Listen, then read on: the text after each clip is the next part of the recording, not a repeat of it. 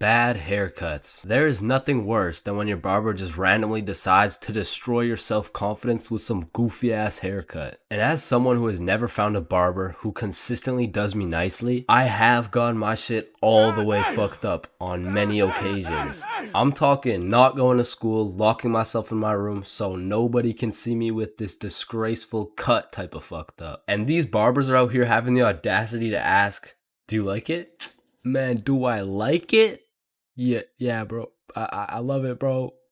Thank you so much. Man, I just be wiping the tears away and then tipping them nicely. Knowing damn well I should be out here throwing hands, cause this dude is the reason I can't get any bitches. So I've tried lots of different barbers in my time, starting with the ones my mom used to take me to. I mean, this early, I never really even had a say on what I wanted my hair to look like. So, what are you looking for today? Just a little bit off the top, please. Shave it. Wait, what? Shave it.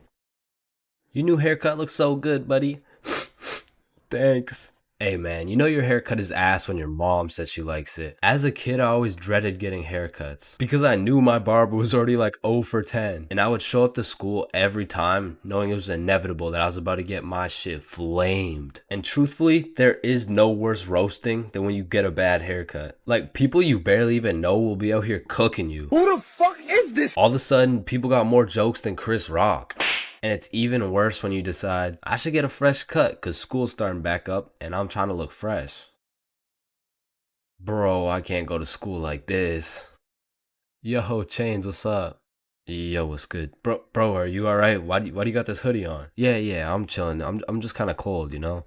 Bro, it's 32 degrees. And man, there was this one time that I still think about every time I fall asleep. Me and my friend go to this barbershop that I'd been to once before, and last time they did me quite nicely. So we head in, I sit down in the chair. Hey, how you doing? I'm good, how are you? Yeah, I'm good. Have you been here before? Yeah, I have actually. Oh, I remember you. Same cut as last time? Yeah, exactly.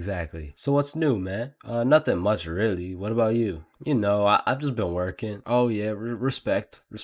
So, how's your dad doing? This is when I knew something was terribly wrong. Bruh, I don't got a dad.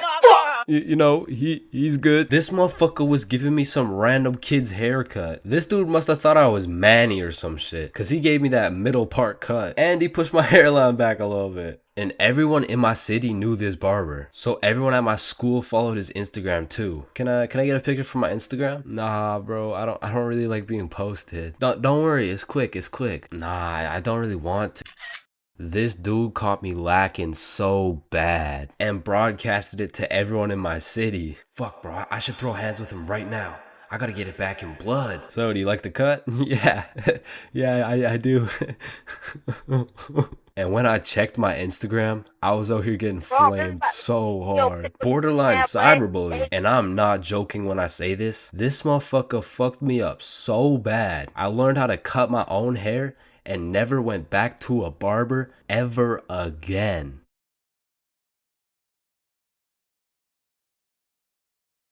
Being absolutely faded in math class is one thing, but pulling up to school while you're hammered, wasted, absolutely plastered is simply a different ball game. Cause there's lots of people who can properly utilize that Mary Jane on a daily basis. For example, tattoo artists. In fact, I feel like majority of tattoo artists would say, it helps me work better, dude. And I would happily trust this man to do his best work knowing he's baked as shit. However, if this dude was wasted, it's a little bit of a different story. Alrighty, dude. All done. Yo, I asked for a rose, bro. And because of this reason, you would truly have to be a dumbass to go to school drunk. Chains, but the title of the video says going to school drunk. I did, bro. I went to school drunk, but listen, it was no ordinary day at school. No. In fact, I didn't even go in the day at all. I went drunk to the school dance. Meaning this story takes place when the boys and I were in grade 11. It was a Thursday night, the night of winter ball. And as the boys and I were getting ready, you know, looking like some distinguished young gentlemen, I had realized, damn, none of us have any girls to take to the dance. Fuck, you're right. That means we're gonna have to ask a girl to dance, bro. What? You mean like talk to them? Yeah, if only we knew someone with a bigger roster than a cheerleading team. Someone with more hoes than a shed. Someone who pulls more tens than EDP. It's Bob. So me and Billy started analyzing Bob. Like how does he pull so many girls, bro? Is it the jawline? I don't know. What about the silky smooth clear skin? Maybe. Or is it those succulent luscious kissable lips? It's the glasses. Yeah.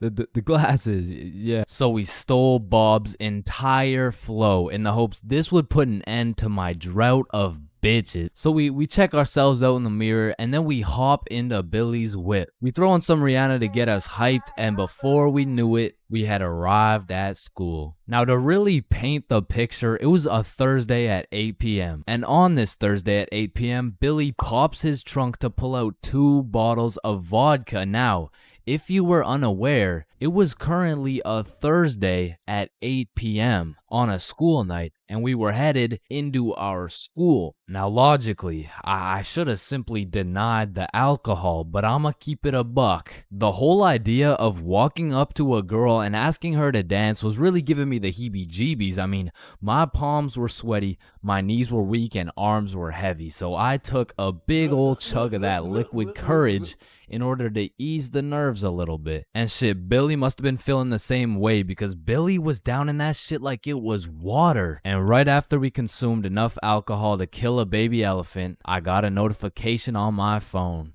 Oh shit, I got an email. Oh, it's from the school. It says, if you come to the winter ball under the influence of alcohol or any drug, you will face suspension and will lose your right to walk across the stage for graduation.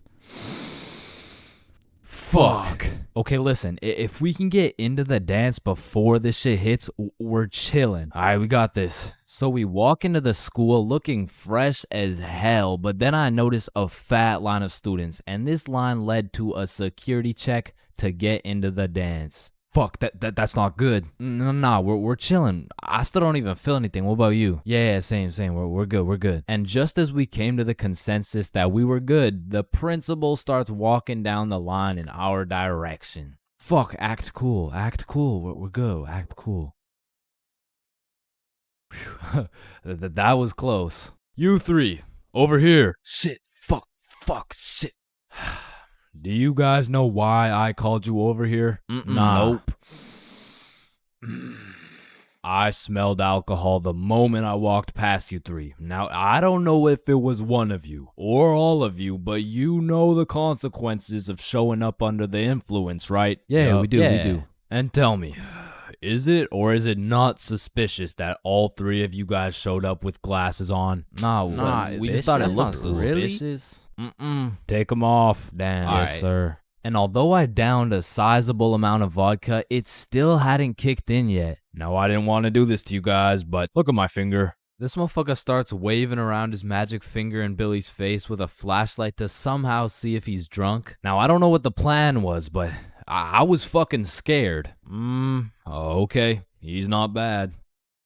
Oh, okay, he's good. Now let's see here. And just as this motherfucker puts his finger in my face, that vodka hits, bro. I'm using all the strength I got to keep my balance while I'm getting blinded by this flashlight. Let me try that again.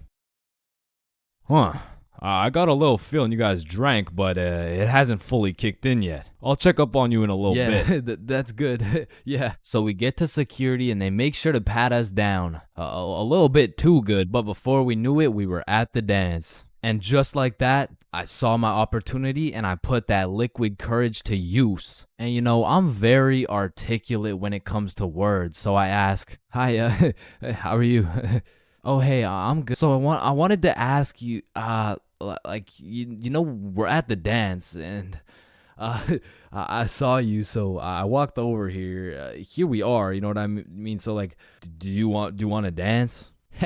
Yeah, sure. It had worked. My plan had finally worked. And just as I was about to feel the female touch I'd been deprived of for all these years, I see Mr. Principal walking in my direction with his finger ready and his flashlight in hand. So I just haul ass, and I don't stop hauling ass until I'm off school grounds. So the moral of the story is, don't go to school drunk, bro.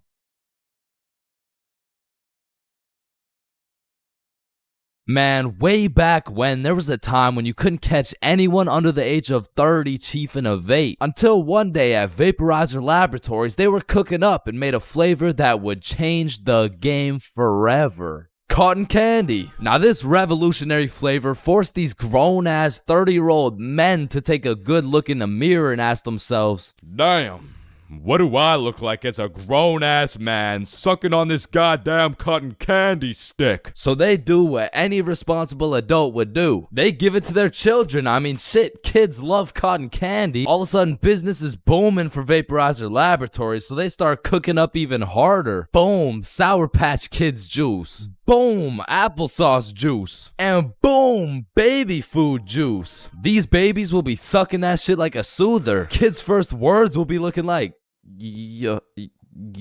Oh my god, honey, Jackson's gonna say his first words.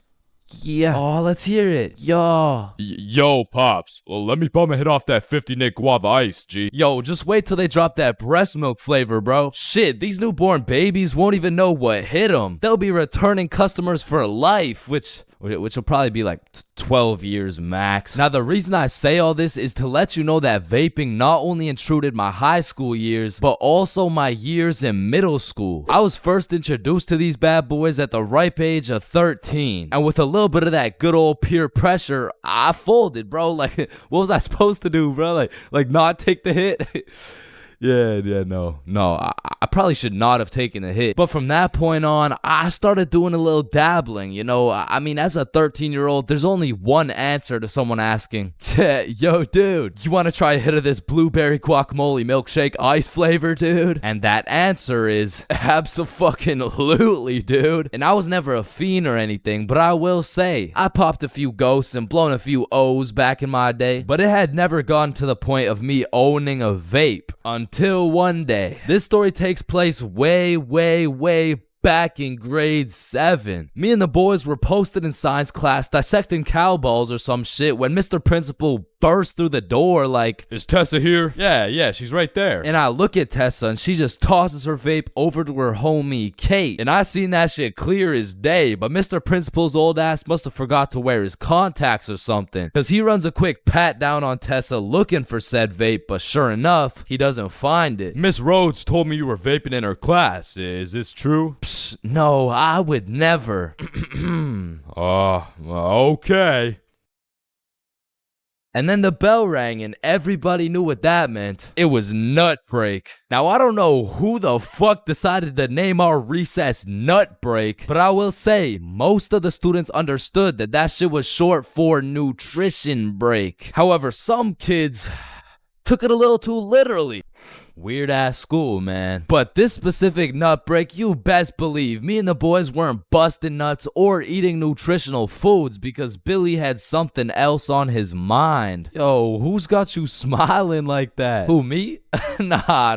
It's nobody. Yo, wait, you got a crush on Tessa?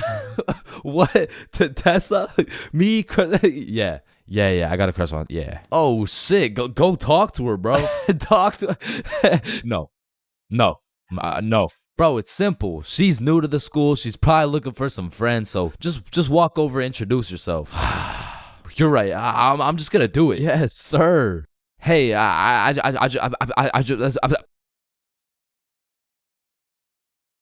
just sell that shit? Yup.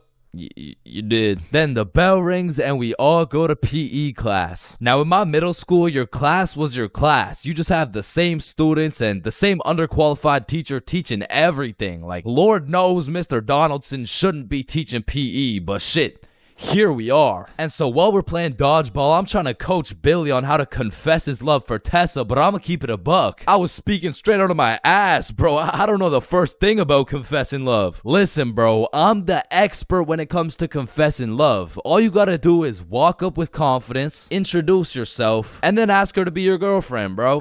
Okay, simple. Let's practice. Hey Vanessa, my name's Billy, and do you want to be my girlfriend? Damn. And after the proper training, by the time lunch came around, Billy was prepared to do what had to be done. Alright, listen, bro. Whatever happens out there, me and Bob got your back, and remember, the worst she can say is no, bro. Alright, I'm ready. You got this. Hey Vanessa, I'm Billy. I seen you in science class today, and you were looking very pretty. And do you want to be my girlfriend? Fuck no. She laughed, bro. She laughed in Billy's face, and he walks back to us with tears in his eyes.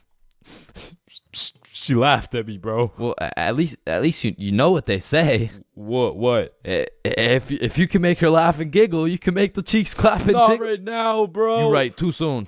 Needless to say, that brother Billy went home that night, listened to Juice WRLD, and cried himself to sleep. Shit, the next day, Billy didn't even say a word, but I could hear Lucid Dreams on full blast in those earbuds. Man, it's a tough sight to see. Next thing I know, Mr. Principal bursts in the class talking about, All right, Tessa, in my office right now.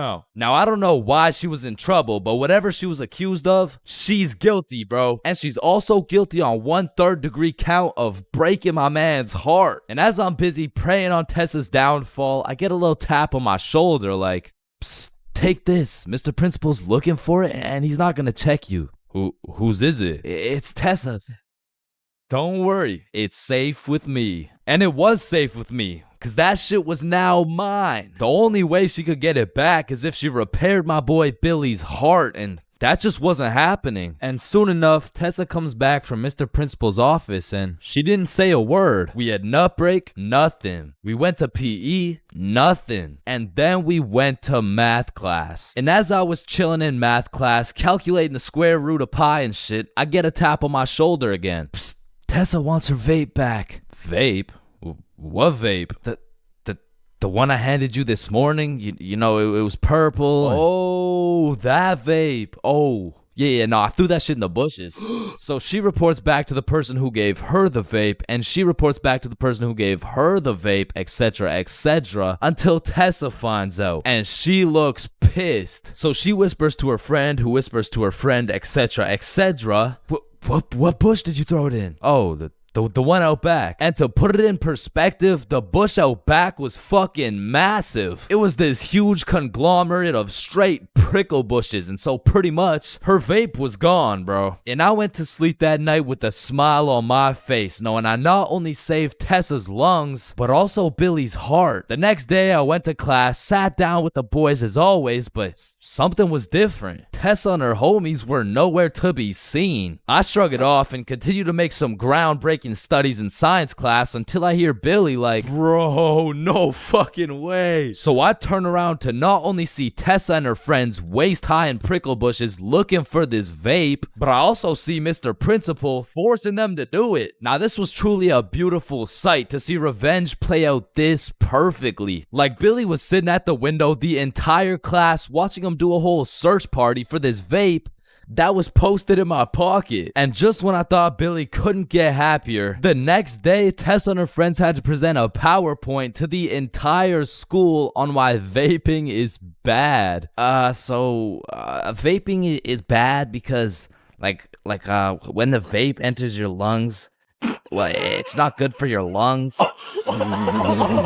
Man, karma is real, because not only did Tessa understand how it felt to be laughed at, but the next day my friend came up to me like, can I use that vape for the day? And I wasn't using that shit, so I said, yeah, sure. And at the end of the day, you'll never guess what she told me, bro. Yo, you still got the vape? No, I threw it in the bush out back.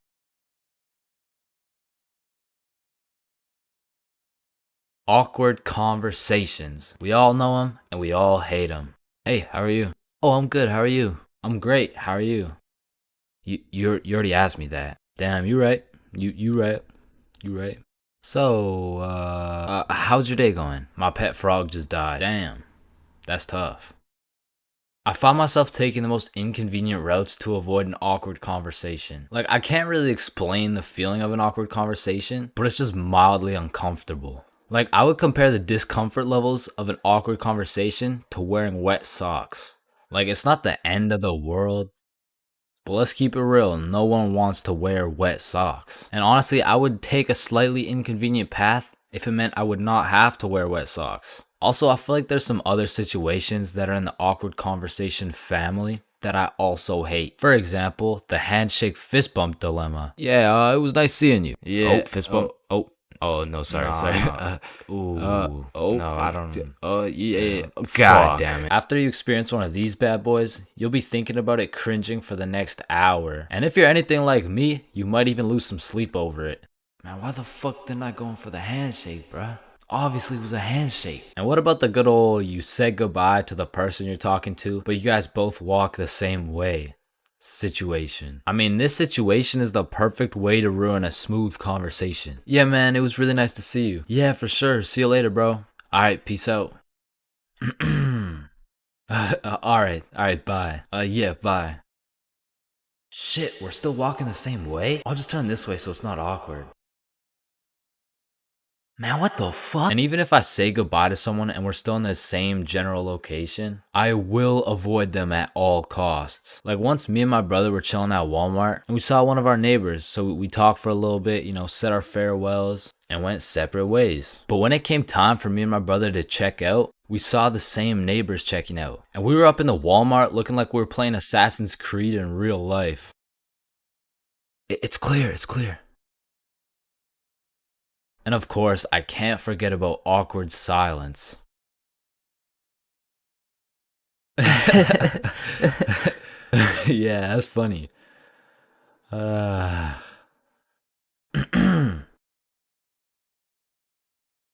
Me personally, I have some procedures in place to avoid awkward silence no matter what. For example, my philosophy is to just say things.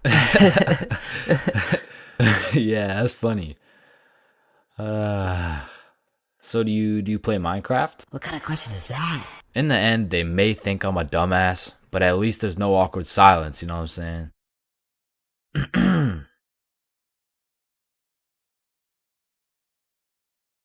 Alright, I already touched on the unspeakable things that go down in the high school bathrooms, bro. But there's only one place on earth that is more foul than those bathrooms. And it's the goddamn locker rooms. That room smells like complete and utter dog shit mixed with Axe spray. Like maybe I just went to school with a whole lot of Discord mods, but the rancid smell of the boys' locker room would contaminate anything in a 50-foot radius. And shit, Lord knows what goes down in that questionable place. Like you'll walk in there and see anything, bro. Motherfuckers will be having fights, chicken fights, group fights, sword fights. Like any laws and rules simply don't apply to the boys' locker room. Motherfuckers will be throwing hands, selling drugs, committing arson, committing several counts of fucking tax evasion. Shit, you name it. It's pretty much a GTA lobby in that bitch. Like I remember one day I walked into PE and my teacher was like, Hey, where's your PE strip? and I was like, shit, it's in the locker room. So I walk into the locker room and there's just two motherfuckers throwing hands and they just stop and look at me like, oh shit. I'm gonna just get my backpack and shit. So yeah. Alright, y'all be safe. And then they just went back to beating the shit out of each other. Now listen, I don't spend too much time in the girls' locker room, but anytime I walk by there, that shit smells like rose petals and rainbows. So I can only imagine there's no group fights, no chicken fights.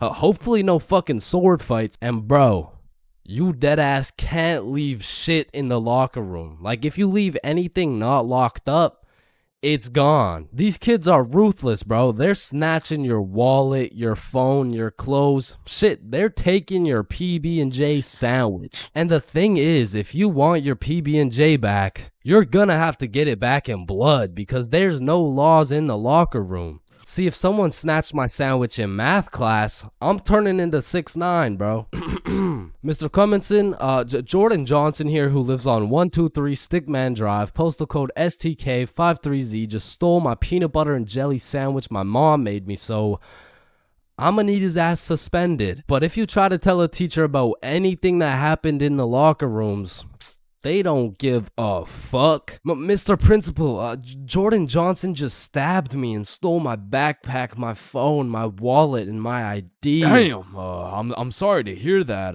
Where did this happen? It was in the locker room after PE. Oh, you said the locker room? You're just gonna have to get it back in blood.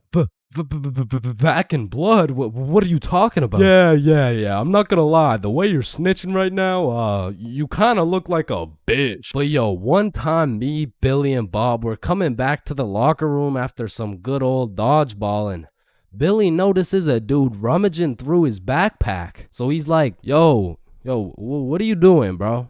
But when he turned around, Billy was bamboozled to find out the kid rummaging through his bag, he was special. And there was just this moment of silence. Yo, am I supposed to like beat his ass right now? Or bruh, I'm sure he didn't take anything. Just politely ask for your bag back. All right, yeah.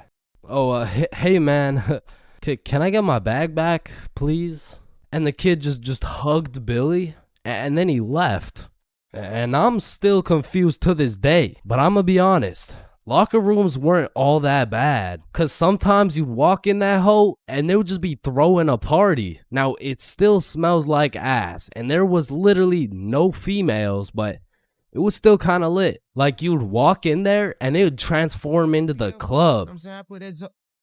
Shout out my label, that's me. I'm in this bitch with TP. I'm in this bitch with Ultra. Or you'll walk in there and they'll just be giving out free pizza. Like walking into the locker room is a gamble. You might walk in there and get robbed, or you'll get some fucking pizza. I don't know. But what I do know is there's only 10 types of dudes in the locker room. Starting with that one kid who must have thought it was the 1800s the way he was whipping motherfuckers.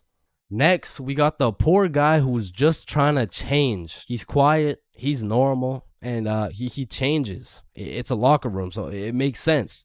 Then we got that one poor soul who gets absolutely cooked by the entire locker room. Yo, why is Kevin built like Mike Wazowski? Bro's got no neck. We're stick men. None of us have necks. Shut up. You skip neck day. Yeah, he skips neck day. Next, we got Bob. Bob's just that guy that casually takes his shirt off, and he's built like Giga Chad. Like, shit. Fucking sexy ass Bob. And I don't know why, but there was always that one guy who thought it was a good idea to just whip his nuts out. Unprovoked, uncalled for, completely out of pocket. Like, what do you look like with your nuts out in a room with 30 half-naked sweaty dudes? Like, personally in that situation, I'm keeping my balls in my boxers. Thank you very much. And bro, tell me why there was always one kid who was just dousing himself in Axe spray. And it's always the mustiest motherfucker doing it too. Like, who's gonna tell him that Axe spray doesn't replace taking showers, bruh? And I don't know about your locker room, but for mine, there was always a dude eating. Like, out of all the places on earth, why are you eating in the locker room? Like, for some reason, there's something about eating around a bunch of dudes in their boxers that just doesn't sit right with me. I mean, simply by bringing that sandwich into the locker room makes it contaminated. That sandwich will be tasting like wet dog and Axe spray. And next, we got the kid who just makes as much noise as humanly possible. Shut the fuck up. Damn. And then there's that one dude who decides he's having a shower. And all power to that guy, but personally, there is no fucking way I'm showering in school. Like, I can't trust this little door to stop these menaces from breaking into my shower. Cause remember, there's no laws in the locker room. Like, it's no jail, but I'm sure if you drop the soap in there, you're gonna get violated. And of course, you got the fiend. There's always a dude fiending for a vape in every locker room. And it's low-key worse in the locker room than the bathrooms. Like, these locker room fiends would do a little bit too much for some nicotine. I've seen them pay $5 for a single hit, and fuck, I don't want to know what they'll do for a hit when they run out of money. And still, I'm not gonna lie, the high school bathrooms get wild. They'll be hotboxed, there'll be fight clubs, but the thing about the bathrooms is a teacher can walk in at any time and get every student suspended. Like, even the poor kid taking a piss will probably get suspended just by association, which is exactly why the high school locker rooms get so fucking rowdy, because there's truly no teacher strong enough to stop the buffoonery that goes on in these locker rooms. So they don't even try. Shit, I don't care if your teacher is John Cena. There is no single man who can put a stop to the fuck shit that goes down in the locker rooms. But there is one thing that can: a female.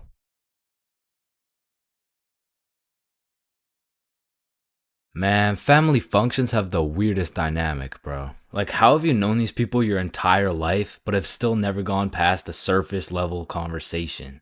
I mean, let me know if it's just my family, but every function is the same. The whole gang links up, and everyone just asks the most generic small talk questions to each other. Hey, how's that new place you bought? Oh, yeah, it's good. And how's the kids doing? Oh, they're good.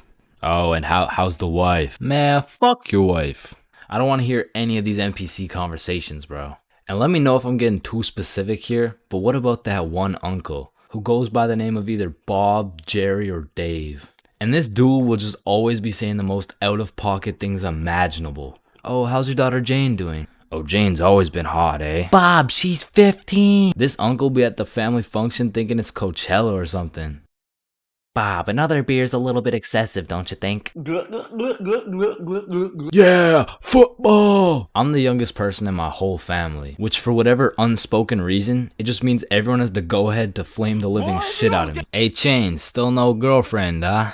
I guess you're not too good with the ladies there. But I make one joke back and I'm the bad guy. You don't seem too good with the ladies yourself, seeing as your wife just divorced you and she took the kids with her.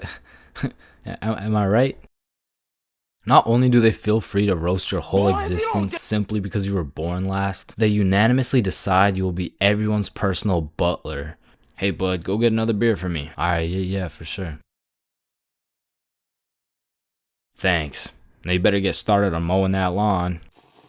Grass isn't gonna cut itself, am I right? Oh my god, bro. And coming into these family functions, you would think your mom is your closest ally. But as soon as she gets the chance, she will expose your biggest secret for a little bit of parent clout. You guys will never guess what I found under Chain's bed yesterday. Oh my god, what is it? Yeah, tell us. What? No way. Sometimes when my family tries to make small talk with me, they just miss the boat completely. So, buddy, how's those swimming lessons going for you? The swimming lessons I took when I was 5? Yeah, right, those ones.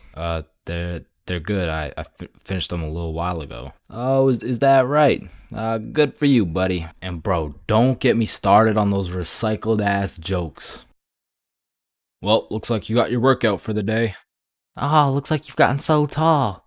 What are you feeding this kid, am I right? Oh, Bob, I think you got some food in your beard.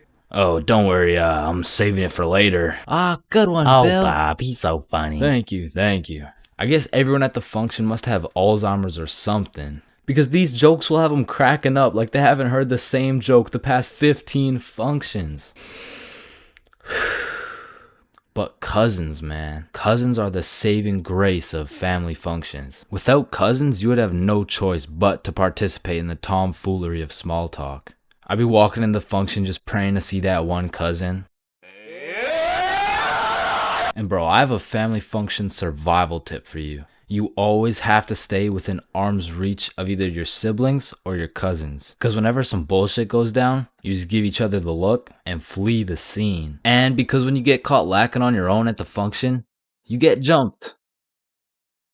Metaphorically speaking, of course.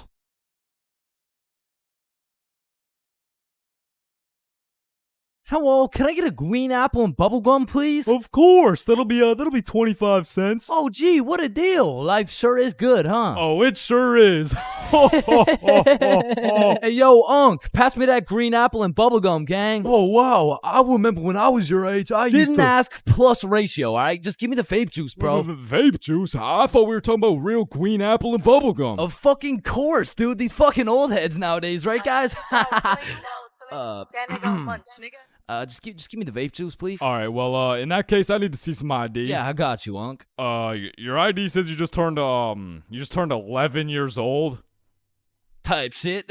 No, you gotta be at least 21 to buy vape juice. Oh, shit, yeah, no, I guess it's a robbery then. Wait, what? Ah, shit. Listen, the times are changing, bro. Not too long ago, kids were just playing outside, playing sports, and climbing trees and shit. But nowadays, I swear these kids are just grinding TikTok, playing GTA in real life, and the only thing they're climbing is the spectrum, and I blame the internet, bro. Cause now these kids are coming straight out the womb watching Skibbity Toilet Brain Rot, and if that was my kid, shit, I would want to restart, bro. Like take two from the top, bro. And honestly, I feel like most of these kids were coming along just fine, you know? Like, they were developing into some cool dudes. They had a banger theme song and shit. Like, yeah, I was low-key fucking with this new generation. And then... the birth of brain rot. Millions of people scrolling TikTok, Instagram Reels, YouTube Shorts, and even...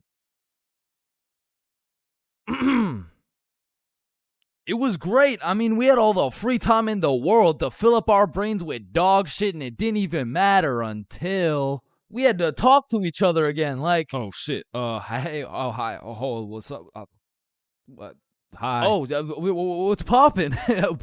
Brand new whip just hopped. Oh, in. yeah, I know Yo, that I song. got options. What I about- could what about pass that bitch Roxanne? Like Roxanne. Like shit, even now in 2024, I feel like half the motherfuckers my age still haven't mentally recovered. Like ever since the great brain rotting, I've unfortunately witnessed some of my closest homies get NPC-ified, and there's really no bringing them back. Yo, bro, you've been watching a lot of TikTok recently, huh? Oh, yeah, nah. I mean, this shit's fire, bro. Just look at this We one. can go gut for gut. Fuck that, we can go wrist for wrist. Yeah, no, bro, you have a problem, like dead ass. Like you gotta put the TikTok down, bro. Like really lock in up here, bro. Nah, bro really just phantom taxed my phone. And minus 100 aura for throwing it and shit. Like, that would have been outrageous if I wasn't Sigma. But remember what Duke Dennis said? Ohio, Riz Skibbity Toilet, Phantom Tax, did Gronk hug Libby Dub? And so if some of my homies' brains are still trying to recover, I can only imagine the permanent effects on these kids, bro. Like, I feel like it's entirely possible that these kids' brains will be stuck in 2024 and they'll be old as hell talking about, Hey, can you help me cross the road? oh yeah, for sure. W Riz! Oh, no, my aura! Now, unlike half these YouTubers out here, I don't spend a lot of time talking to kids. But the one kid I did talk to recently was actually my cousin. Hey, you're not alone on that one. No. So I was at this extended family function, and there was a bunch of people I'd never seen in my life, including this one kid who had to be about 10 years old. He was a short little guy, still waiting on puberty and shit, but when I talked to him, it was like talking to a little Kai Cenat or some shit. If he was 10 years younger and like, about the same height. Yo, broski. The fuck? Hey, down here. Oh, shit, what's up? My name's Elijah. Okay, Elijah. How's school, bro? Shit, it's alright. Yo, what grade are you in, bro? Grade 5. Type shit. Damn, I remember being in grade 5, bro. I was actually the fastest kid in my school. Yeah, but you probably had no hoes, bro. I already got a girlfriend and she's bad as hell, bro. You should see the gyat on that shit. Nah, what? And I never thought I'd be saying this, but back in my day, grade 5, we were still running from cooties and shit, and is this motherfucker vaping? What the fuck? I feel like kids these days just skipped a part of childhood, you know? Like they're fresh out of elementary school, chiefing some coconut watermelon ice. Like, bro, your little ass should be watching Coca melon twice. Chat, did that hit? Yeah. No. Shut no, the fuck up, Grandpa. Okay. It's because when I was born, everyone was given a good 10, 11-year grace period where you could be as cringy as you wanted. Like, you could make shitty YouTube videos. You could wear those smart-ass t-shirts. You could even get away with saying shit like, man, yo mama's so stupid. She brought a spoon to the Super Bowl. Oh, yeah? Well, yo mama's so fat. When she walked in front of the TV, I missed 3 episodes. Okay, but yo mama's so fat, she takes selfies in panoramic mode. Well, yo mama's so nasty, she got fired from a sperm bank for drinking on the job. What's a sperm bank? Shit, I don't even know. And I feel bad for this new generation because they don't got no cringe grace period or anything, bro. They just pop straight out the womb like, and it's a boy. Yeah, I'm a dude, whatever. Now snip me up, bro. I can't have the host seeing my foreskin, dog. And maybe I'm just jealous, but to me, it's wild that these kids are getting new-ass phones in elementary and middle school. Because they'll never understand the absolute crucifixion I would get every single time I whipped out my phone, bro. Like, that shit was staying in my pocket unless it was 100% necessary. All right, class, everyone get your phones out for our end-of-year Kahoot. Change the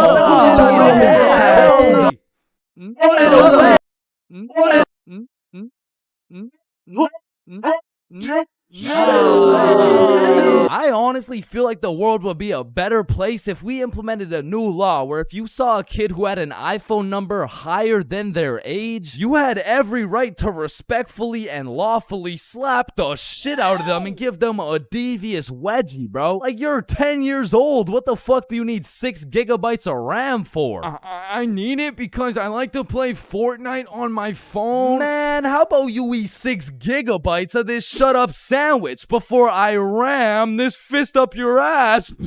Alright, chat, I know that one hit, bro. What do we think? Stickman Police Department donated $1. Wait, what? Look behind you, Chains. Oh my. And it's the same with these kids' fits, bro. Like, whatever happened to wearing neon shirts and light up Skechers? Like, why am I seeing literal children walking around in Jordans, bro? Like, I didn't even know what Michael Jordans were until I was getting my shit cooked for walking around in some Michelle Gordons, bro. But I mean, that shit was necessary for my character development. And that's what's wrong with these kids, man. They're straight up skipping out on some of the most crucial moments of their lives. I feel like we could low-key do them a favor. Next time you see a kid walking around on the street thinking life is all sunshine and rainbows and shit, you could just give him a little character development and like maybe roast his cut or something, you know? Like, hey kid, you look like you cut your hair with a fucking pencil sharpener. or no, you look like Peter Griffin if he never hit puberty. You look like, yo, we giving kids some character development? Did he? Now, I don't know why I'm talking like I was born in the 1900s or something, because for the homies who are around my age, we were low-key in the same boat as these kids, bro. They're growing up on some skibbity toilet brain rot. We had MLG brain rot. They're always scrolling TikTok. We had Vine. These motherfuckers are out here looking up to I Show Speed, bro. We had fucking Jake Paul. So the moral of the story is, even if these kids nowadays are absolutely cooked, I was once cooked too, bro. So worst comes to worst, these kids will just end up like me. Oh, fuck no, please, no.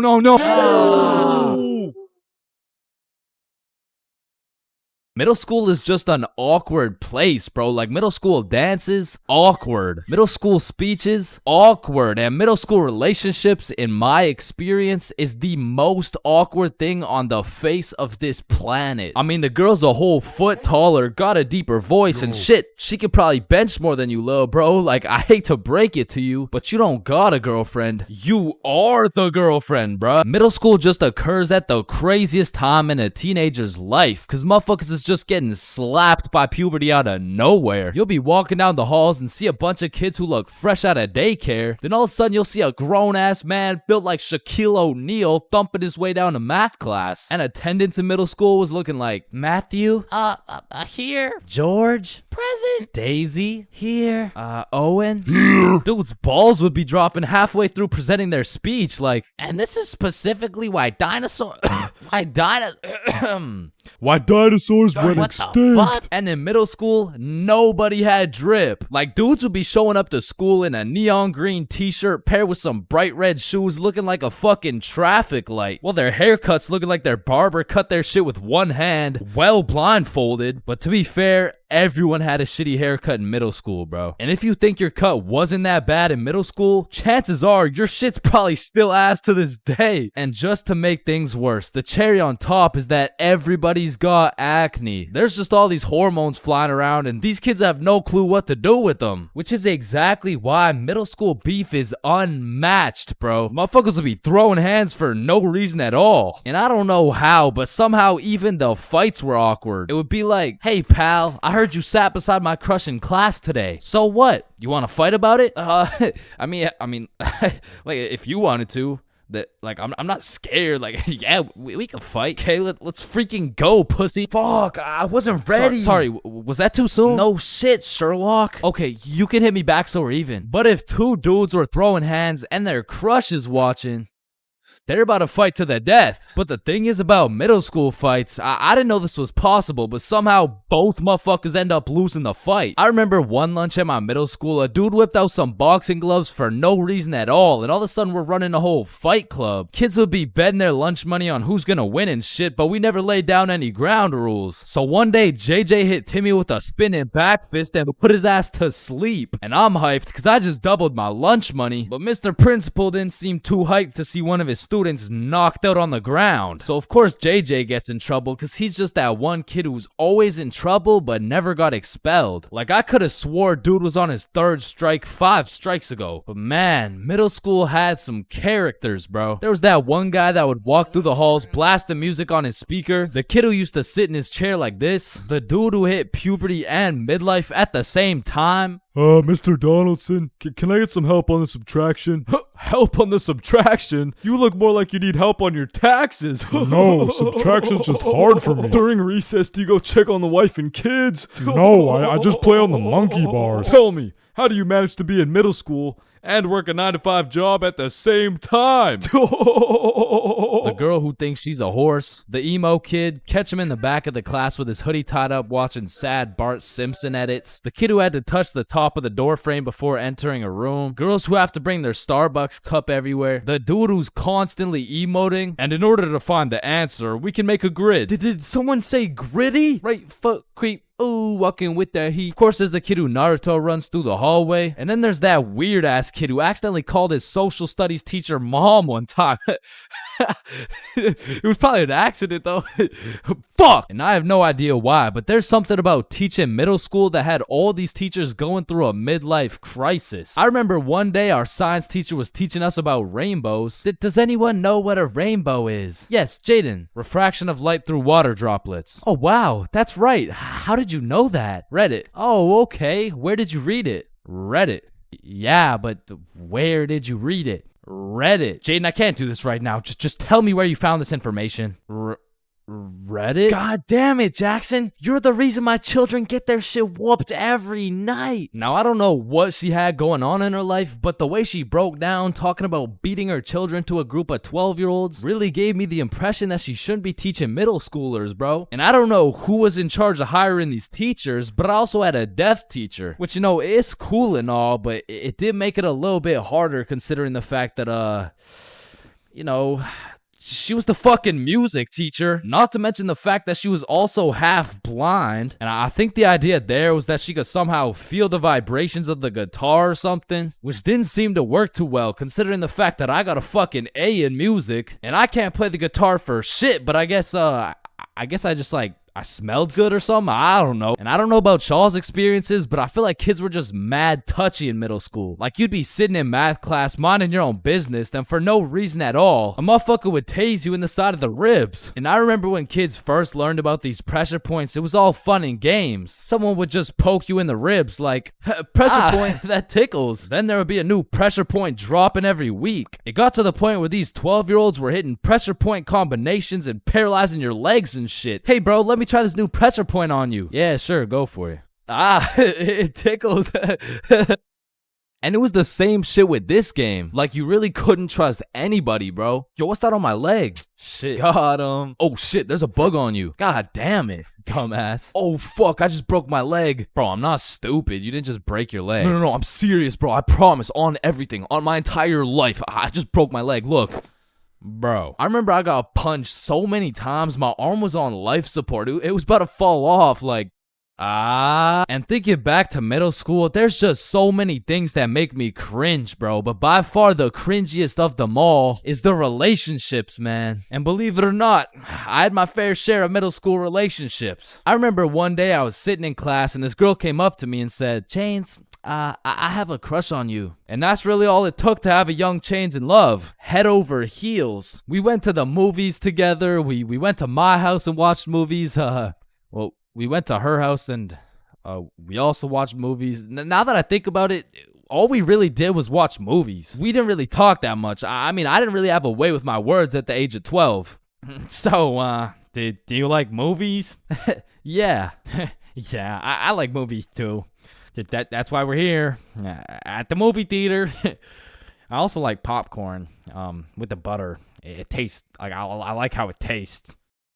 And one day we went to the mall and I took a good look at my girlfriend of 2 weeks and thought, man, I don't even know this girl. Like who are you? I remember we were inside Zoomies at the time and I said, hey, Jessica, you're a great person and all, but I don't really think we're compatible like that. Maybe we should just break up, which was probably the most words I've strung together during the entirety of our relationship. And she says with the straightest face, oh, okay. And then we proceeded to walk out of the mall and bus home together without saying a word. And I remember lying in my bed that night and thinking to myself, damn, I think I'm supposed to be sad right now. So I threw on my hoodie, tied it up, and watched some sad Bart Simpson edits.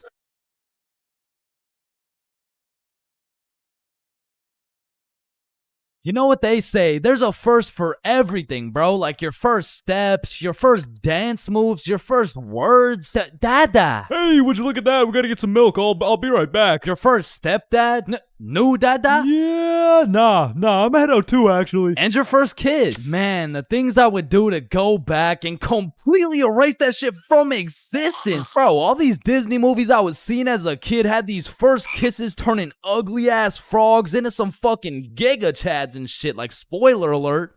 Fucking ribbon. And on top of that, the fact you have to close your eyes, like, bro, imagine you're learning how to golf and you're about to take your first swing and these motherfuckers are like, yeah, now do it with your eyes closed. Bruh, this is my first time. What do you expect to happen? Like, honestly, my first kiss is top 5 worst Chains moments of all time. And let's just say it's not 5 or 4. Or 3. That shit was really bad, bro. So with that being said, this story takes place in grade 7, which is the year I got my first girlfriend. Now, I told this story a few months back, but I purposely left out the part of my first kiss. Well, gosh diddly darn, Chains. Why would you do such a preposterous thing? And the truth is, I was planning on taking this shit to the grave with me, bro, but fuck it. Sometimes you just gotta let the world know. Okay, you're right. I got something to get off my chest. Epstein? Wait, with the what? So for the homies who haven't seen the video, one day me, Bob, and Billy were mobbing around our local mall when we seen these 3 girls from our class. So we walk up to them and lay down some of the meanest 12-year-old riz these girls had ever seen. Hey, yo, shorty, I think I just shit my pants. Can I get into yours? What the fuck? Oh, shit, my bad. My fault. Hey, yo, shorty, are you a cigarette? Am I a cigarette? What? Because I'm trying to get lit and put your butt in my mouth. Wait, what? Nothing. Please. Holy shit, bro. Let me guess. You all got restraining orders. No. Worse. We got fucking girlfriends. And 12-year-old me had no business dating nobody, bruh. Like, my dumbass could barely even handle playing Fortnite with a girl. Like, oh, hey, Gamer Girl 97, Hey. I'm kind of low. Can I chug on your jugs? What? Oh, no, sorry. Whoa, I mean, I just want to slurp on your juice. No, I'm sorry. I mean, like, I need heels. Can I trade you? What do you need? Oh, yeah. Is there any way you could get me some mats? Oh, yeah, no, I'd love to give you my wood. Huh? or bricks, or metal, or anything anything you need? Okay. Anything else? Yeah, I don't have a shotgun yet. Oh shit, I got 3. I can Okay. give you 2 pumps. Or Ew. no, it's 1 pump. No, wait. Stop. Oh, sorry. I can give you shotguns. I mean. Okay. Where are you? I'm in this little wood fort I made. Oh, okay. I see you. Let me come in your box. Yeah. So, needless to say, every single interaction I had with my girlfriend was awkward as shit. Cause I had to pre-plan things to say in my head, and as soon as that shit went off script, I was cooked. Hey Jessica, how you doing today? Honestly, just not the best. Oh, that's good. What'd you do today? I don't know. Just did my makeup. Hey, me too.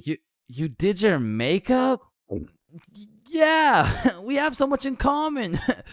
Have a nice day. Fuck! And on one Friday after school, me, Bob, Billy, and our girlfriends all went to the mall together as we did every single day. But on this specific Friday, we rubbed together a few brain cells and realized, yo, do you got money? Nah. You got money? 0. You got money? I'm broke. You got money? No. You got money? Yo, why are we at the mall? I don't know. I never even Good thought about it. question. I mean, we could all go to my house. Oh, shit, Yeah. let's do it. And so, of course, as the good kid I was, I text my mom to ask her to go. Greetings, mother. I would like to know if it's in the realm of possibility that you would be so kind to grant me your permission to visit the household of my dearest acquaintance, Nikki. Looking forward to hearing from you. Your favorite son, Chains. And I immediately get a call. Let me speak to her parents. Now, I, ChainsFR, have never dated a 12-year-old boy in my life, and I honestly don't plan on it. But even in grade 7, I could use my logic and reasoning skills to understand if your boyfriend had to get his mom to talk to your friend's mom for permission to slide to the crib, instant ick, bro. There's just no way. She'd probably break up with me on the spot. So I'm doing anything I can to not let that happen. Hey there, Miss For Real. This is Nikki's mom. I just want to let you know Chains and his friends are welcome over anytime because they're goated with the sauce. Shit. Oh, hey, Nikki's mom. Sorry, it's kind of hard to hear you over all this bullshit. You're not allowed at her house. Come home now. Chains, are you coming? Look, Mom, I'm not gonna lie, you gotta lock the fuck in right now. This is the first time in my life I ever been invited to a girl's house and there's cheeks up for grabs. Like, Mom, this is my only opportunity. If you don't let me go, the For Real bloodline might just end with me. Okay, listen, Chains. I'll let you go this time, but you have to be home at 9 p.m. sharp. Yay, thank you so much, Mom. Now, I'm paraphrasing, but the point is she let me go with a curfew of 9 p.m. So all 6 of us leave the mall, hop on the bus, and get off at Nikki's house. We go inside, sit on the couch, and now it's even more awkward, bruh, because instead of walking around the mall, all we had to entertain ourselves was ourselves. And just like any other awkward middle school scenario, that shit went like so, truth or dare? Yeah, That's I'm exactly down. what I was thinking. And my heart instantly dropped, bro. Cause I knew if I picked dare, I would have to kiss Jessica and shit, bro. That's a whole lot scarier than playing Fortnite with Gamer Girl 97. But regardless, Nikki starts the game of truth or dare. Hey Billy, truth or dare? Yo, truth. What's your favorite color? Blue. Oh, what? This shit's not even bad. Okay, then Chains, truth or dare? Truth. No. What do you mean? No, it's truth or dare. I said truth or dare. Dare. What the fuck? Okay, fine, dare. You have to kiss Jessica. Bro, this time it wasn't a pickup line. When I say I just shit my pants, I mean not literally, but metaphorically, I was shitting bricks, bro. And when I turned to Jessica, she's just sitting there straight-faced as fuck. So, Jessica, are you down? like hypothetically speaking, of course. Okay, I'm going in. Sorry. Let me just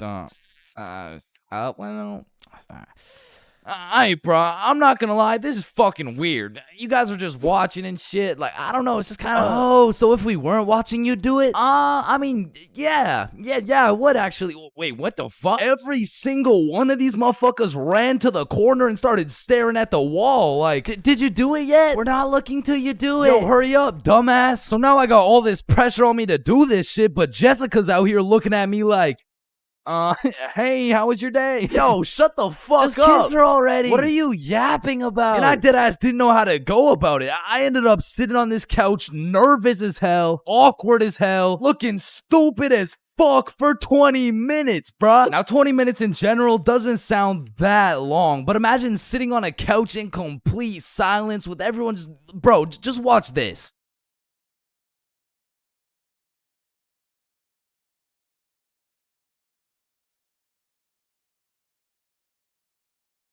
My brother in Christ, that was 10 seconds, bruh. Imagine doing that times 120. So after the second longest 20 minutes of my life, I say, you know what? Fuck it. And Nikki's mom walks in the room. Hey, who wants snacks? Oh.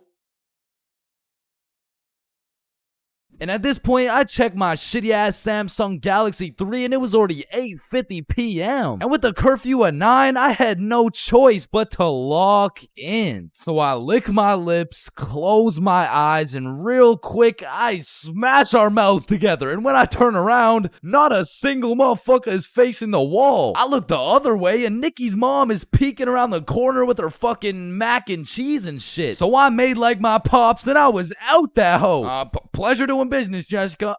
Wait, what? Where are you going? Thanks for having me, Nikki's mom. What the hell was that? And I proceeded to sprint home, making it home at 8:59, exactly 1 minute before my curfew. And that night, when I went to bed, I couldn't sleep, bro. I haven't been able to sleep since. Damn, I should have taken this shit to the grave with me. Fuck.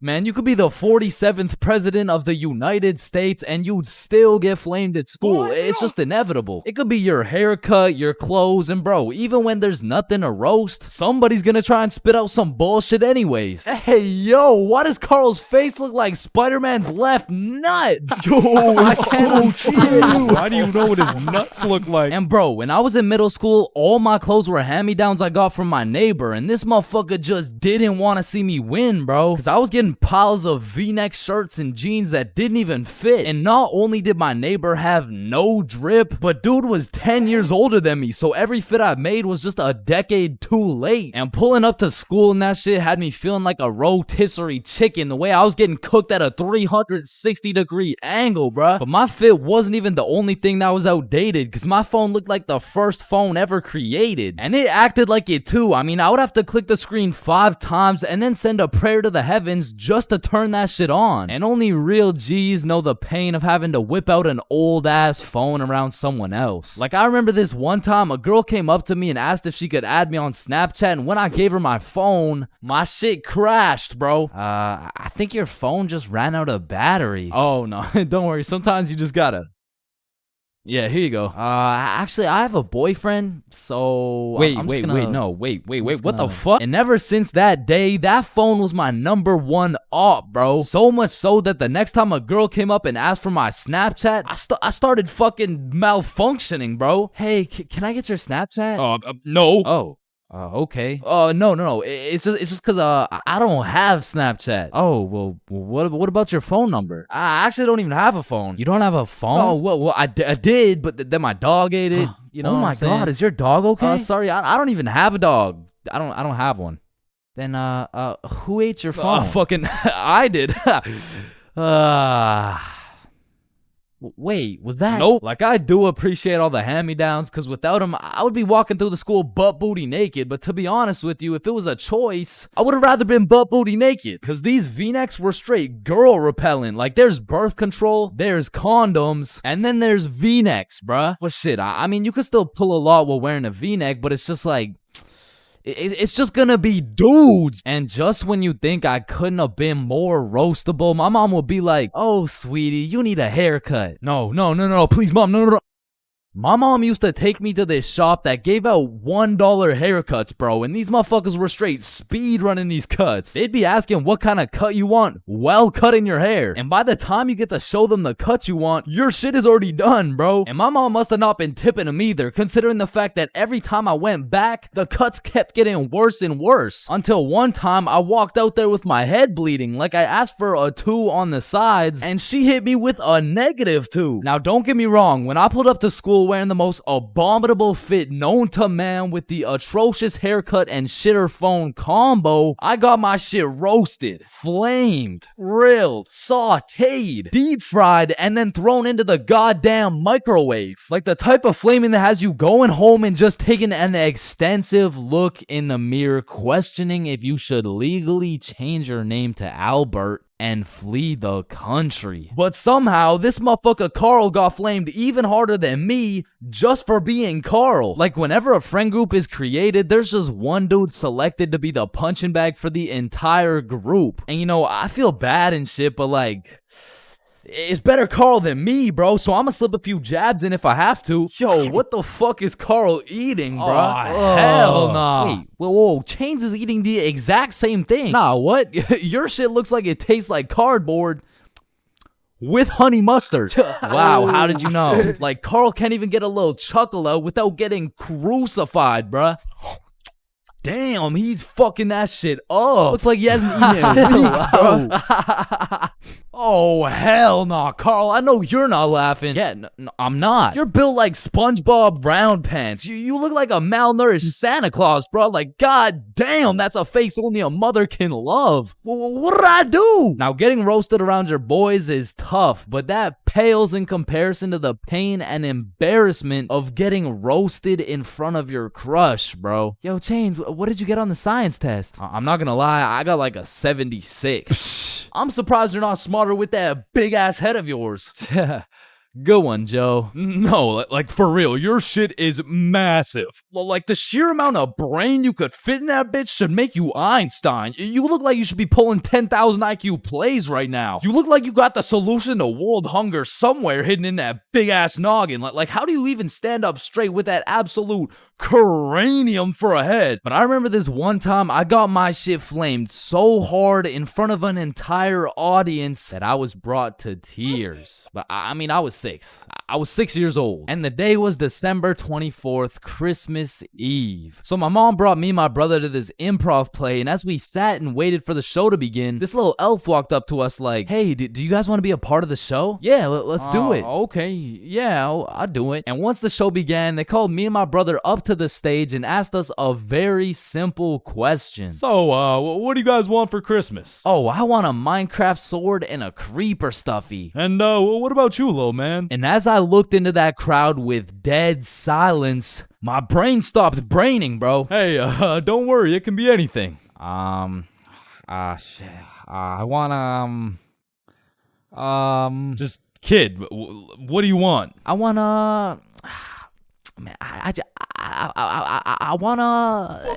I don't really know what I want. Yo, who brought this fucking dumbass on stage, bro? Get the fuck out of here. Now I'm paraphrasing. I mean, I was 6. I don't remember exactly what he said, but that's what it felt like. And as we walked back to our seats, I was super embarrassed. But as the show started, it was actually pretty funny, and people had probably forgot about it by now. But 10 minutes into the show, a character walks on stage with some goofy ass buck teeth. Yo, this guy looks stupid as hell. Oh shit. And this dude proceeds to absolutely cook 6-year-old me with no remorse. Hey, what's your name? I don't know. What? Okay, how's your day? Day? Day? What the fuck is a day? I don't know. Well, what do you know? No, that's just it. I don't know. I just don't know. Shit, I don't think I know anything. And that shit had the whole audience laughing harder than ever. And as I looked around, my brother was laughing and even my mom was laughing. And it was this very moment that I had hit rock bottom. And at the age of 6, I realized I would be put on this earth simply to suffer. And it made me cry, bro. I cried in the middle of this theater. Then the next morning I woke up and it was Christmas. And under the Christmas tree, I saw the best gift of all. It was a Bob pocket tee from ChainsClub.shop. That's right, it's brand new. You can wear it around your homies. You can wear it at school. You can wear it around your mom, your grandma, your great-grandma, maybe not your great-grandma, but damn near anywhere else, and Bob will be posted in your pocket the whole time. Wow, what a perfect thing to get someone for Christmas, am I right? Yeah, I'm right. All right, class, today we're going outside for a run.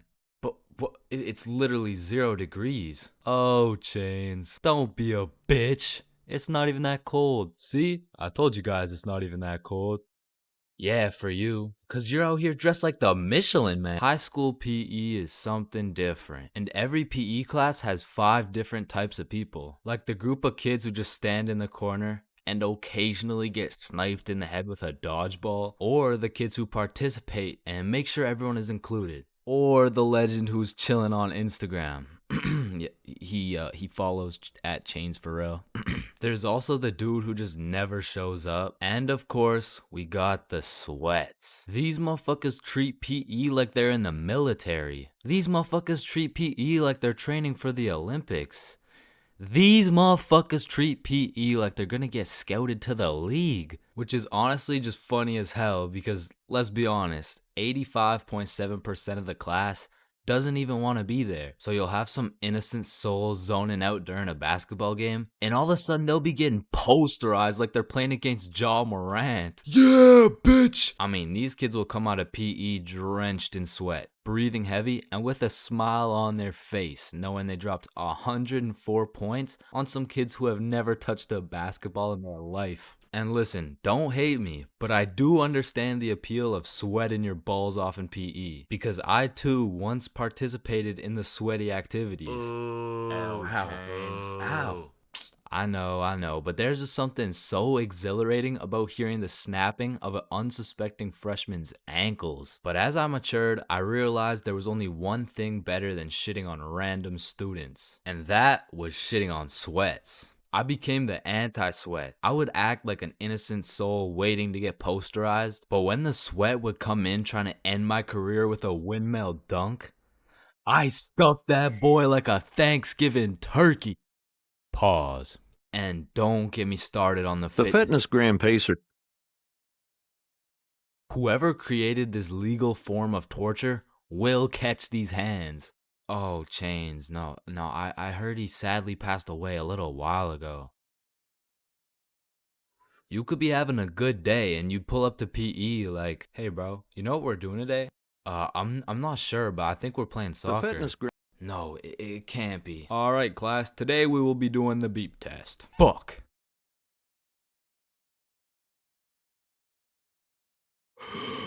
Woo. Damn, what was I at? Chains, we haven't even started. That was just our warm-up. But one thing that did bring me a little bit of joy was looking at everyone during the push-up section. Like, there was always some dude doing the neck push-ups, some dude who thinks he's Mike Tyson, the guy who takes breaks when the teacher isn't watching, and there was always at least one dude who was out here looking like he was hitting it raw. James, I don't think that's how you do it. Oh, yeah, you're right. Yeah, bitch! Bro, when I was in middle school, every time I would walk by the high school, the freshmen deadass looked like adults to me, bro. The sophomores looked like tax-paying citizens. I saw juniors as grown men with a wife and kids, and seniors, bro. I couldn't tell the difference between a senior and a senior citizen, bro. And that's because in grade 7, I saw me and all my homies as fully developed, mature, and respectable humans, and that was simply cap.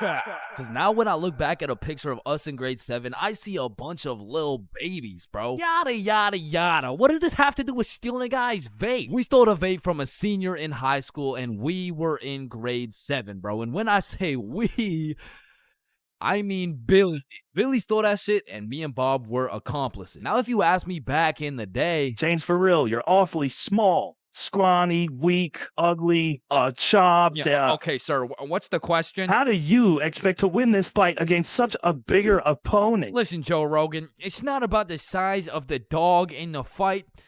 It's about the size of the fight in the dog. Thank you very much. Thank you. And then I saw Jake Paul versus Anthony Joshua, bruh. Okay, guys, so I'm not doing this fight. I quit. I'm retiring. Because I don't care how many years of karate, taekwondo, pad thai, jujitsu, or teriyaki a kid takes. I can beat their ass easily. But I won't, because that's morally wrong and I have honor. Hey, everyone. I heard Chains talks to minors. What the fuck? And I heard he fakes all his stories. Man, I do not fake my stories, bro. Sorry, anyways, as I was saying, this story takes place in grade 7. It was a summer day, and it started off pretty slow. You know, me and the boys were just chilling at Bob's crib, playing a little Rocket League and whatnot until we got bored. And when me, Bob, and Billy get bored, it's a problem, bro. Because every time we were bored, we would do one of 5 things. Light public garbage cans on fire, ding-dong ditch houses, light more shit on fire, buy things from 7-Eleven with the 100% discount, or climb our middle school, bro. Yo, let's go let some garbages on fire. Yo, I don't know if there's any left at this point. Alright, let's ding dong ditch. Man, I'm not really trying to do all that running right now. Shit. Should we climb Stickman Middle? Yes. So we pull up on a scene, shiesties activated. We scan the area for witnesses, nobody. We identify all security cameras and move forward with the plan. So, Stickman Middle rooftop was about 20 feet up, far too high to reach. However, it had a playground with one of those spiderweb johns, and this playground was fenced off, and this fence is what we call the method. So one at a time, we climb up this metal fence, stand on top of it so we were just tall enough to jump and grab the roof, and we pull ourselves onto the rooftop. So Bob and Billy got up first. I jump and get my hands on the rooftop, pull myself up, and the view was insane, bro. Sun setting and everything. So me and the gang are sitting on the roof of our school. Bob brought some of those good old sweet heat Doritos, and we have ourselves a nice little romantic afternoon. When all of a sudden a car pulls up to the courtyard. A dude hops out of the driver's seat. 3 girls hop out of their whip. They're probably 19 or 20, and one of them looks up like, Hey, what the fuck? hey. Yo. Oh, shit. How'd y'all get up there? Shit, it's easy. I mean, we just climbed this fence. You want to try? Yeah, okay, yeah. What do I do? You just gotta stand on the right side of the fence. Okay. Which side's the right side? It's the opposite of left. Is this guy retarded? Oh, okay. Yep. Okay, I got it. All right. Okay, now what? Okay, yeah, just bring your feet up to the little crossbar, but be careful. Careful? This shit's easy, man. I know a ton of 12-year-old girls who could do this. Right, okay. Why does he know a ton of 12-year-old girls? Okay, what do you think I do from here? Dude, I don't think I know what to do. Oh, shit, man. I don't think I know what to do either. No, I'm saying I know. Like, damn, man, how is he so retarded? Oh, I'm up, boys. Let's Yes, go. sir. Yeah, let's go. Anyways, what's y'all's names? I'm Billy. That's Bob. And I'm changed. BBC, is it? Yeah, my name's Cooper. It's nice to meet y'all. Yeah, nice to meet you, man. You want some Doritos? So he just abandons the girls down at the courtyard, and we go back to our spot, sit down, and Cooper's vaping and shit. Billy's bumming a few hits, and I'm not gonna lie, he was a nice guy. I mean, you could tell he had a good heart, but god damn did that motherfucker like yapping, bro. I think me, Bob, and Billy got off a total of 3 sentences, bro. And so I was telling her, if you mess with the bull, you get the horns. Damn, that's crazy. Bruh, for real. Dead ass. I mean, bro yapped the day away. The sun went down. It was getting cold, so Billy was like, Yo, y'all trying to head back? yeah, bro, it's getting cold. Yeah, yo, great conversation though, boys. Right. So we all climb down the roof, make it to the courtyard, and say our farewells. Peace out, Alright, see Cooper. you, bro. Yeah, y'all have a good one, man. We head back towards Bob's crib, and to get there, we gotta walk up this small path with a super steep uphill, and as soon as we get to the top of the hill, Billy stops, and he looks back. Yo, what's up? I should have taxed his vape, bro. What? Yeah, like I should have finessed his vape. That shit was nice. Bro, like, you're not doing that. Let's go back to Bob's crib. Say I won't do it right now. Bro, you won't. Bob, you know I would do that shit. Keep it a buck. Alright, watch this then. So Billy, completely alone, walks back down the hill to the courtyard and starts talking to the dude through the driver's window. Yo, Cooper, you think I can have one more hit for the road, bro? Damn, man, you really came all the way back? You're a fiend, huh?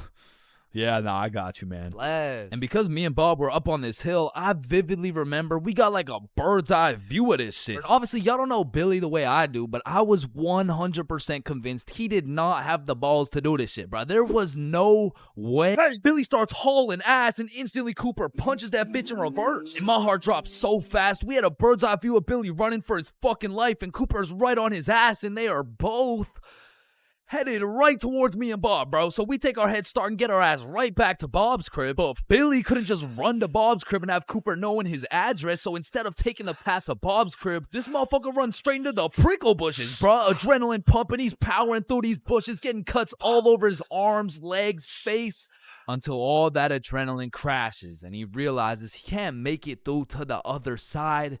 He was stuck. Oh, no. You fucking idiot! Come back down here and give me my fucking vape! So Billy walks back out of the bushes, walks over to Cooper, hands over the vape. The girls in the back are all laughing and pointing and shit. Billy's aura's decreasing by the second, and just as Billy cuts his loss and starts walking away, Hey, yo, come back. what? Bro, the coil's missing from the vape. You owe me $70. I know what school you go to, man. You got a week to pay me back. Or else. Billy not only lost all the aura he'd been saving up for 13 years on this earth, but now he's $70 in debt with 1 week to figure it out. So every day after that, Billy begs his mom for $10 for lunch money, $10 for pizza, $10 for school supplies until a week had passed. And Billy had his 70 bones saved up. So as agreed upon, me, Bob, and Billy are posted up in the parking lot 1 week after the incident, and just as expected, Cooper pulls up. And this time he's got like 4 shorties in the car. Like, genuinely, how the fuck? So Billy hands over his life savings. Cooper pockets that shit, and with the most shit-eating grin I've ever witnessed, he mutters, Hey, look, it looks like we got some pizza money for tonight. Am I right? Yes, look at this dumbass. Billy got scammed, bro. He got his shit rinsed. $70 could have bought this dude like 3 whole vapes, but I mean, truthfully, that's karma. And the moral of the story is don't steal from people, but more importantly, just don't vape, bro. Yo, Billy just posted his first YouTube video ever. Go check that shit out. Yes, sir. And I just posted a video of me and Chains talking about this story, the raw, uncut, unedited version. So click this link right here if y'all want to tap in. Click that shit. Stole that shit. That's what I do, nigga. Fuck, nigga, I stole that shit. Oh, Yo. shit. Ooh. Ooh. Damn. That's why you don't mess with me. Yo, I'm chill. Jordan Johnson. Mr. Johnson, why did you beat Kyle's ass? Mr. Principal, I never touched Kyle. In fact, I've never seen this kid my entire life. How do you presume he received a concussion, 2 broken ribs, a black eye, a broken nose, and a dislocated shoulder? I mean, he must have fallen down the stairs or something. Okay, Mr. Johnson, how do you explain this? That's why you don't mess with me. I'm Jordan Johnson. What? I mean, you got the wrong Jordan Johnson. Then, what happened to your knuckles there? Shit, these ain't even my knuckles. Listen, I am not one to condone violence, but I'm not gonna lie. School fights are a major part of the high school experience. I mean, there's something about a good old school brawl that just boosts students' morale. Like, there is nothing that gets you through the rest of the day like some kid getting his ass beat in front of the entire school. And truthfully, it's just a community building experience because it gives everyone something to talk about. Yo, did you see the fight? Yeah, bro, Kyle got his shit rocked. Wait, are you guys talking about the fight? Yeah, bro. Man, Kyle got fucked up, dude. Overall, in school fights, everyone wins. Like, the fighter gets some respect and the crowd gets some entertainment. It's a win-win. What about me? But tell me why when a fight breaks out, the entire school will be recording, but not one person can get a good video. It's like when a fight breaks out, every motherfucker recording starts having severe hand spasms. I mean, as the person recording the fight, you literally have one job: to record the fight. Damn, I just missed it. What happened? Oh, well, lucky for you, I recorded the entire thing from start to finish on my brand new Samsung. Check it out.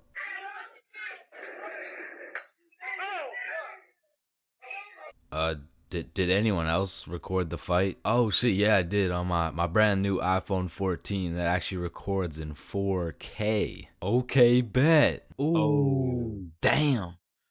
Let's go, JJ. That's why you don't mess with me. But bro, there's just a video of your face for 8 minutes straight. And watching some of these fights are funny as hell because some motherfuckers will come in swinging like KSI. Some motherfuckers are out here thinking they're Daniel LaRusso. And some motherfuckers should just not be fighting. Which is honestly the best part because where else could you catch a 6'5", 250-pound big body scrapping some 5'2" nerd? Like, the UFC would never let that shit slide. Plus, you get to watch it all for free. But me personally, I've never gotten into a school fight. But don't get me wrong, if someone wanted to catch these hands, I could hit them with the little knuckle sandwich, if you know what I mean. But truth be told, I could never lose a fight.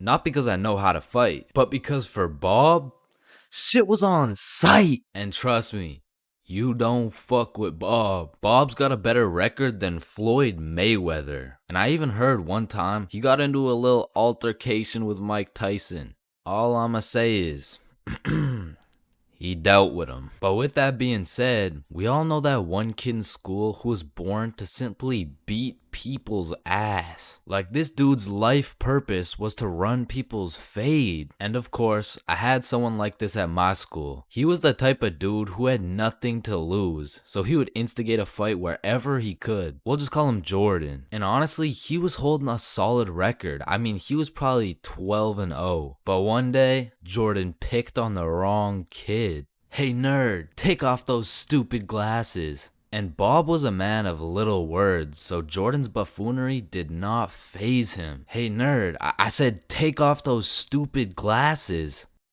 Hey, stop ignoring me.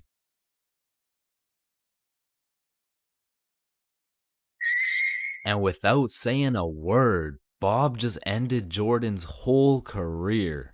And ever since that day, nobody messed with Bob. That's why you don't mess with me. I'm Jordan Johnson. Man, family functions have the weirdest dynamic, bro. Like, how have you known these people your entire life, but have still never gone past the surface level conversation?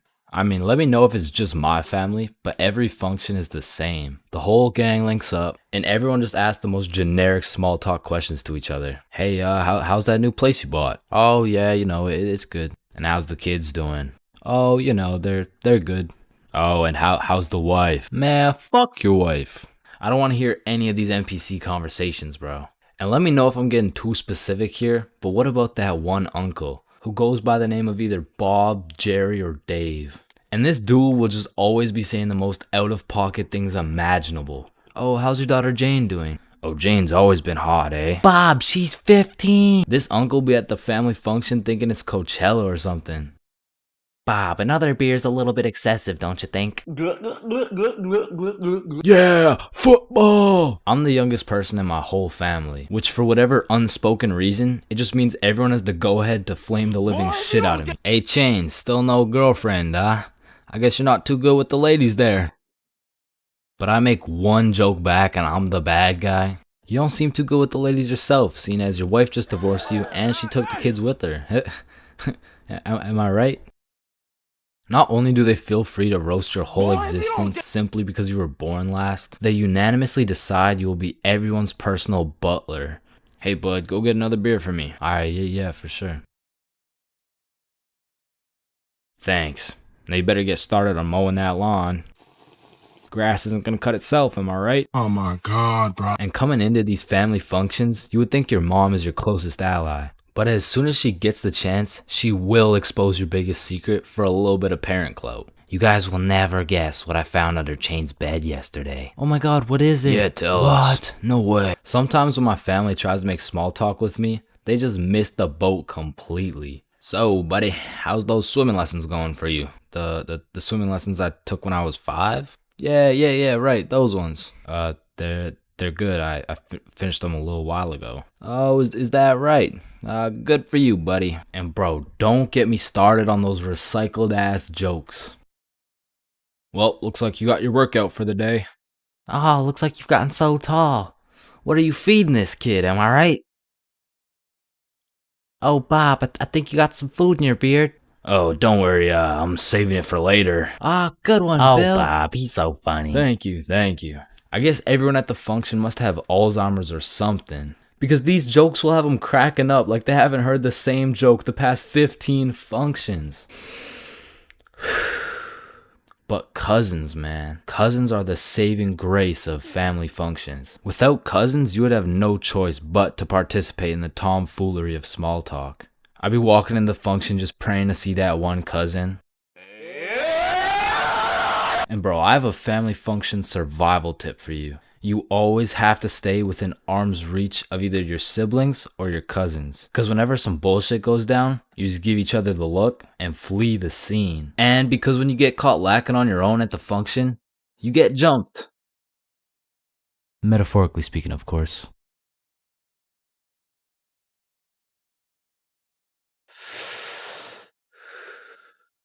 Yo, You can live the rest of your life without breathing. What? No.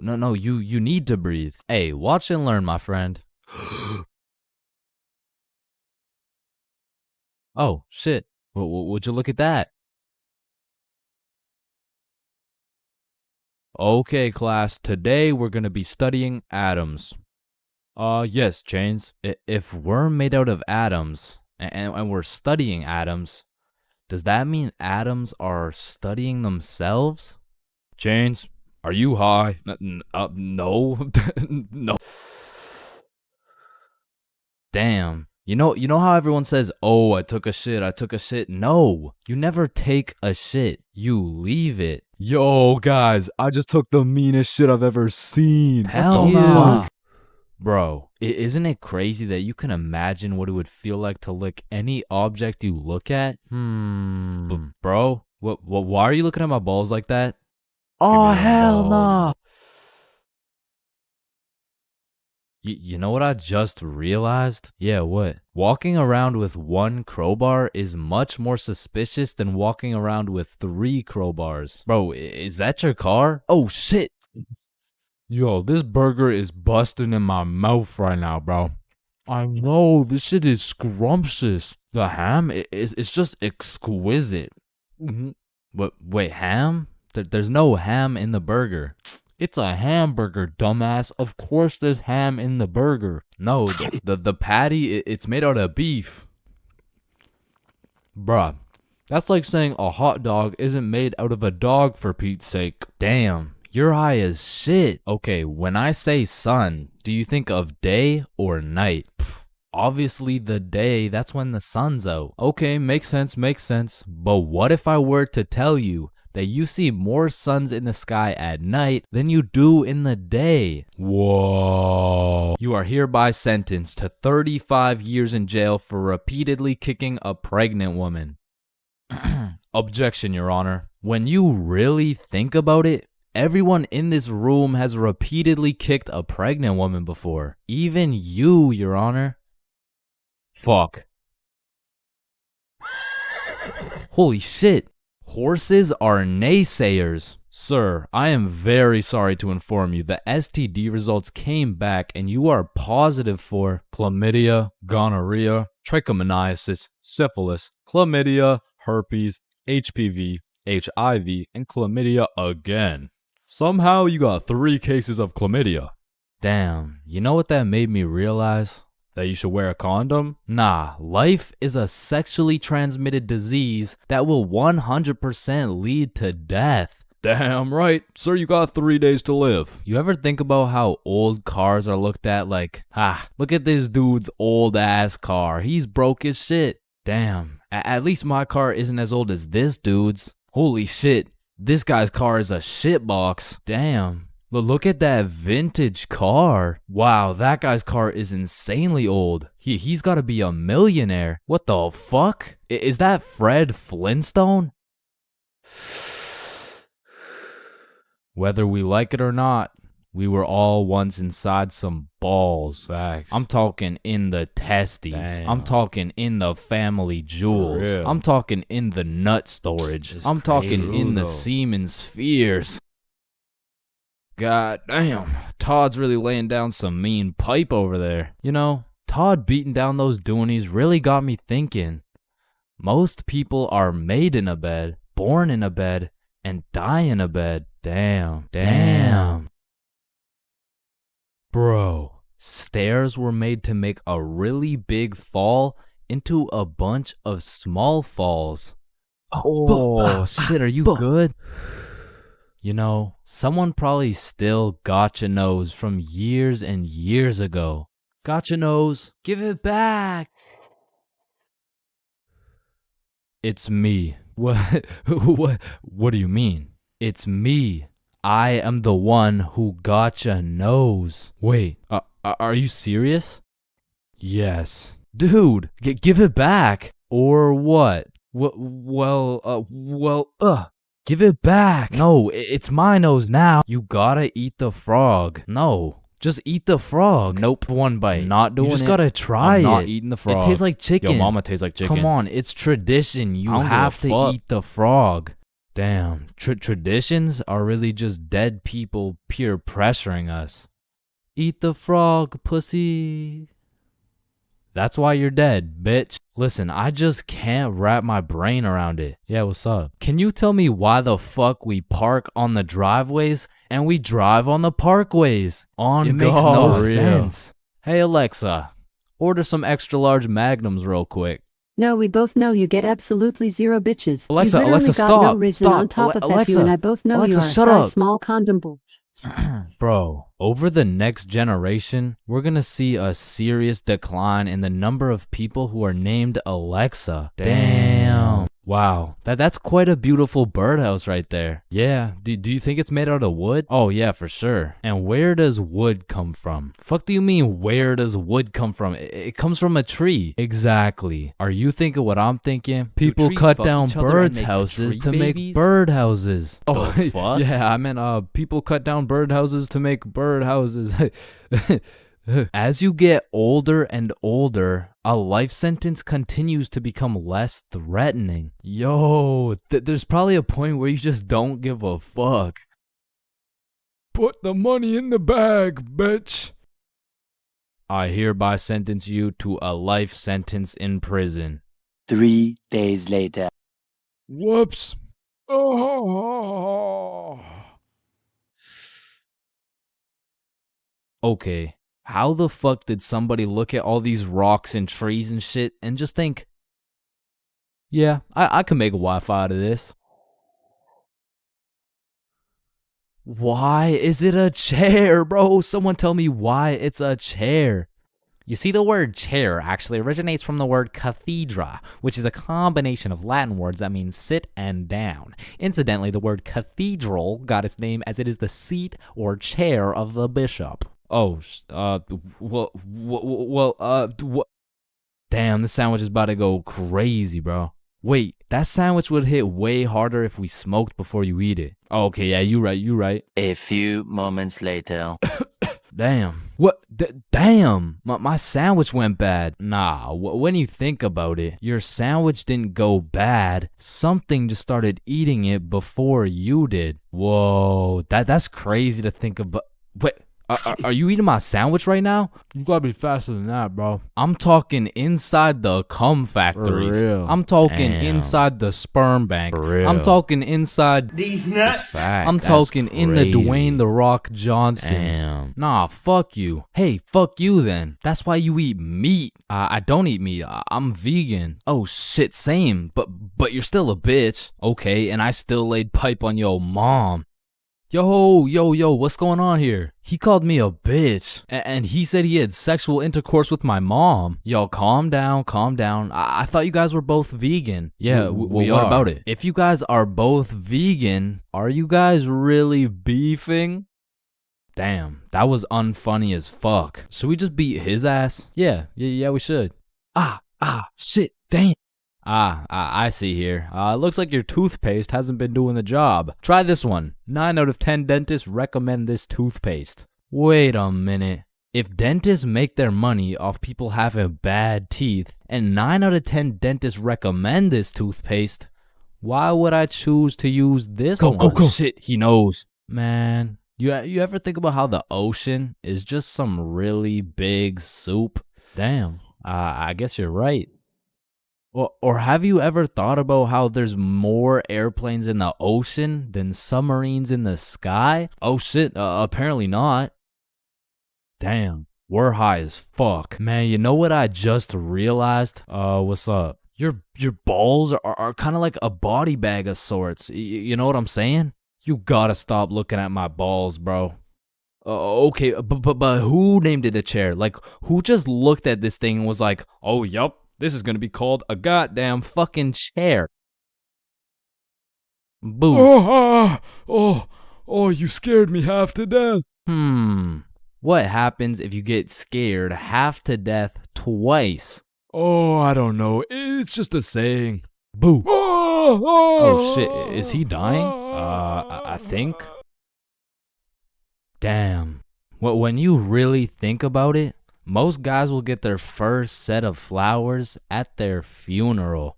That's some real shit. Wait, Chains, are you high at a funeral? No. High school bathrooms have to be one of the most unorthodox places in the entire world. Walking into the bathroom, you have absolutely no clue what to expect. And honestly, that's the best part. I remember one time I had walked into the bathroom, you know, to take a piss. And when I had opened the door, I was not surprised to see some motherfucker getting his head shaved bald. And these dudes were so casual about it too. Yo, what's up? What up? And you know, it's cool and all to be able to be entertained while you're trying to release your bodily fluids. But I mean, sometimes you just want some peace and quiet. Because you truly never know when something like this can happen to you. And that is precisely why I'm scared to ever shit in the school bathroom. And listen, my school bathroom has always been bad, but these TikTok trends that keep popping up made the bathroom situation so much worse. Yo, look at this TikTok. That's kind of funny. 1 week later. Damn, someone took the soap dispensers. Who snatched the blow dryers, bruh? Where the fuck did the urinals go? 1 hour later. Hold up. Who hit a lick on the bathroom? These TikToks had the school announcements like, "Guys, I'm begging you, stop with the devious licks." if you see anyone hitting a devious lick in the bathroom, report it to the office immediately. And I'm not gonna lie, this trend was low-key pointless. Like, once you go home, the fuck are you gonna do with a broken blow dryer, bruh? But there was one TikTok bathroom trend that was fire. So, what is the square root of pi? Chains. Yeah, can I go to the bathroom? Be quick. Am I tripping or did I just hear? Yeah, bro, bathroom functions are a 10 out of 10 TikTok trend. Hey man, if you're still in high school, I recommend trying it. Anyways, I've obviously never been in the girls' washroom before, but I be seeing way too many TikToks filmed in there. Like, is it just a normal thing for girls to go to the washroom while other girls are just in there hitting the renegade? Like, I wouldn't know, but that whole situation seems a little bit awkward to me. Boom. Boom. Wait, renegade, renegade, renegade. And when it comes to most public schools, the washroom is like the black market of the school. So there's always some dude trying to sell you something. Yo, you need anything right now? I got that Gandalf OG, that Alaskan Thunder, some purple monkey balls, got those Girl Scout cookies. Hey man, just give me a second. I'm kind of busy right now. I got that sour diesel, that Granddaddy Purple Deluxe. Trust me, this stuff will blow your socks off. And every once in a while, someone will bring boxing gloves. All of a sudden, the school bathroom turns into the octagon. People are getting knocked out, dropped, and getting hit with the guillotine chokehold. But as soon as a teacher walks in,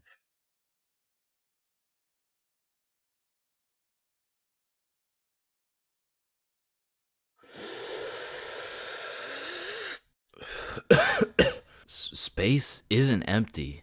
It contains everything that exists. Hey bro, you think this mirror's good? Nah, it's in used condition. What do you mean? Walmart doesn't sell used mirror. Oh, we're using it right now. Damn, I've been hitting this joint for way too long. I should probably pass it to the next person. You ever thought about how most of the sky is actually below our feet? No, it's right up there. Holy shit. Okay, guys, I'm gonna be your waiter for tonight. Just give me a second and I'll be right with you guys. We are the waiters. Bro, what are you talking about? No, think about it. If we're waiting for the waiter, then we are the waiters. Hey, nice belly button, bro. Hey, thanks, man. Your belly button is really your old mouth, by the way. What the fuck? Yo, is your thumb even a finger? Fuck, man, I don't even know. It's kind of just a thumb. So if your thumb isn't a finger, then there is no middle finger. Hold up. If you were the first person in the world to break 2 world records, then that would be a world record. So you'd be the first person to break 3 world records. But then that would make it 4 world records. And that would make it 5 world records. Holy shit. Then it would be 6 world records. Man, who the fuck named this shit a chair? Like why a chair? Hey, bro, I got you a milkshake. Oh, thank you, man. Does a straw have 1 hole or 2?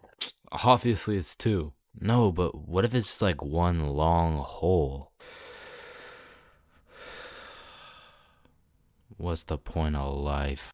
If you get a bigger bed, you have more bedroom, but you have less bedroom. You know, like bedroom. Like,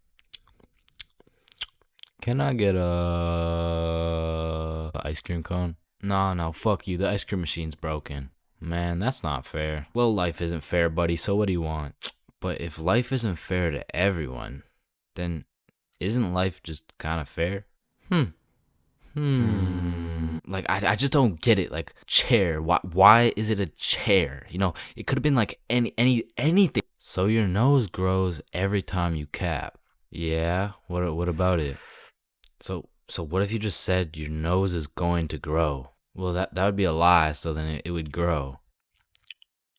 Try it. My nose is going to grow. Yeah, I told you. But now that it grew, it's not a lie. Whoa. Bro, I'm way too baked right now. Here, eat an orange. It helps. Nah, hold up. Are oranges named oranges because they're orange?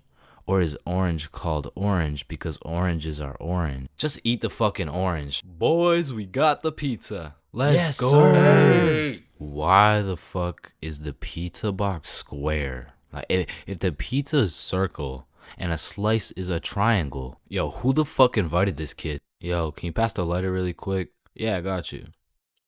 Wait. When you light your lighter gets lighter until your lighter is so light that your lighter won't light. Damn, that motherfucker's spitting right now. It just seems weird. Like, why the fuck is it a chair? Imagine putting in hard work, time, and dedication into saving up for some new shoes. You go to Foot Locker and find the perfect pair. You try them on, you check them out, and you cop them. And even though you spent your last $200 on these shoes, you're happy because you feel fresh as fuck and these J's might actually get you some bitches. But as you're leaving the mall, a gang of motherfuckers wearing shiesties take those J's right off your feet, leaving you shoeless, broke, depressed, and with absolutely zero bitches. Now, personally, I wouldn't let that slide. However, when I was just a young, wholesome boy in 7th grade, I still wouldn't have let that slide. But I was weak as shit, so it would have slid anyway. I mean, in 7th grade, I could have got my ass beat by Hezbollah, bruh. I was a walking lick, which is exactly why I got a story for y'all today. So as I said, this story takes place in 7th grade, where I was young, innocent, and built like a string bean, bro. So one Friday night, me, Bob, and Billy were going to this girl's house for the 3-man mission. The plan was simple. There was 3 of us and 3 of them. We would put on a scary movie, and if everything went to plan, we would get some cheeks. Now, just earlier that day, I had copped some fresh ass Jordans, so I've got a little confidence boost as we walk up to this girl's house. So we knock on the door, they open it, and we go inside. Now we stuck to the plan. We put on some cheesy horror movie, and one thing led to another, and by the end of the movie, Bob had all 3 girls, bro, and me and Billy were in the corner playing Bloons Tower Defense. Don't ask me how this shit happened, I don't want to talk about it. So after hours of me and Billy straight fumbling, we all decided to go home. And although I was a little disappointed in my performance tonight, I put on my brand new uncreased Jordans and I remembered, damn, Even Curry airballs sometimes. Now the bus route back to Bob's crib took 2 buses. So we hop on the first bus, it takes us to the next stop, and as we're getting off, we see the second bus we need drive right by us. Fuck, is that our bus? Damn, yeah it is. Wait, check when the next one comes. Yeah, it shouldn't be long. Damn, bro, the next bus comes in an hour. So we have no choice but to wait at the bus stop for an hour. So we wait, and at this point, it's already getting late. I checked the time, and it's already 11 p.m. As we were sitting there, bored as hell, waiting for this bus to come, one of the other buses stops in front of us to let someone off. The person gets off, and as the bus starts leaving, we hear this loud thud come from the bus. What the hell? What was that? Oh shit, it's a baton. And as we're analyzing this baton that seems to have fallen out of the sky, some motherfucker wearing a shiesty walks up to Billy like, "Give me that shit," and straight snatched the baton out of Billy's hands. And Billy froze up. Bro was scared shitless, straight bamboozled. And the way the bus stop was set up was there was a main road, the bus stop, and behind the bus stop was a small hill with bushes on top. And when I say this shit looked like something out of a movie, I mean this dude wearing a shiesty walks back up to the top of the hill, and a group of 5 other dudes walk out from behind the bush, and they're shiestied up too, bro. They had to have been in at least grade 12, and to a 7th grader, that is scary as fuck. And I was no genius, but as that group of shiesties came out of the bushes looking like a GTA 5 cutscene, I came to the consensus that they were up to no good. Yo, those Jordans are looking my size. And this was the moment I realized I was about to get my shit robbed. So I started analyzing my surroundings and calculating my options. Maybe I can talk my way out of this. Hey sir, how was your day today? Shut up. I said, what size are the shoes? Damn, I can't fight them. It's a 3-on-5, and they got the high ground, and they got a baton, bro. They would knock my ass out and take the shoes. But I'm fast. So if I take a right, then make a left, there's no way they can catch me. Wait, fuck, I can't run. I'd crease my Jordans. And just as I had ran out of options, Billy says the last words I would expect to come out of this man's mouth. Wait, Ethan? Yo, who the fuck? Oh shit, Billy. Oh, I didn't know it was you, bro. Man, Ethan, you had me scared for a second. Damn, man. My bad, pimp, my bad, my bad. No, you're good, How's your mom doing? Oh, yeah, she's doing good. Yeah, it's great to see you, man. Yeah, you too, bro. See you around. All right, peace out. Y'all, don't worry. I seen a kid over there with some new forces we could snatch. Oh, bet. Yes, sir. I bet. Man, he's a good dude. Nah, bro. He just tried to rob me. Who the fuck was that? Oh, that's my longtime homie Ethan. Why do you know him? Oh, yeah. We went to the same preschool. Same preschool? That dude looks 20, bruh. Oh, yeah, no, he is. He just got held back a few times. Held back in preschool? How the fuck do you get held back in preschool? Oh, he used to beat up the other kids and then take their toys. Oh shit. Makes sense. So we bus back to Bob's crib, and as we're walking to Bob's front door, I stepped in mud. Bruh.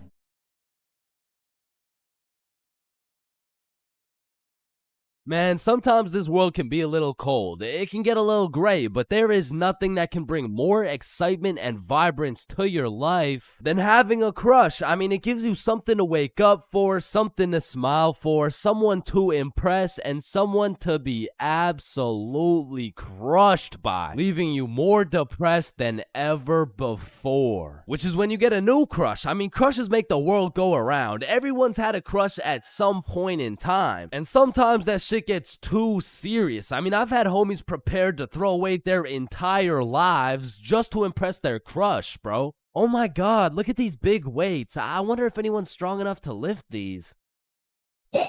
Oh my god, look at this big jump. I wonder if anyone's athletic enough to make. Oh my god, look how creepy this cave is. I wonder if anyone's brave enough. Oh my god, look how tall this building is. I wonder if anyone could stick the landing.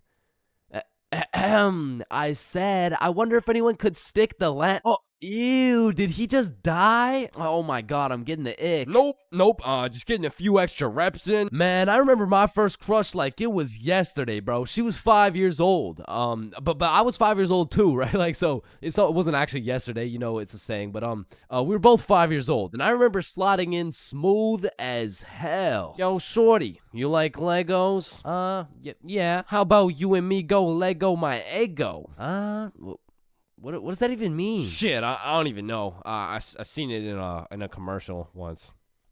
And after that day, me and Rose hung out all the time. We'd be playing Legos, we'd link up at recess, and I couldn't help but let her know how I truly felt. Hey Rose, I like you. Oh, I like you too. And that shit had me thinking, damn, this life shit is easy as hell. I'm barely 5 years old and I already got a wife to raise my kids. Little did my dumbass know life wasn't all sunshine and rainbows, cause when I came to class the next day, I saw Rose playing Lego with another dude. And that was the day I realized crushes cause nothing but pain. Especially before high school, cause let's just think about the 3 possible outcomes. 1, you have a crush on this girl and you decide to tell her, cause what's the worst that could happen, man? You guys are right.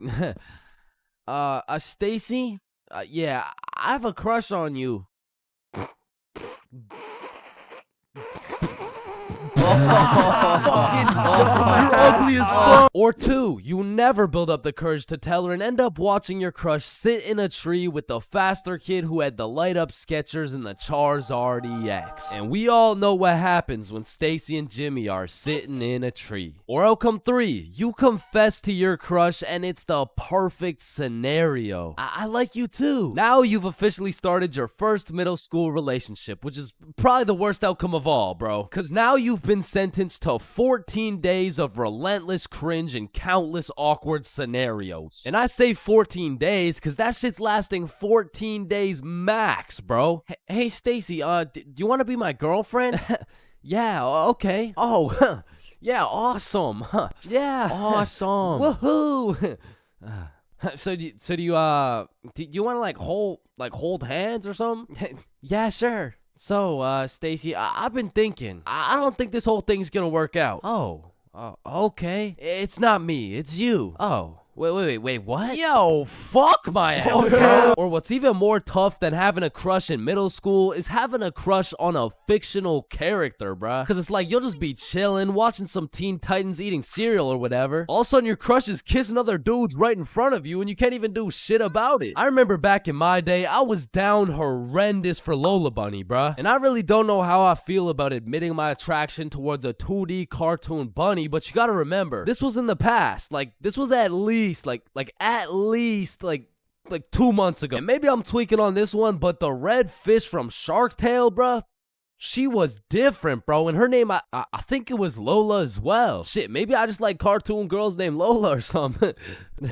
That's exactly what I want to hear. No. And I don't know about you, but for some reason, whenever I would talk to my crush, it was like I got an instant nerf, bro. I'm talking minus 10 charisma, plus 15 stutter, minus 5 strength, and plus 350% chance of getting put in a random ass headlock. Like I could be in the worst scenario of all time with a girl who has 5 kids and is married to a member of the cartel. And just cause she's not my type, I'll get an instant stat boost that'll have me pulling like Mr. Duke Dennis himself. But put me in a room with my crush and all of a sudden I got the same charisma as fucking McLovin. Hi. Hey, it's 10:33. What? AM, like in the morning. Like I'm saying, it's 10:33 in the morning. Fuck.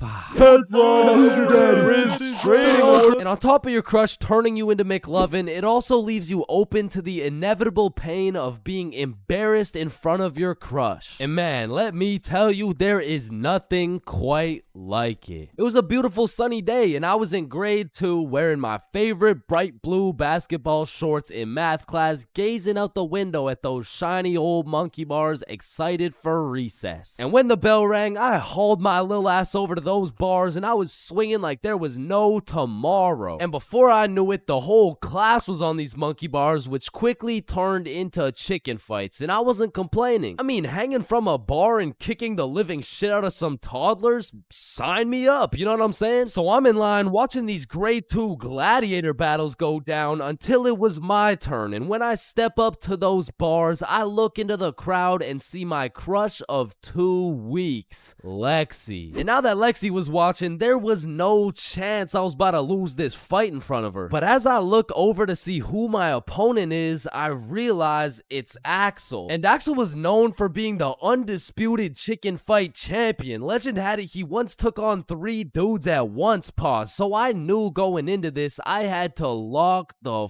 fuck in, bro. So we climb over to each other and he's kicking my shit in off rip until I hit his ass with my specialty move, the Python squeeze. And in 10 seconds flat, let's just say I folded that motherfucker's clothes with him still in him. And everyone was hyping me up because I just did the exact equivalent of dunking on Michael Jordan in his prime with Beyonce watching. So of course Axel's pissed. Hey Chains, you, me, rematch now. And I look over at Lexi and she looks over at me and now I can't back down. So we get back in position, climb over to each other, and I go for the Python squeeze again, and this motherfucker Axel just winds up and kicks me in the balls. And I'm not gonna lie, that hefty kick to the dick accessories was the worst pain I had ever felt in my 7-year-old life. But I couldn't just drop and lose to Axel in front of Lexi, so with all the pain and anger I feel radiating from my nuts, I hit Axel with the meanest 20-piece combo in chicken fight history, and he drops. And then he pantsed my shit, bro. And embarrassed, I drop and try to run away, but the shorts around my ankles trip me and I face plant. Face down, tighty whities up, balls in shambles in front of everyone, including Lexi. And some people like to say, oh, it could always be worse, but this time, I don't know. I don't know, man. I don't know. So the moral of the story is, man, fuck Axel, bro. Billy is one of my closest homies, and we've been friends ever since we were little kids, and for as long as I can remember, Billy's been a dumbass, bro. I'm talking he's slightly retarded, you know what I mean? And everyone knows Billy for just 2 things: always making the absolute worst decision possible, and always having the best stories, bro. Like, statistically, this motherfucker should have died 61 different times already, bro. Nah, I got plot armor, bro. Bro, no you don't. I do. Man, shut the fuck. What the fuck? Now, this story takes place on February 14th, 2025, Valentine's Day. And I'm gonna be so honest, this story is one of the craziest stories I've ever heard in my life, bro. So, wait, can you swear to them that is real? It is. Say you swear. I swear, bro. On everything you love, the Valentine's story happened, bro. On everything I love, the Valentine's story really happened. It was a fine Valentine's Day night. Bob, Billy, and I were all some single dudes, except Billy had a little situation, you know. He was talking to a girl named Elise, and they would hang out from time to time, but it was a new thing, so they weren't really dating, and they were definitely not Valentines. Now, I don't know much about Elise, but just 2 weeks prior, Billy was telling me about how he met some cute girl. They would text, they would hang out, but for whatever reason, their conversations would always be some like, hey, how you doing? Oh, I'm good. I am a little bit stressed because I'm moving and everything. Oh yeah, moving sucks. How about you come over, I relieve all your stress type shit? Billy, I really like you. I like you too, Elise. But I think you might be a whore. Wait, what? Like, you're most likely a bop. Okay, wait, I mean, you're like, definitely a fuckboy. Okay, chill now. I've never fucked a boy in my life. So keeping that in mind, we were all single, and this Valentine's happened to land on a Friday, and because of this, we going to the club. yeah. Yeah. So the plan was simple. We go to the drink store to get something to pregame, go back to my house, and then hit the club, fall in love, and live happily ever after. Now, the problem was Billy was stuck working a 9.5-hour shift until 10 p.m. Now, he was the pizza delivery guy for a chain we'll call Big Caesars. So he's doing his thing, delivering those Valentine's pizzas. Well, me and Bob decided that we would go get the drinks now and meet Billy back at the crib once he's off work. So we hop in the car, we get to the drink store, and at this point it's 9:30 p.m. And so Bob calls Billy to ask what he wants. No answer. I call him. No answer. We both text him. Nothing. Now, this was strange because Billy usually responds while he's working, but we shrug it off. We go inside the store and get Billy his go-to bottle. Hennessy. So we go back to my house and get to my room at about 10 p.m. and still no word from Billy. So we're waiting for a good 20 minutes and then I get a text message from Billy. The craziest shit ever just happened. So I'm like, what happened? Bro, it's so crazy, I need to tell you in person. So Billy whips it over to my house, kicks down the door, and instantly starts breaking down the craziest plot I've ever heard, bruh. Yo, listen, this story takes place 1 hour ago. It was 9:30 p.m. and Billy was finishing up a long 9.5-hour shift with his very last delivery of the night, but the problem was his phone was on 1% and he didn't even have a charger. So Billy locks in and memorizes all the directions to get there right before his phone dies. So from one side of the city, Billy goes 100% straight off the dome to the other side of the city for his last delivery on this fine Valentine's Day night. Billy hops out the car, walks up to the house, knocks, and they open the door. Hey man, happy Valentine's Day. Oh, thank you. Thank you so much. But I didn't order a pizza. Oh shit, are you sure? Gerald, did we order a pizza? Fuck no. Yeah, no, we didn't order a pizza. I don't know. It says a meat lover's pizza for 3516. Oh, honey, no, this is 3416. 3516 is all the way around the back of the cul-de-sac. Oh, okay, thank you. Have a good night. So Billy's walking for a good 8 minutes to get to the back of the cul-de-sac where at last he finds 3516. He walks up to the door, knocks, and a fine-looking woman in her 40s opens the door holding a vape, and Billy sees a little potential here. Hey, happy Valentine's Day, man. Oh, thank you. Of course, beautiful. How's your Valentine's Day going?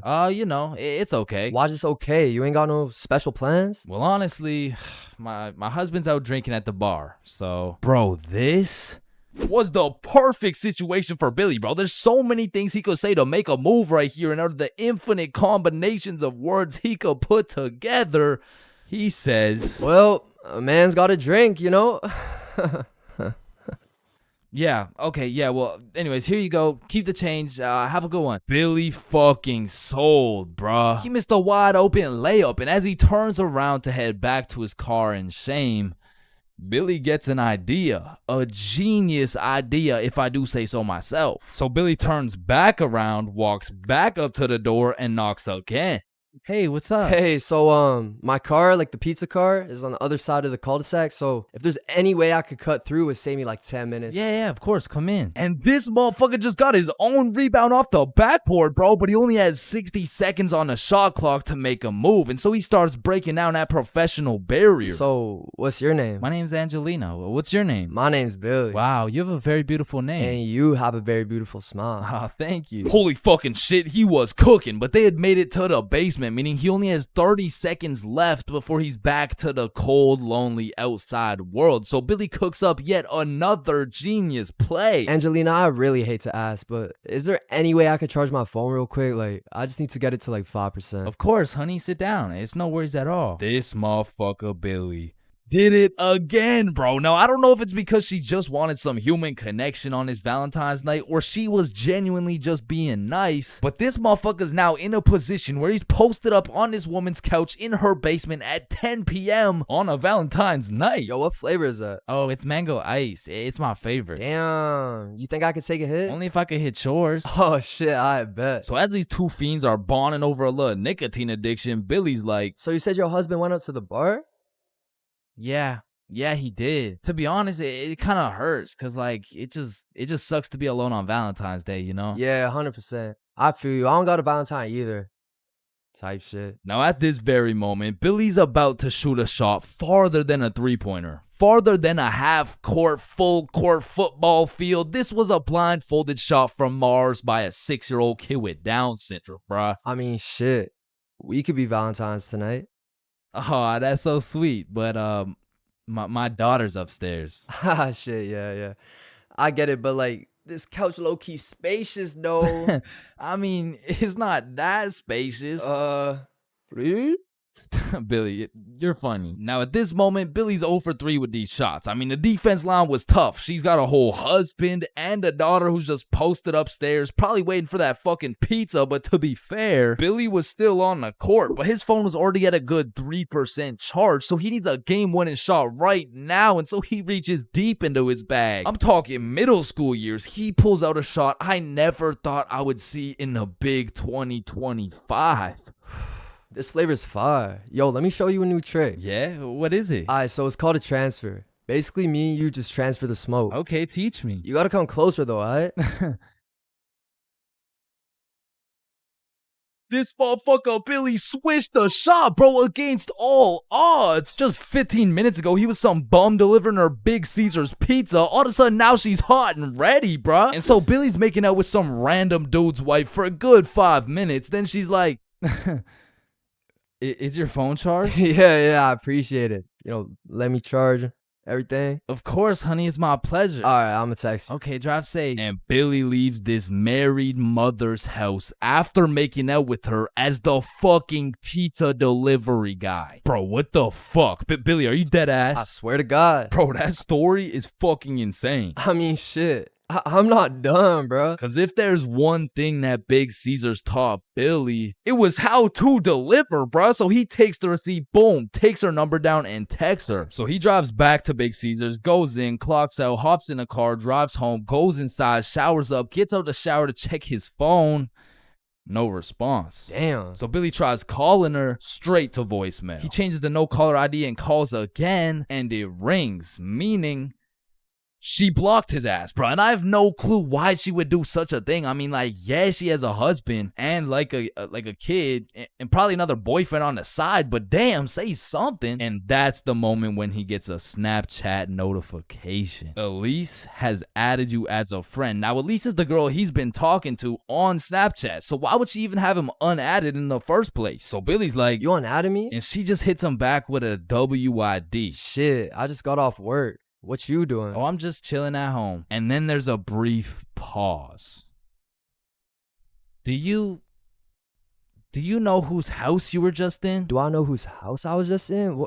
I've been to her house before. She doesn't even live close to... Wait. And Billy starts piecing everything together. How Elise was moving houses, all the boxes laid out in that woman's house, how Elise's family loved eating Big Caesars, and the woman's daughter being upstairs the whole time. Oh, fuck. Billy hooked up with his girl's mom. Now, we have no clue what her mom told her, because it makes the most sense that she said something along the lines of, hey, why did the pizza dude take so long? Elise, I think he was flirting with me. Because let's be honest, what is the other option, bruh? Hey, why did the pizza dude take so long? Yeah, no, I mean, I just cheated on your father with the Big Caesar's pizza delivery guy who actually just happens to be your age. So Billy's texting Elise, trying to play it cool, like, oh, I had no clue that was your house. What are the chances? And she just says, yeah, I get my good looks from my mom. And then she blocked him again, bro. Because after telling her 100 times that he's not a hoe, he's not a bop, he's not a fuck boy, I accidentally hooked up with her mom, bro. Billy, you know I gotta make a video about this, right? Yeah, I know.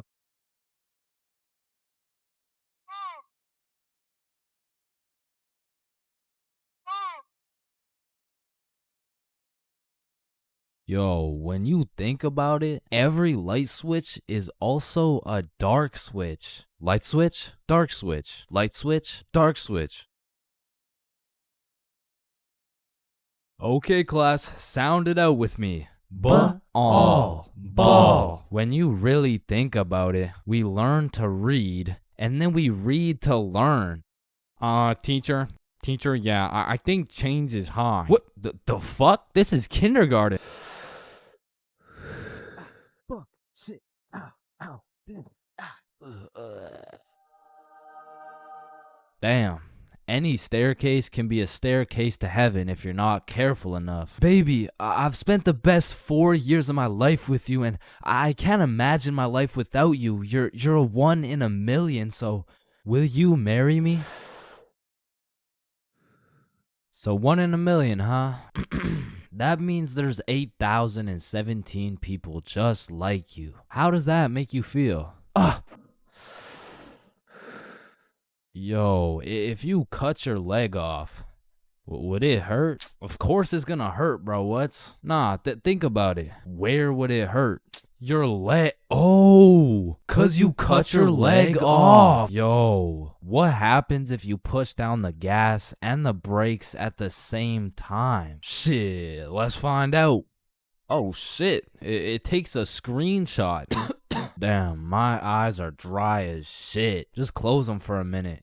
Damn, bro. You never actually close your eyes. You just look at the inside of your eyelids. Damn. Yo. Can anyone answer 547 to the power of 3? Yes, Chains.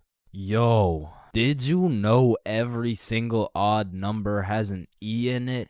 Damn. Chains, are you high again? No. Wait a minute, bruh. Since you were born deaf, what language do you think in? Oh shit, you right. Damn, I just realized squirrels' cheeks are also their nut sacks. You know what I'm saying? That's kind of like your mom. What? The way she had these nuts all up in her mouth. Bro, if everyone in the world all blinked at the same time, nobody would know. Oh shit, that's facts. Oh, I just blinked. Did you? Nah. Oh, I just blinked. Did you? Nah. Wait, what about just now? Yo, which of these buildings do you think has the most stories? Oh, it's gotta be that one, bro. That's massive. Nah, this one's even taller. Oh, it's this one for sure. No, it's this one. No way. That shit's Library? tiny. Think about it. Oh, story. How are you supposed to get clothes? What are you talking about, bruh? Okay, imagine you had no clothes, right? How are you supposed to get some clothes? You go to the store and purchase that shit. Bro, they're not about to let you buy some clothes while your meat's hanging out. Nah, you just cop some clothes real fast. It's simple. Bruh, a young kid walks by and it's raps. So you guys both have the power to read minds? Yep, Yes, that's sir. right. Then if you both read each other's minds, whose mind are you reading? Oh, I don't know. We could try. All right, yeah, sure. Nah, that was not Yo, me. that was you for sure, dude. Damn, bro. When you think about it, the hospital is the only building you leave without entering. Damn. And people are having the worst day of their life, the best day of their life, the last day of their life, and the first day of their life, all in one building. Damn. Bro, I'm kind of scared down here. What? Why? But because I'm scared a shark's finna eat my ass. Well, when you think about it, there's more people eating sharks in the world than sharks eating people. Damn. That's actually really crazy to think about. Fuck, yo, every single day there's some random motherfucker out there who took the biggest shit for that day. Yeah, he's in this room. Bro, it's literally just you and me in the room. Yo, this Taco Bell is bussin'. So he incorrectly assumed his position. You spelled that incorrectly. But spelled what incorrectly? Incorrectly. Yeah, but what's incorrect? Incorrectly. Wait, what? Wait, guys. When you really think about it, the only time incorrectly isn't spelled incorrectly is when it's spelled incorrectly. Shut the hell up. Yeah, shut the fuck up. You know, the number of people older than you never increases. It only gets smaller and smaller. Damn. What? It just got smaller. Yeah, pizza's here. Shit, I got the munchies. I'm about to fuck this shit up. Wait, I ordered a mushroom pizza. Why'd they give us cheese? Hey, any pizza can be a mushroom pizza if you're patient enough. Damn, I guess you're right.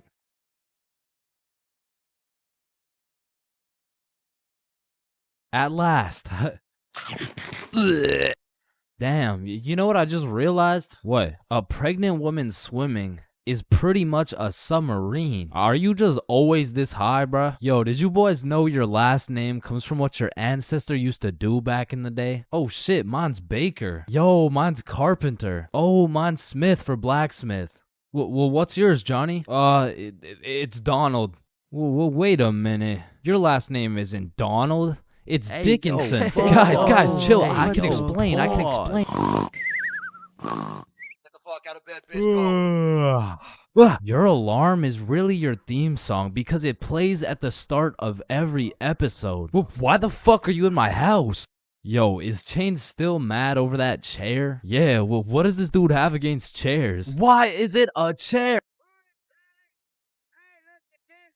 Yo, why is there sidewalks in the movie Cars if there's no humans? This dude won't shut up. Like, just watch the fucking movie, bruh. Damn, think about this. When a child is an asshole, the child gets a whooping. But when the parents are an asshole, the child gets another whooping. Shit, tell me about it, bruh. Fuck. Bro, you've checked the fridge 15 times already. No good food's finna magically appear. Damn, now that I think about it, we don't keep checking the fridge for new food, but rather we keep checking to see if our standards have dropped low enough to eat the shit that's already in the fridge. So we got Mercury, Venus, and then here's Earth. Yeah, Chains, what do you want? If Earth is the third planet from the sun, does that make every country a third world country? You're high again. Just get the fuck out of my class. And look at these sheep. Sheep. You know how one of your teeth is called a tooth? Yeah? And one geese is called a goose. Okay? Then why isn't one sheep called a shoop? Alright, Chains, I can't keep doing this. We have to break up. Shoop. You know what I've been thinking? Yeah, what's up? Teenagers be whipping that shit like they're always running out of time. But old motherfuckers be driving like they got all the time in the world. Like, look at this geezer. Poor guy's practically decaying behind the wheel. But he's taking his time like he's got any time to spare. If I stab this cereal box, does that make me a serial killer? That one was straight ass. You gotta work on that shit. I'm gonna work on that one. Yo. If you weigh 99 pounds and you eat a 1 pound burrito, does that make you 1% burrito? Yo, that's crazy, because I literally just did that last night. You guys wouldn't believe this, but your blood work came back and it says you're 1% burrito. Yo, picture this. Imagine if Ed Sheeran was working at a bread place, right? Would that make him the gingerbread man? You're high as shit. Alright, bro, I'm a dip. Nah, don't leave me alone in this forest, bro. Hey, when you really think about it, you're not scared to be alone in this forest. You're scared you're not alone in the forest. You feel me? Yo, that's actually so true. Bro, you know what?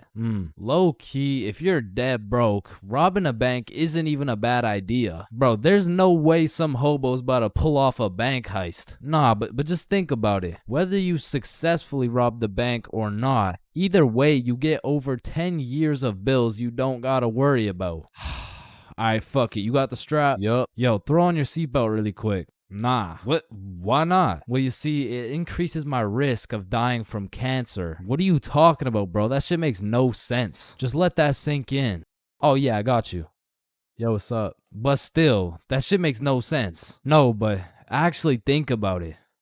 Oh. Hey, bro, you want to hit? Nah, I don't smoke. I'm scared that I'll get all paranoid and shit. Hey, man, if you're paranoid that you're gonna get paranoid, you're having the side effect without even smoking. It's yo.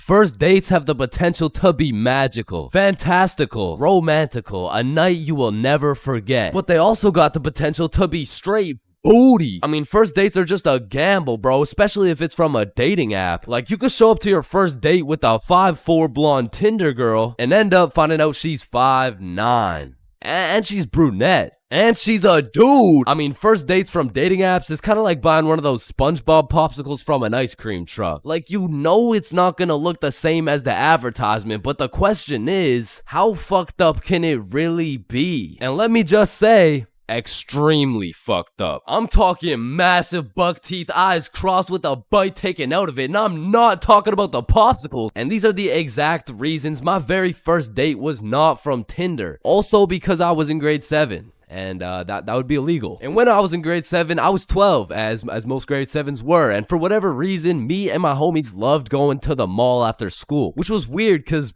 we had no money. So after another successful day of walking around and being too broke to buy anything, we walked back to the bus terminal by the mall, and as we walked up to our bus stop, we see these two girls waiting there. And the closer we got, the more familiar these girls started looking, until we realized one of them was in our class. And so we walk up to them like, yo, are you Kate? Oh shit, Billy, Bob, and Chains. What's up? Oh, nothing much. How are you guys doing? Oh, I'm good. This is Jessica. She's new to our school. Hi. What's up? Hello, Jessica. What brings you guys to the mall? Oh, nothing much. Just walking around and not buying anything because we don't have any money. Yo, us too. And so we all get on the bus and we're just talking and shit for a good 20 minutes until my stop comes up. So I'll pull the thingy, but before I get off the bus, I ask Jessica, yo, Jessica, do you Snapchat by any chance? Yeah, I do. Let me add you. What's your Snap name? And I remember I had some shitty ass username like, oh shit, it's MLG Pro No Scoper Illuminati confirmed. Yo, kid, get the fuck off the bus. Sorry, 1 second, please. Where was I? MLG Pro No Scoper Illuminati confirmed. And when I got home, I went on Snapchat, accepted a request, and we started talking. And we snapped all night to the point I was smiling, kicking my feet in the air and shit. Yo, I'm coming in. No, wait, don't. I'm beating my meat. Wait, shit. Yo, what boy has you smiling like that? Boy, it's a girl. Man, shut the fuck up. Oh shit, you're serious? Wait, so the whole time you were watching Powerpuff Girls? It just had a good plot. Okay, bro. Okay, so this is what you gotta know. And my brother started running me through the do's and don'ts of being in a talking stage. Alright, listen, don't text her too much, but don't text her too little. Don't talk to too many other girls. Yep, nope, that won't be a problem right there. Yep, I know, buddy. And you also gotta talk to her at school. So the next day at lunch, Bob, Billy, and I walk over to Jessica and her two friends, and we start talking again, and we make plans to go to the mall together. And boom, all of a sudden we started forming a little friend group. It was me, Bob, and Billy with Jessica, Kate, and Nikki. And we started hanging out damn near every day, hitting the mall, buying nothing, going to Nikki's house, doing nothing. But we had fun, and so inevitably, Bob and Kate start having a thing, Billy and Nikki start having a thing, and that just left me and Jessica. And so one late night, we're on Snapchat with my feet kicking in the air faster than ever, and Jessica hits me with a, so I've been thinking, well, I like you. I like you back. So... And I typed up, do you want to be my girlfriend? I fucking threw my phone across the room, nervous as hell. I get the notification, and when I go to check what she said, she was like, yes, I do. And call me Josh Giddy, the way I just bagged this 12-year-old. But the next day at school, when me, Billy, and Bob walk up to our girlfriends, I started getting all nervous and shit. There was something about the title of being a boyfriend that just had me shitting bricks, bro. It was like, hey, Chains, how are you? Oh, you know, I'm good. Oh yeah, how are you? Oh, I'm good.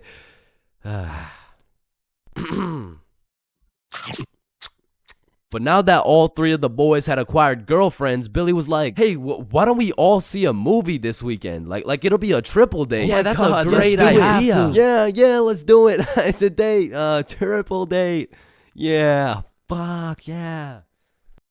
And by the time the weekend rolled around, I was still terrified of the fact that I was going on a date, and to be honest, I was also scared of the movie, bro. We came to watch It, which as a 12-year-old sounded like straight nightmare fuel, bro. But nonetheless, me, Bob, and Billy hop on the bus and arrive at the movie theater fashionably late. And so when we walked through the doors, there was our three little girlfriends excited for our first dates. So we all walk up, hug, and then go to get our tickets. And I dropped my entire life savings on her ticket and then go into debt for mine, but nonetheless, we head to the theater. Wait, should we get popcorn? Oh yeah, of course. Hey man, how much is a large popcorn? Large popcorn, that'll be $10. Damn! What happened? Are you okay? Yeah, I just realized they ran out of popcorn. Are you fucking stupid? Yeah, no, don't worry. Thank you, man. Is it no problem? Have a good day. And we got to our seats and sat down, and the movie began. And as the movie progressed, I realized it wasn't even too scary, but about 20 minutes deep, I get a tap on my shoulder from Bob. And he gestures to me the fact that him and Kate are holding hands. And I look over to Billy and Nikki, and they're all cuddled up and shit. Which meant I had to make a move, bro, which inconveniently made my hands start sweating bullets. So now I was in a position where I couldn't just grab her hand while my shit was sweaty as hell, cause then she'd think I'm weird. But then I also couldn't just sit there and do nothing the whole time, cause then she'd also think I'm weird. So I just started doing the only thing I could think of, which was blowing on my hand like some hot soup, and believe it or not, made me look fucking weird. But at least my hand was dry, so I go and hold her hand, but when I do, I make a grave mistake. A tactical error, bro. When I held her hand, my hand was on top and hers was underneath against the armrest, and my dumbass was scared I was gonna crush her arm or some shit. And I don't know where I got the idea that I even could crush her arm from, bro, cause those 12-year-old stickman arms couldn't crush a fucking pretzel if they tried. But for whatever reason, I decided my best option would be to hover my arm slightly above hers so my 1-pound arm couldn't come down and fucking demolish her forearm. And you know, this was cool for about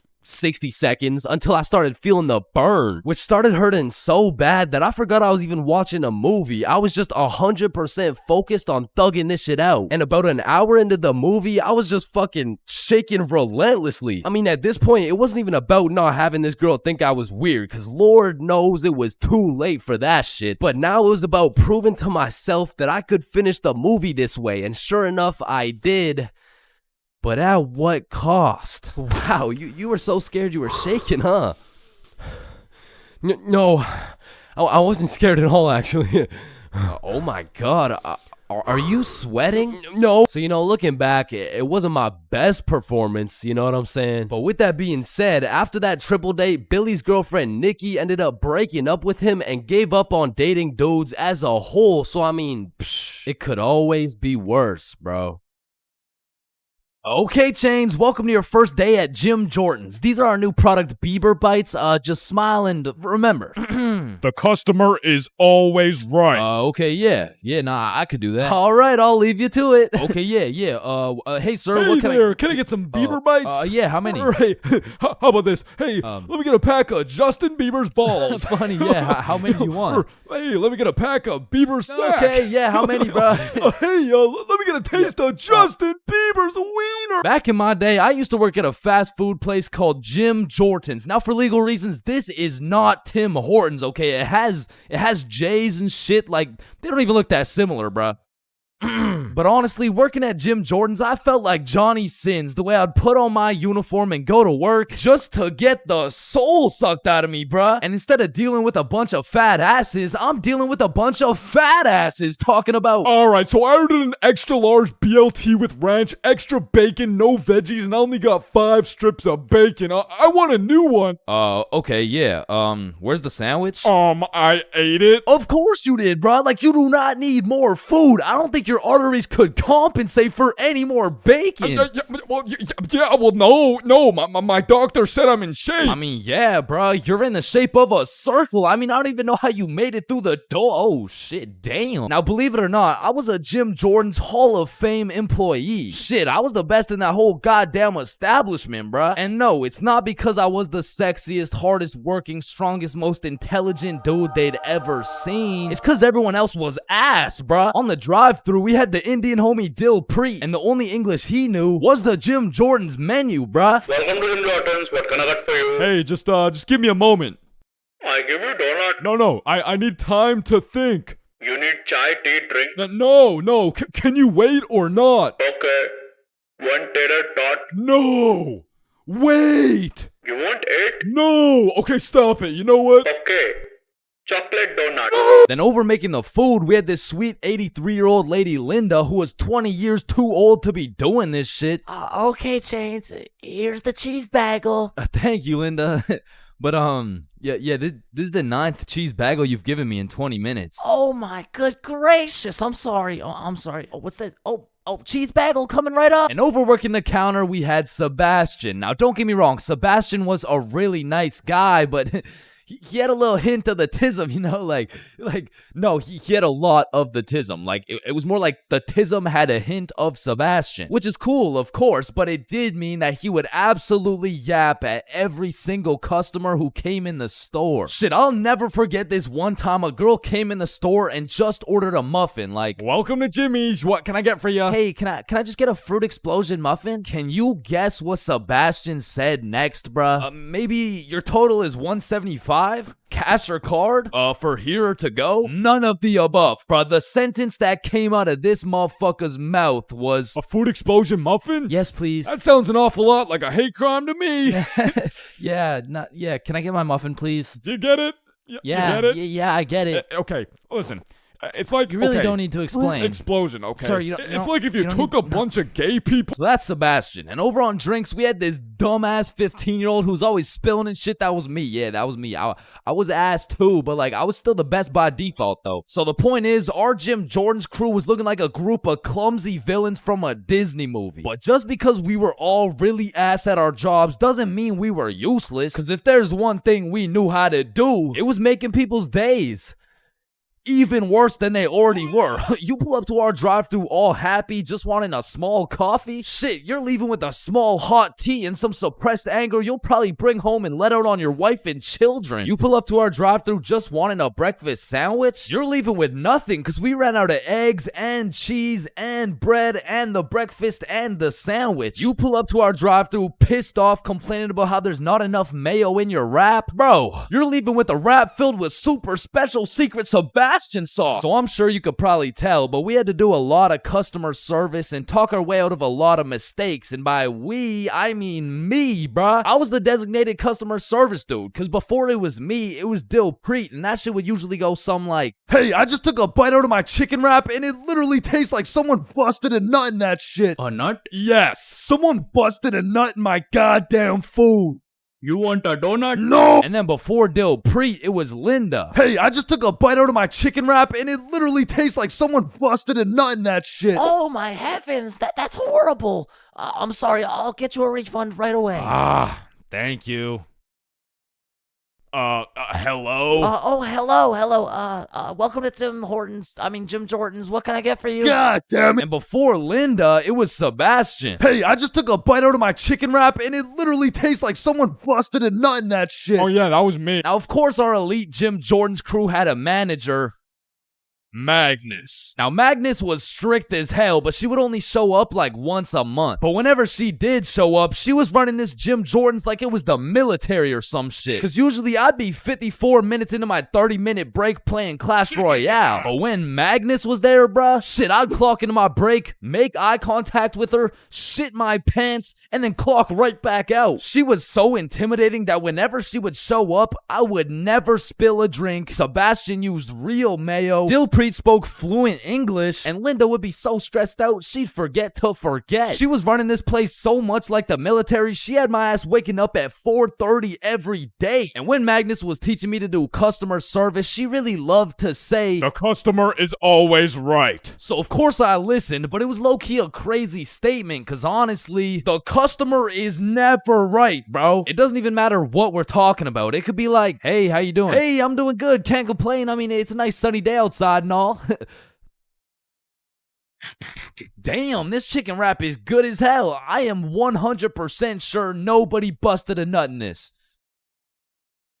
And I don't know about you, but I personally have never complained about my fast food order ever. I usually just get my order, check the bag, realize instead of a Big Mac, they gave me a McChicken with a bite taken out of it, cut my losses, and I keep it pushing. But some of these motherfuckers in the Jim Jordan's drive-thru come in like you just murdered their entire family and then took a shit in their coffee. Oh, shit. Hey, you! There's not enough sugar in my fucking coffee! Oh, okay, yeah, sorry about that. Do you want me to add more sugar in? No, this is unbelievable! Now, I swear these angry customers love to throw around the word unbelievable. But I'm not gonna lie, we forgot to put sugar in your coffee. It's pretty fucking believable, bruh. I mean, look at the staff. We're getting paid minimum wage. The guy who took your order doesn't speak English. The guy who made your order's a 15-year-old running off 2 hours of sleep. And the rest of our staff is playing fucking patty cake. You're lucky we even had enough brain cells to get you the coffee. And I'm gonna be honest, it was a blessing that I was broke as shit and really needed that job, because if I didn't, I would have crashed out for sure. Hey, some dumbass forgot to put cheese in my fucking grilled cheese. Oh, hell no. Yo, Linda, you hear this ungrateful piece of shit? Oh, hell no. You keep running your mouth, I'm about to grill your cheese, bitch. What the fuck is your old ass gonna do? Do not talk shit about Linda. Like that, and I busted in your sandwich last week. Wait, what? Being absolutely faded in math class is one thing, but pulling up to school while you're hammered, wasted, absolutely plastered is simply a different ball game. Cause there's lots of people who can properly utilize that Mary Jane on a daily basis. For example, tattoo artists. In fact, I feel like majority of tattoo artists would say, it helps me work better, dude. And I would happily trust this man to do his best work knowing he's baked as shit. However, if this dude was wasted, it's a little bit of a different story. Alrighty, dude. All done. Yo, I asked for a rose, bro. And because of this reason, you would truly have to be a dumbass to go to school drunk. Chains, but the title of the video says going to school drunk. I did, bro. I went to school drunk, but listen, it was no ordinary day at school. No. In fact, I didn't even go in the day at all. I went drunk to the school dance. Meaning this story takes place when the boys and I were in grade 11. It was a Thursday night, the night of winter ball. And as the boys and I were getting ready, you know, looking like some distinguished young gentlemen, I had realized, damn, none of us have any girls to take to the dance. Fuck, you're right. That means we're gonna have to ask a girl to dance, bro. What? You mean like talk to them? Yeah, if only we knew someone with a bigger roster than a cheerleading team. Someone with more hoes than a shed. Someone who pulls more tens than EDP. It's Bob. So me and Billy started analyzing Bob. Like how does he pull so many girls, bro? Is it the jawline? I don't know. What about the silky smooth clear skin? Maybe. Or is it those succulent luscious kissable lips? It's the glasses. Yeah. the glasses. Yeah. So we stole Bob's entire flow in the hopes this would put an end to my drought of bitches. So we check ourselves out in the mirror and then we hop into Billy's whip. We throw on some Rihanna to get us hyped, and before we knew it, we had arrived at school. Now to really paint the picture, it was a Thursday at 8 p.m. And on this Thursday at 8 p.m., Billy pops his trunk to pull out 2 bottles of vodka. Now, if you were unaware, it was currently a Thursday at 8 p.m. on a school night, and we were headed into our school. Now, logically, I should have simply denied the alcohol, but I'ma keep it a buck. The whole idea of walking up to a girl and asking her to dance was really giving me the heebie-jeebies. I mean, my palms were sweaty, my knees were weak, and arms were heavy, so I took a big old chug of that liquid courage in order to ease the nerves a little bit. And shit, Billy must have been feeling the same way because Billy was down in that shit like it was water. And right after we consumed enough alcohol to kill a baby elephant, I got a notification on my phone. Oh shit, I got an email. Oh, it's from the school. It says, if you come to the winter ball under the influence of alcohol or any drug, you will face suspension and will lose your right to walk across the stage for graduation. Fuck. Okay, listen, if we can get into the dance before this shit hits, we're chilling. All right, we got this. So we walk into the school looking fresh as hell, but then I notice a fat line of students, and this line led to a security check to get into the dance. Fuck, that's not good. Nah, we're chilling. I still don't even feel anything. What about you? Yeah, same. We're good. And just as we came to the consensus that we were good, the principal starts walking down the line in our direction. Fuck, act cool. We're good. Act cool. Whew. That was close. You 3, over here. Shit, fuck, shit. Do you guys know why I called you over here? Nah. Nope. I smelled alcohol the moment I walked past you 3. Now, I don't know if it was one of you or all of you, but you know the consequences of showing up under the influence, right? Yeah, we do. And tell me, is it or is it not suspicious that all 3 of you guys showed up with glasses on? Nah, we just thought it looked suspicious. Take them off. Damn. Yes, sir. And although I downed a sizable amount of vodka, it still hadn't kicked in yet. Now, I didn't want to do this to you guys, but look at my finger. This motherfucker starts waving around his magic finger in Billy's face with a flashlight to somehow see if he's drunk. Now, I don't know what the plan was, but I was fucking scared. Okay, he's not bad. Oh, okay, he's good. Now let's see here. And just as this motherfucker puts his finger in my face, that vodka hits, bro. I'm using all the strength I got to keep my balance while I'm getting blinded by this flashlight. Let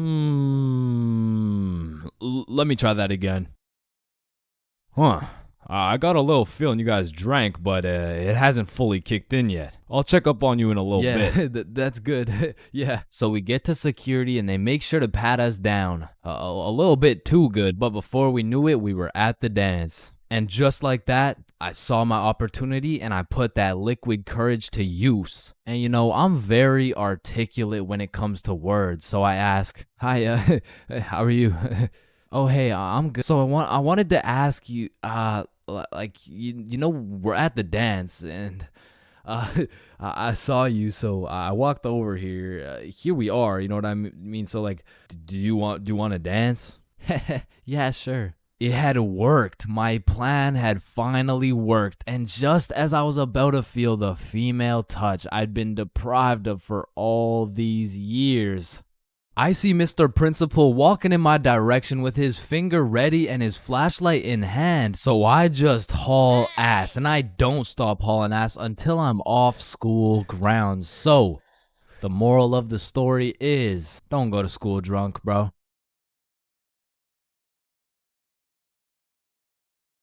Listen, bro, in this world, there's levels to clout. You could get yourself some Instagram followers. You could stack up a few bands. You could even be famous, but there's only one spot in life that is superior to the rest. A spot so glorious and sought after that they are idolized like no other. It's me. I've got the infinite money glitch. Come on, Jimmy. You know it's me. I need a max win. Man, shut the fuck up, Drizzy. I'm literally Kanye West. Nah, but I'm the top G. All right, low bro. Let's go band for band then. It's me. But I'm the fastest kid in my school. Bro, I don't know who decided speed would be the deciding factor for who's the king of the school, but all I'ma say is that motherfucker's the GOAT, bro, because I was the fastest kid in my school. I was clapping everyone in races. I was breaking track records, and I had all the 9-year-old baddies, man. I wish I could still pull like that. All right, it's just a miscommunication, you know, like when I say 9-year-old baddies, I didn't mean like... Explain it to the judge, buddy. Sick fuck. And because I peaked in elementary school, come with me and we'll take a look back at some of the first years of our lives and maybe some of the best, am I right? Kindergarten. Coming into kindergarten, kids were either excited or terrified as fuck for their first day. I mean, I would be pretty fucking pissed too if I knew this was the beginning of me being locked up every day for 13 years. But kindergarten was funny as hell because these kids had no clue what was right and wrong, so they'd be saying the most outrageous shit for no reason at all, bro. Hey, buddy with the hat, can you pass me the skin color crayon? I mean, at this age, kids were just walking NPCs, and I can't even blame them. I mean, they haven't developed consciousness yet, bro. Like, at this age, recess consisted of catching bugs, playing on the monkey bars, and fucking eating sand. And I've talked about the high school bathrooms and all the wild shit that happens in there, but to be honest, the elementary school bathrooms blow that shit out the water, bro. Because these kids aren't hitting vape tricks, no, they're hitting toilet trick shots, trying to set some world record for the farthest piss taken from the toilet. And let's just say even Stephen Curry couldn't splash that three-pointer. So essentially, motherfuckers was just pissing on the ground. Like, you need to walk into that bathroom 110% alert, or else the next thing you know, you're getting that R. Kelly treatment, bro. And I remember my kindergarten had those green, yellow, and red cards to show how good you were that day, but there was always that one kid with the permanent red. I'm talking the teacher didn't even bother to change his shit the next day, because everyone knows as soon as he walks into class, he's doing some fuck shit. For me, it was this kid we'll call Dennis, because he was a menace, bro. He was always loud, always throwing shit, but besides being a menace, he was also a truth speaker, a fact spitter, for better or for worse, because this little guy had no filter. Okay, Leah, you're up first for our show and tell. Okay, I brought my favorite painting of mine, this right here, this one's me, And this is my dog, Peanut Butter. That shit is ass. Dennis, what did we say about saying the truth out loud? I mean, not the truth. I'm talking about, like, he was the only dude I knew who could talk over the quiet coyote. I mean, to this day, if I see one of those things, I just can't I just can't talk over it. I mean, maybe he's gonna eat me. I don't fucking know. But there was one thing that could shut Dennis up, and one thing only. Boy-girl seating arrangements. Dennis always had so much to say until you put him beside Isabel and Leah, and all of a sudden it's like, hey, what are you drawing? Nothing. Aw, is that your dog? Maybe. Shit, he's just like me for real. Like, to this day, you know? Oh shit. And then we go outside for lunch, and don't get me wrong, eating sand for fun was great and all, but as kids got older, everyone started to play games, some of which consisted of tag, manhunt, soccer, basketball, grounders, red ass, kickball, jump rope, tetherball, and what is possibly the most goated game of all time, Foursquare. This game was legendary, bro, but this shit used to get heated as fuck. I mean, kids were making truces, making whole clans, and that right there was real beef. Like, if you caught the ops lacking at nap time, it was on sight, bro. Psst, what? Oh, no, wait. You're a poopy ass. But man, crushes were everything in elementary school. Like, if you told anyone you had the smallest crush on a girl, words getting out fast, and the entire class is gonna be organizing a wedding for tomorrow. But some kids just didn't use their words, like this one girl in my elementary school who most definitely had a crush on me. I mean, once again, I was the fastest kid in my elementary school, so... As I was saying, this girl had a crush on me, but she didn't like using her words, so essentially, she just she just beat my ass. I mean, what better way to tell someone you like them? And she must have really liked me, bro, because you could see it when I came home. Like, oh my god, Chains, what happened? Oh, well, I think this girl at school likes me. Oh, yeah, that's great. But why do you have so many bruises? Well, Mom, I think she really likes me. No, I think you need to go to the hospital. Yeah, probably, yeah. And there was also that one kid who went around teaching people swear words just cause he could. And of course, when I learn some shiny new words, I'm gonna use them. I mean, I still fucking do. But I remember just talking with my friends, dropping the F-bomb, feeling cool as hell. And then one time I see this girl hauling ass over to the teacher and whispering in her ear. And I already knew what was going down because this girl was the biggest snitch known to man. Like, unprovoked. It was like a hobby or some shit to her. And her name was Erin. Like, her real name was Erin, spelled E-R-I-N. Yeah, how's it feel to get snitched on, buddy? But getting in trouble in elementary school was tough because they would act like you were committing war crimes for the smallest things. Like, when I got snitched on for swearing, I was in grade 4. I was a big boy, you know what I'm saying? But my teacher was pissed, bro. Chains, you can never say that word. It's horrendous. What does horrendous mean? It's not good, okay? Aw, shit, my bad. Chains! Oh, sorry, it's just stuck in my fucking brain. Chains, cut it out right now or you get detention. Okay, I'm sorry. I'm sorry, motherfucker. What? And I'm not gonna lie, the most cursed part of elementary school was the talent shows, bro. Because the teachers expect you to be all quiet and serious and shit, but it was literally a real life try not to laugh. Like, how am I supposed to be serious when Jimmy's up there shitting out Minecraft parodies like it's comedy gold? I mean, at my school, it was less of a talent show and more of a come on stage in front of the entire school and do whatever the fuck you want for 10 minutes type of show. And man, that shit was brutal. It was like watching paint dry.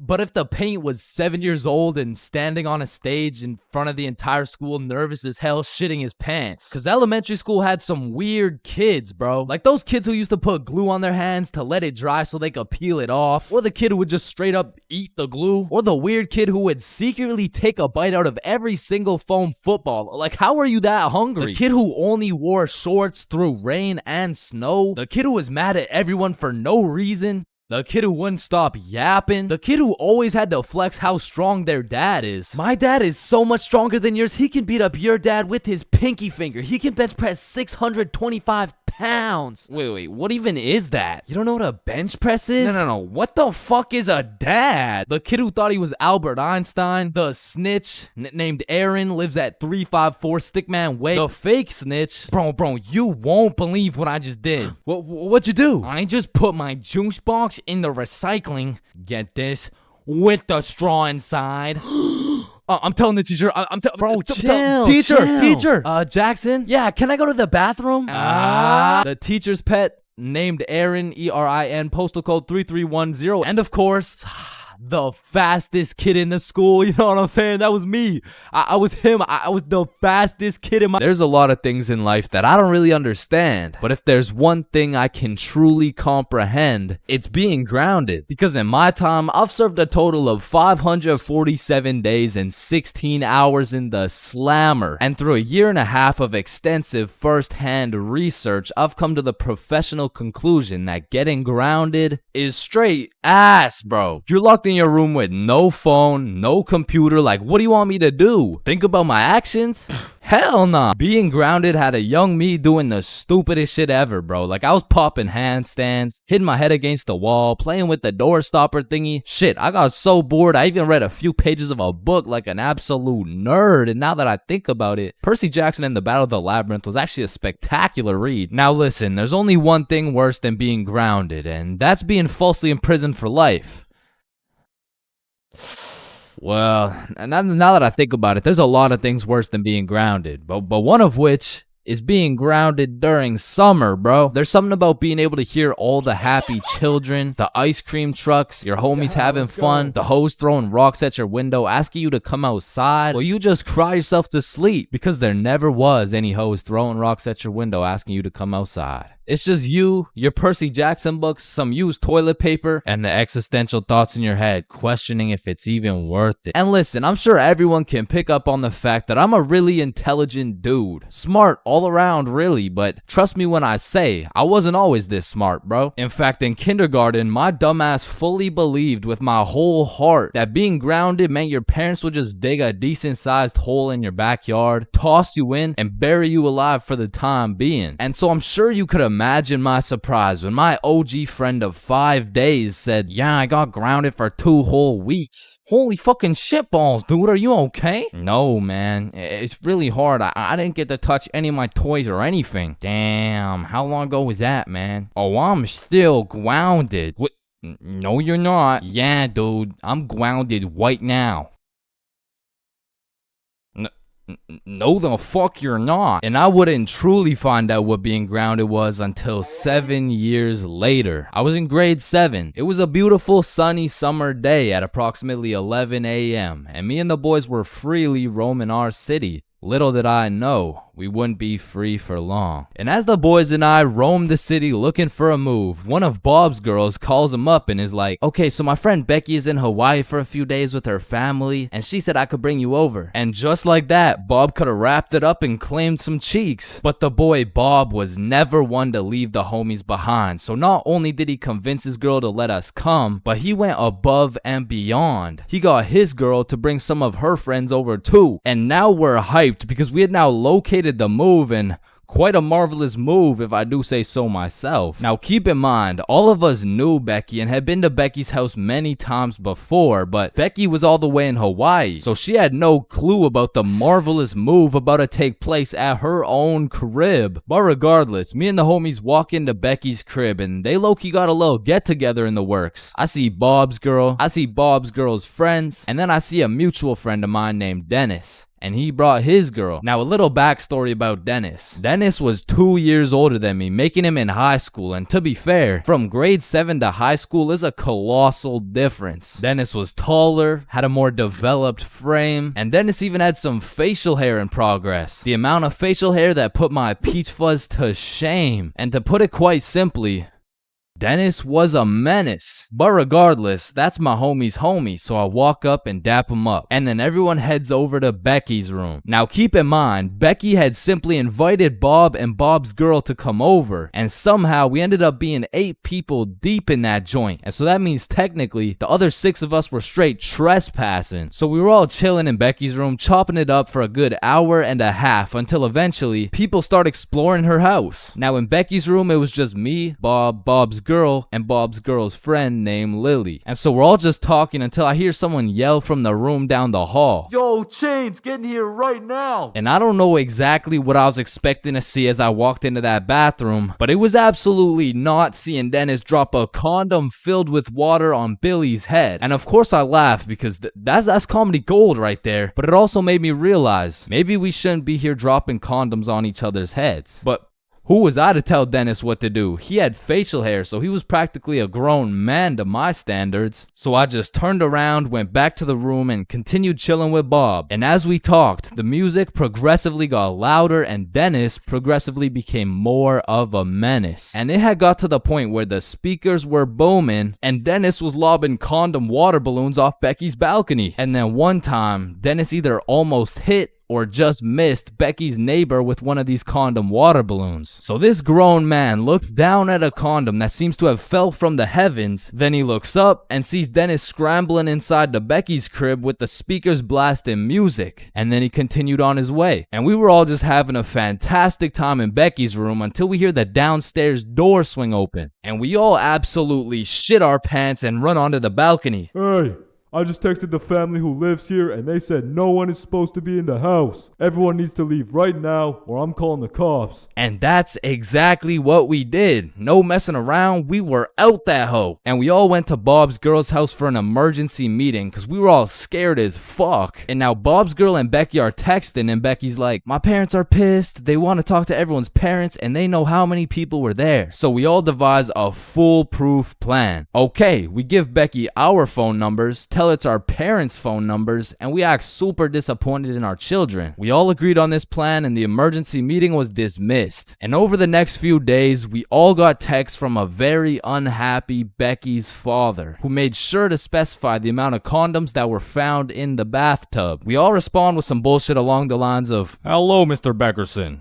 I'm very sorry to hear about the inconsiderate acts of Chains and how he's invaded your home. Rest assured, Chains will feel the wrath of this thick leather belt as it repeatedly beats against his cheeks to discipline him for his heinous actions. Thank you for bringing this to my attention. But come to find out, Lily's dumbass responded with some shit like, Dear Mr. Beckerson, thank you for letting me know, but Lily did nothing wrong as she didn't know she wasn't allowed there. Plus, she didn't even make a mess or anything, on God. Put some respect on my daughter's name.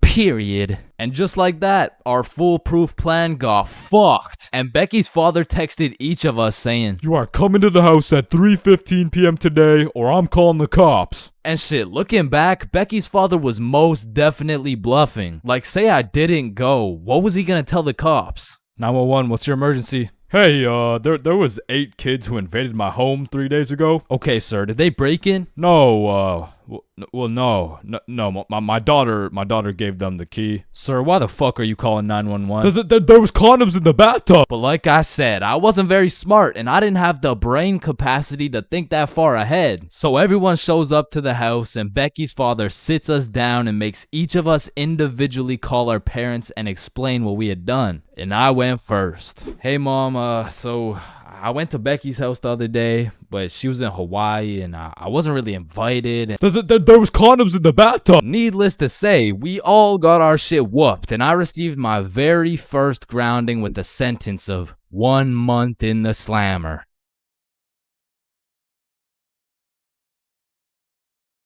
Man, you could be the 47th president of the United States and you'd still get flamed at school. It's just inevitable. It could be your haircut, your clothes, and bro, even when there's nothing to roast, somebody's gonna try and spit out some bullshit anyways. Hey, yo, why does Carl's face look like Spider-Man's left nut? Yo, it's so true. Why do you know what his nuts look like? And bro, when I was in middle school, all my clothes were hand-me-downs I got from my neighbor, and this motherfucker just didn't want to see me win, bro. Cause I was getting piles of V-neck shirts and jeans that didn't even fit. And not only did my neighbor have no drip, but dude was 10 years older than me, so every fit I made was just a decade too late. And pulling up to school and that shit had me feeling like a rotisserie chicken the way I was getting cooked at a 360-degree angle, bruh. But my fit wasn't even the only thing that was outdated, because my phone looked like the first phone ever created. And it acted like it too. I mean, I would have to click the screen 5 times and then send a prayer to the heavens just to turn that shit on. And only real G's know the pain of having to whip out an old ass phone around someone else. Like, I remember this one time a girl came up to me and asked if she could add me on Snapchat, and when I gave her my phone, my shit crashed, bro. I think your phone just ran out of battery. Oh no,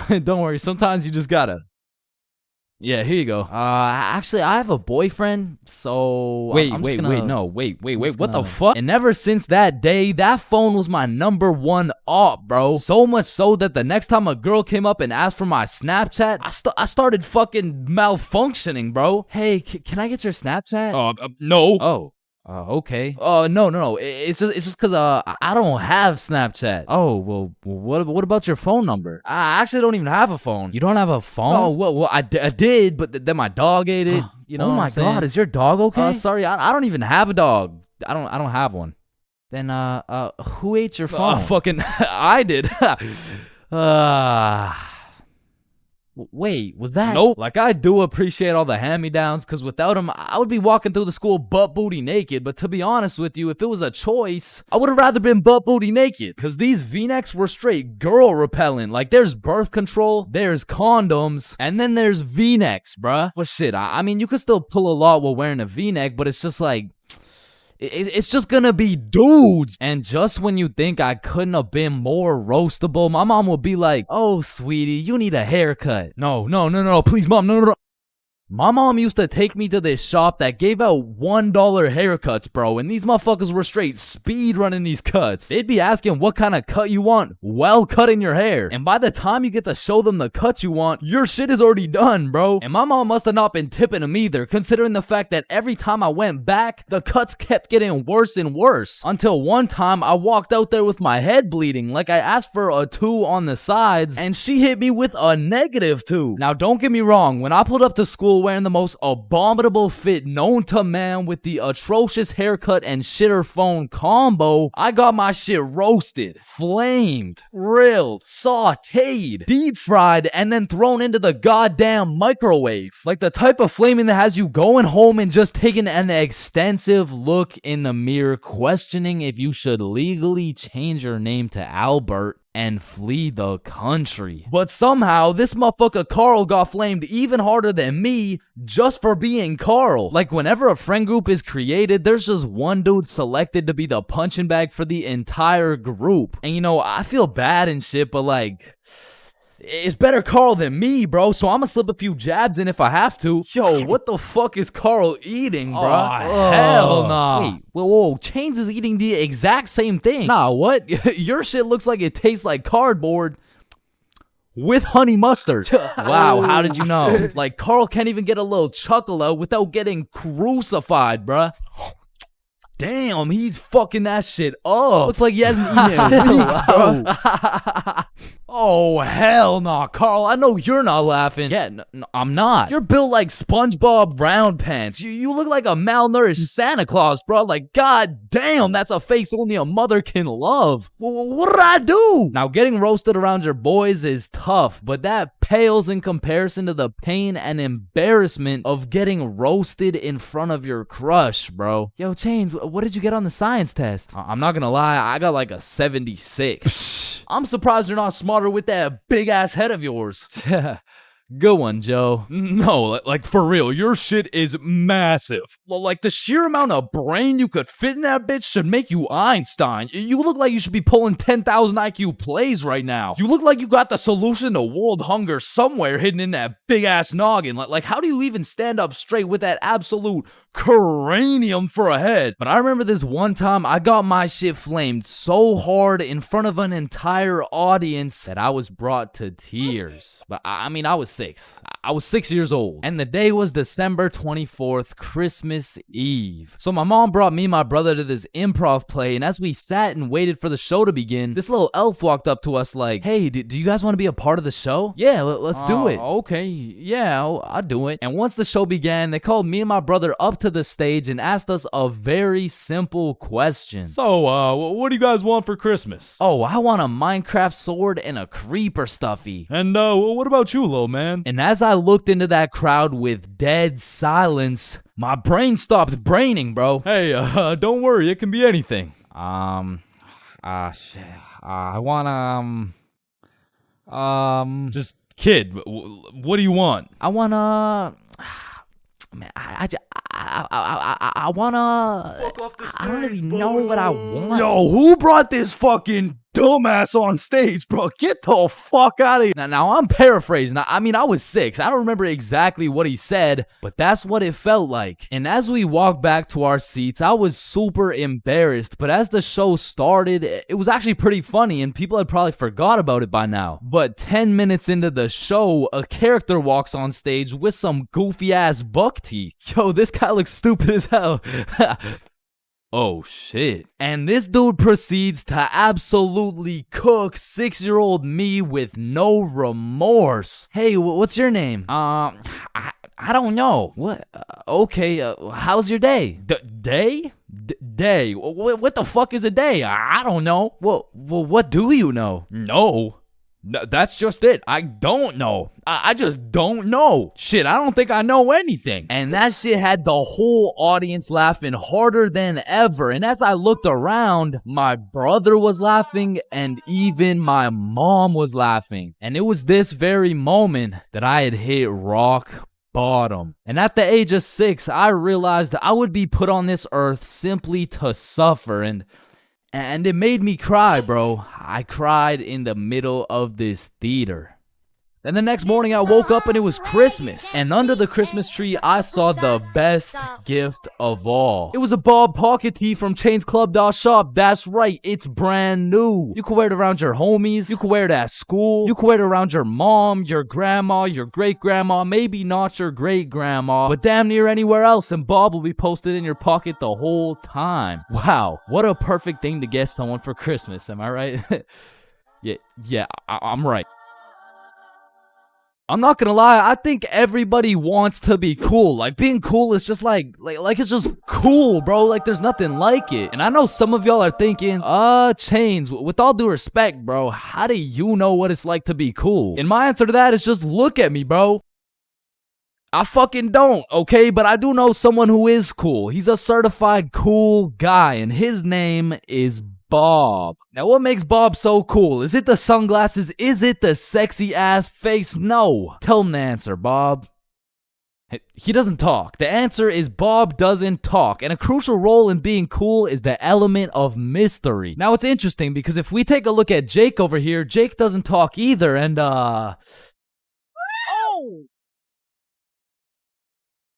I don't think, I mean, like, me personally, you know, I don't really think Jake's that cool. So that means to be cool, you can't just stop talking. I mean, I remember one time, I thought if I threw in some earbuds and stopped talking to motherfuckers, everyone would see me as some cool, mysterious guy in the shadows. And I'm not even gonna lie, I was walking through the halls feeling like Batman. I could even see the people talking about how cool I was. Come to find out, it was more like, does this kid even talk? Nah, I don't think so. Yo, what's up with this kid? I'm pretty sure he's autistic or something. Because the truth is, there's a very distinct difference between Bob's silence and Jake's silence. I mean, Jake didn't talk because he would probably get his ass beat for literally anything that comes out of his mouth. But Bob, on the other hand, doesn't talk because he doesn't have to talk. Like, watch this. Oh my god, Bob. Love you, Bob. Now, just for science reasons, let's just see what happens when I do the same thing, you know? Why not? What's the worst that could happen? Hello? Can I help you? Oh my god, help. There's this creepy guy.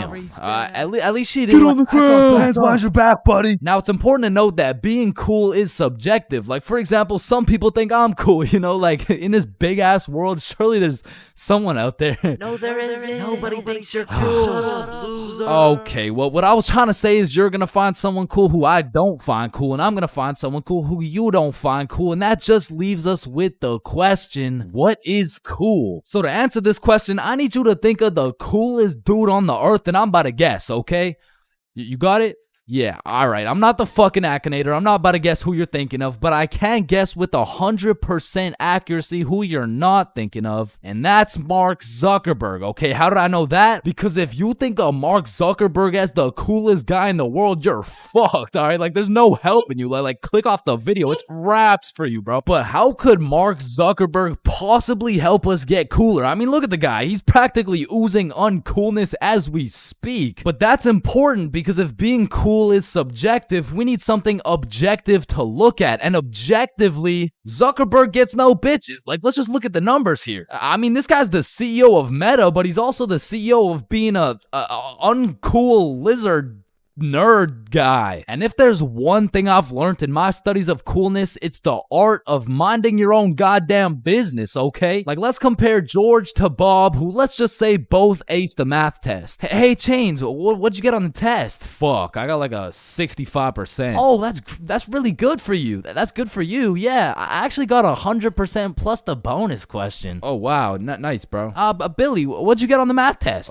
Math test? The dog. I could have swore that shit was chemistry. Nope, it was math, and I got 103%. Bob, what'd you get?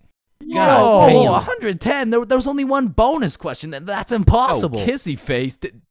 Bob, did you pipe the teacher? And that's probably why Zuck over here is so uncool. He's minding a million people's businesses, probably looking through their cameras and shit like, yeah, fuck you, Mark. And the most important trait for being cool is having confidence. You just can't be cool while shivering your timbers, bro. And I know some of you are thinking, oh, well, I guess it's over for me then. And no, it's not over for you, bro, because confidence is the most fake it till you make it shit ever. Like, you're not gonna say the perfect thing every time. Lord knows I don't. I'm pretty sure I say the wrong thing every time, but if you say that shit with your chest, people let it slide, bro. And I said, no, I wouldn't suck your dick for $20. Oh, well, that makes one of us.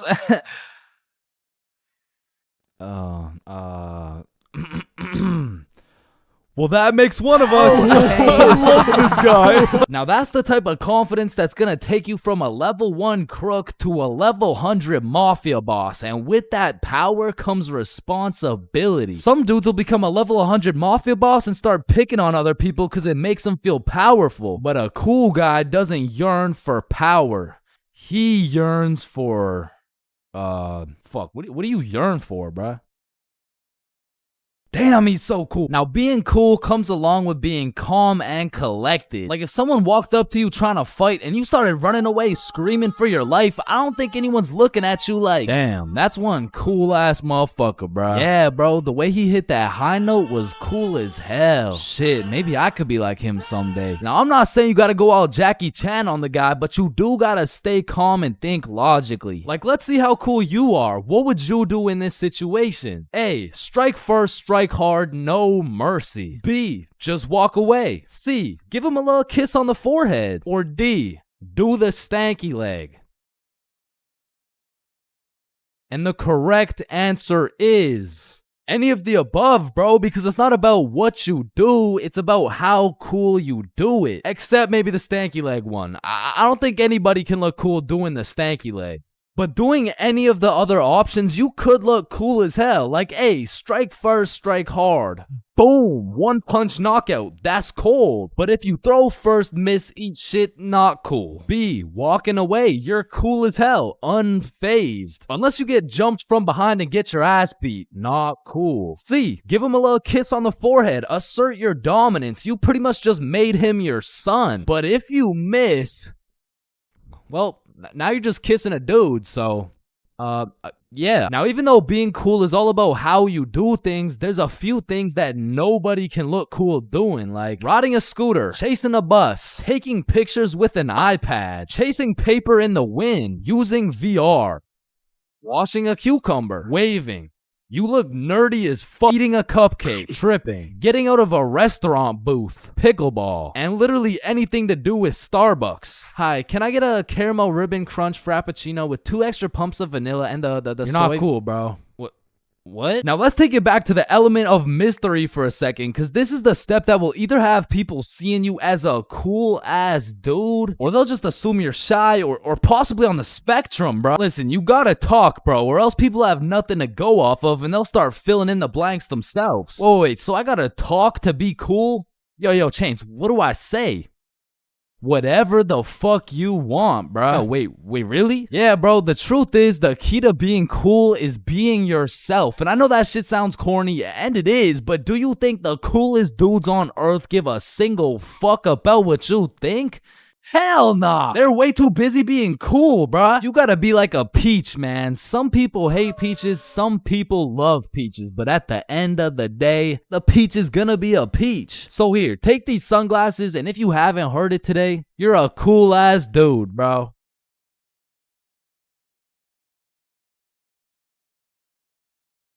If you saw this video, you would know my very first time drinking, I got both high and drunk at the same time. But my first time being drunk takes place back when I was like 14 or 15. And this story takes place at my grandma's crib. No, listen, I know that sounds bad, but like, I mean, it's pretty bad. So the story starts with me and my brother pulling up to the family function. And right off the bat, we notice the chill cousins are nowhere to be seen. So instantly we can tell it's gonna be a long night of engaging in conversations about school, sports, my lack of ability to pull bitches. And about 5 minutes after arriving, I'm just doing some good old small talk. Oh, hey bud, how's school going?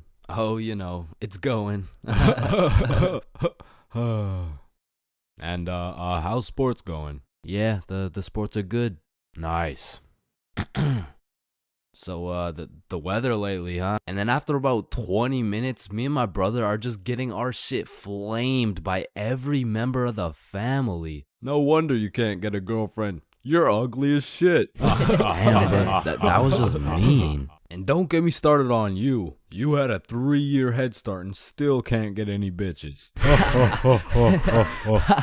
And honestly, we just can't say anything back because last time I tried. Man, still no girlfriend. That's brutal.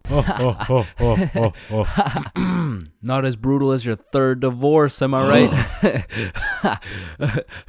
right? Guys, so instead of flaming the living shit out of this grown man in front of his mom, I decided to be the bigger man. I just laughed that shit off and then got the fuck out of there before they brought up my school grades. So as my brother and I sit down in a different room, I'm just in agony thinking about how everything this dude flamed me for was actually true. But my brother, on the other hand, he was whipping up some devious plan. Yo, Chains, follow me.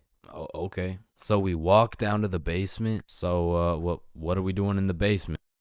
He opens a cupboard full of alcohol. Bro just cracks the seal on some vodka and starts downing that shit. Now, usually I would know this is a bad idea. But to be honest, I just got done getting my entire existence shit on by my own family. So I'm really just trying to drink my pain away at this point. I mean, we were passing that bottle drinking like rent was due and the wife was taking the kids. So with that being said, we got a little hammered. And keep in mind, this was my first time being drunk. So as soon as I stood up, I ate shit. It was like I had to relearn the controls of life. But we had to get out of the basement or else we'd look suspicious. So our drunk asses plug walked our way up the stairs. But we were trying to act as casual as possible. So we sit back down with the rest of the family like we didn't just down a bottle of vodka. And me and my bro were just sitting there looking at each other trying not to laugh.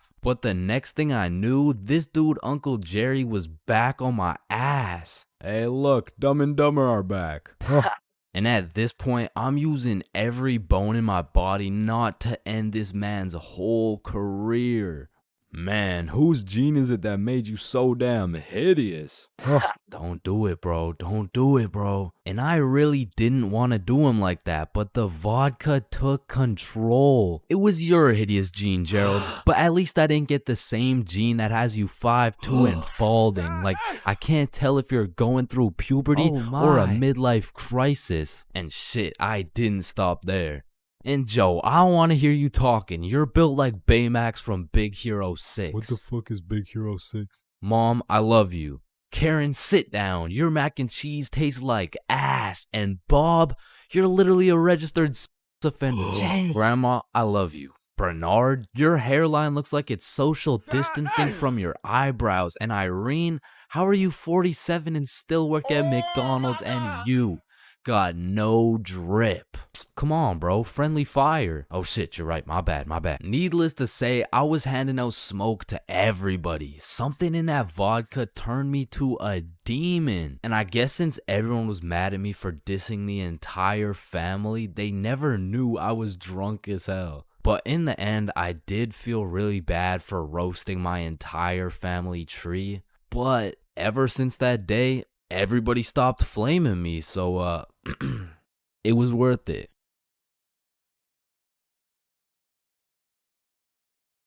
Aw, can I pet your dog? Yeah, for sure. Aw, what's your name, little guy? His name's Ben. Ben? Aw, he's so cute. I just wanna punt that motherfucker.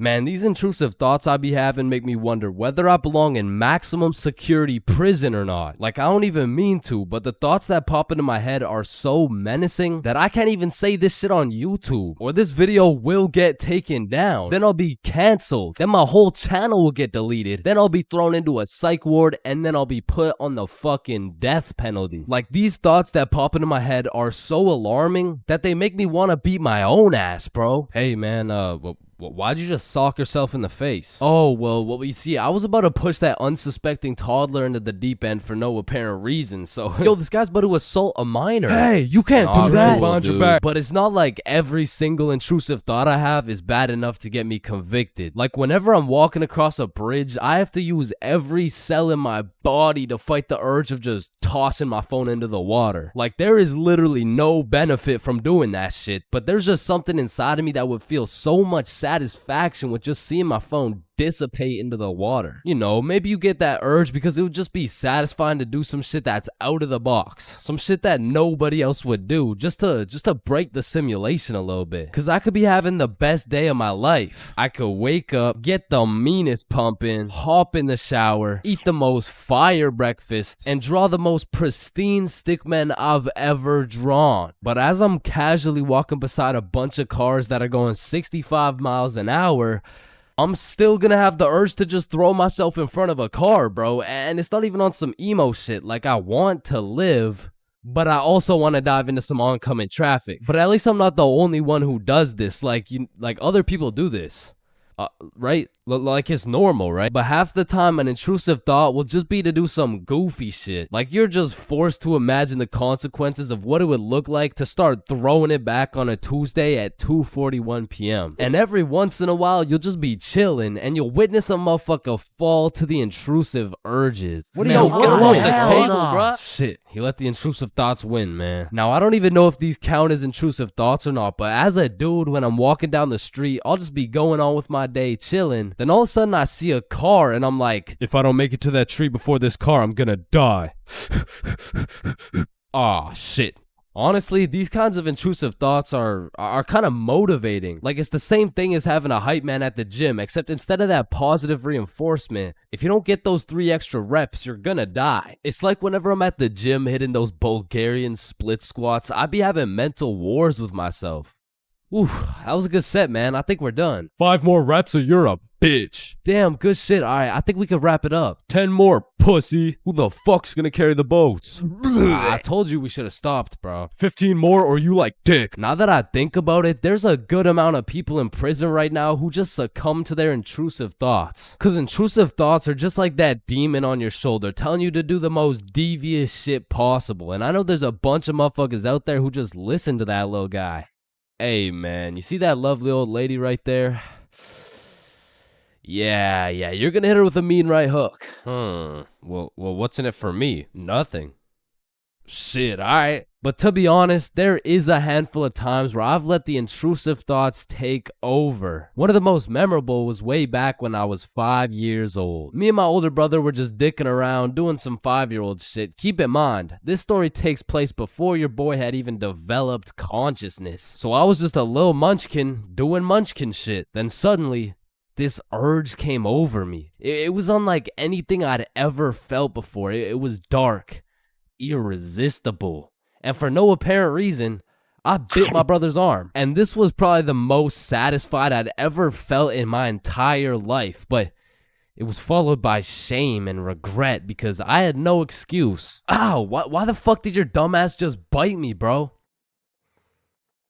I felt like it. And one of my lowest IQ moments of all time took place when I was in grade 8. It was goddamn sewing class, bro. And I remember I was having a particularly miserable day, so I was just going through the motions. We were all gathered around this big table with our sewing machines, some fabric, and some scissors. I remember I was working on some shitty little big chungus stuffy. But on this particular day, the sewing machine cable was looking was looking mad thick and juicy. And like I said, I was having a bad day, which is exactly why the intrusive thoughts decided to catch me at my worst.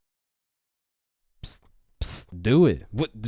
Do what? Oh, you know what to do. You're the one with the scissors in your hand, buddy. How did these even get in my hand? Now cut it. Cut it, Chains. No. Why the fuck would I? The wire exploded with smoke and my heart dropped so fast, bro. And everyone around the table just stares me down. And I'm thinking I can somehow cover this shit up like I didn't just take some fucking scissors and snip that shit like an umbilical cord. Maybe I could convince the teacher the cord snipped itself or some shit. But as I look down at the scissors in my hand, there's literally a chunk missing from the scissors. They look like they survived World War II.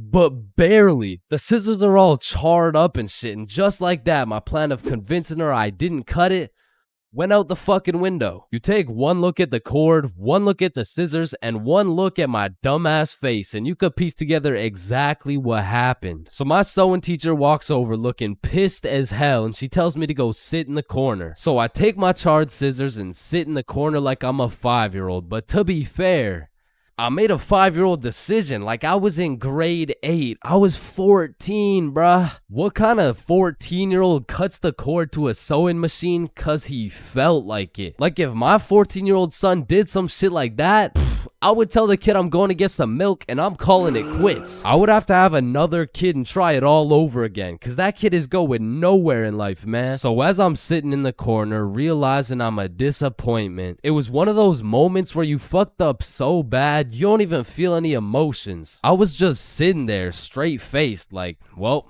fuck me. It was really one of those moments where you just want to stop existing. So after the class ended, the teacher came over to me and she said, Chains, why the fuck did you cut the cord of the sewing machine? No, Miss Sewingson, you gotta hear me out. Okay, this better be good, Chains. What was looking mad juicy and the scissors just teleported into my hands. I don't even know. You did what? Mom, it was the intrusive thoughts that they told me to do it. I'm about to intrude that ass. The fuck?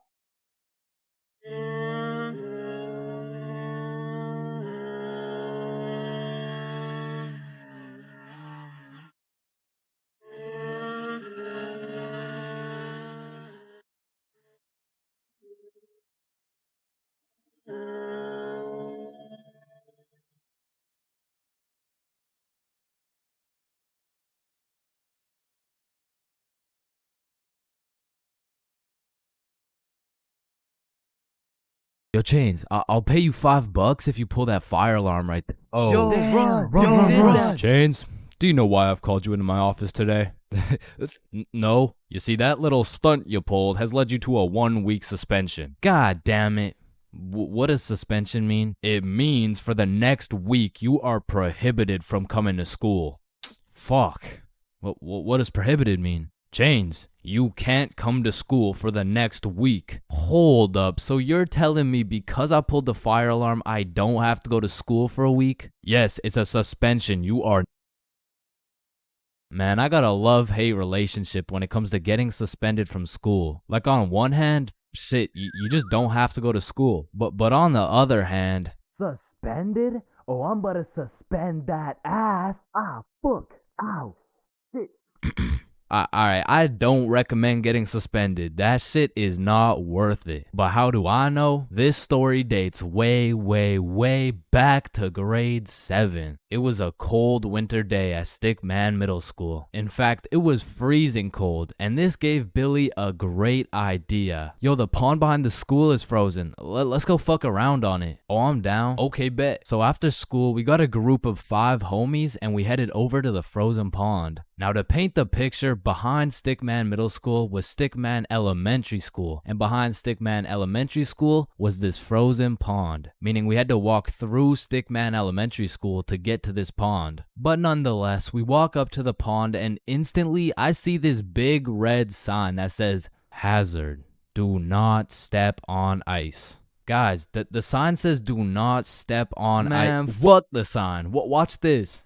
Oh shit, look, it's sturdy as fuck. Yo, fuck. And even though Billy's dumbass fell in, the ice was actually pretty sturdy. So we're gliding around, eating shit, hitting the meanest ballerina spins you've ever seen, and eating shit. And we were having some good old harmless fun. In fact, our grade 7 selves were having the time of our lives on this frozen water. That is until... Oh, what do you guys think you're doing? We were just walking on the ice. Did you guys not see the sign? What sign? I could have swore I put a sign right here. Nope, no sign at all. There was no sign. I have no clue what you're talking about. Okay, but you guys have to get off the ice. Well, why? Nobody's getting hurt. Yeah, we're safe. Okay, it's your choice. You're gonna regret this. So we continued with our ice skating antics for approximately 10 more minutes. Until the same lady came back up to the pond, but this time she was equipped with a Sony Alpha A7 mirrorless digital camera with the extendo lens. In other words, she was quite literally about to catch us in 4K. But at least she doesn't know what school we go to. Hey, what school do you guys go to? Not Stickman Middle School. Absolutely not. No, definitely not. Fuck, she knows. We had to think quick. How are we gonna smoothly get out of this situation without getting in trouble? So we called a boys' emergency meeting. We huddled up and discussed our best plans to get out of this situation. And after combining all of our genius grade 7 brains, we made the ultimate plan. If we started mooning the camera, it would then be illegal for her to take pictures of our middle school cheeks. I don't know how this became our best option, but regardless, we put the plan in motion. I mean, me personally, I got a little shy and kept my pants up, but some of the boys were out there going crazy, looking more caked up than Summer Rae. And after a little while, the lady must have decided it wasn't a great look to have a camera pointed at some 12-year-old cheeks, and she left, which means the plan had worked flawlessly. Now, the next day at school, I had completely forgot about it, to be honest. But strangely enough, while I was sitting in math class, I hear the little class phone start ringing. Hello? Oh, yes, he's here. Oh, okay. Yeah, I'll send him your way. Thank you. Chains, Mr. Principal wants to talk to you. And at this point, I should have picked up on why I was being called to the office, but I had complete faith in our foolproof plan of mooning this stranger that the thought of being in trouble didn't even cross my mind. That was until I walked into the office to see every single one of the boys sitting in Mr. Principal's office. But mama didn't raise a snitch, so we started capping our asses off. So, what did you guys do after school yesterday? Nothing. I played Fortnite. I was doing a homework. Don't play stupid with me. I got a call from Mrs. Principal over at Stickman Elementary. So tell me, what were you doing on the pond yesterday? I wasn't there. It wasn't us. I don't know what you're talking about. I don't even know what a pond is. I see. Well, I've got evidence. And as he shows us this undeniable evidence, you can see this dude Billy's cheeks in the corner of one of the pictures. So I slowly look over at Billy, and he looks over at me.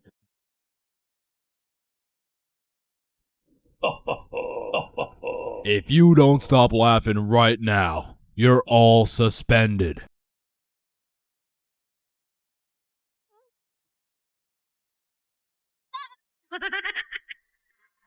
That's it. You're all suspended. And as I explained the situation to my mom, let's just say Mama Chains was not happy.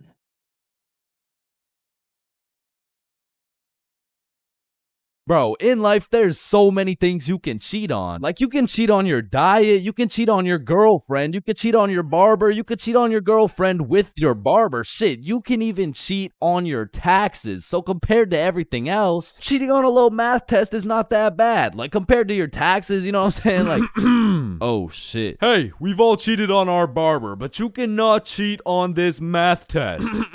Oh shit. Damn, bro. I know we've all cheated on our girl, but you cheated cheated on me, dog. Oh, shit. Babe, I know we cheated on our taxes, but you cheated on me?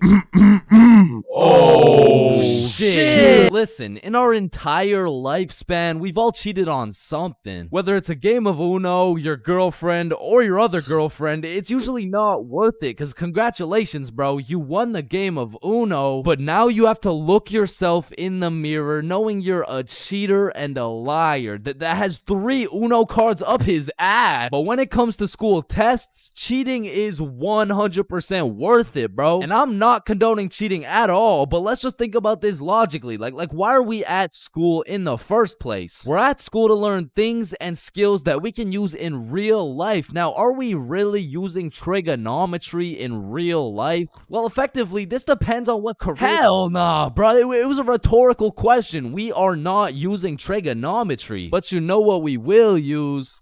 Creative thinking, communication, social awareness, logic, and reasoning, and most definitely our fucking phones. All 5 of which are strongly developed through the act of cheating on a school test. And on top of becoming a better human, better grades, it's the ultimate win-win. Your teacher feels like they did a good job teaching, your parents think they didn't raise a dumbass, and if you're good enough at cheating, you might just fuck around and get into Harvard. But once again, I am not condoning cheating, you know, just throwing that out there, you know. But yeah, as I was saying, you shouldn't cheat, right? Like it's bad. Cheating is not good, but you do know what they say. If you're not cheating, you're not trying. Facts.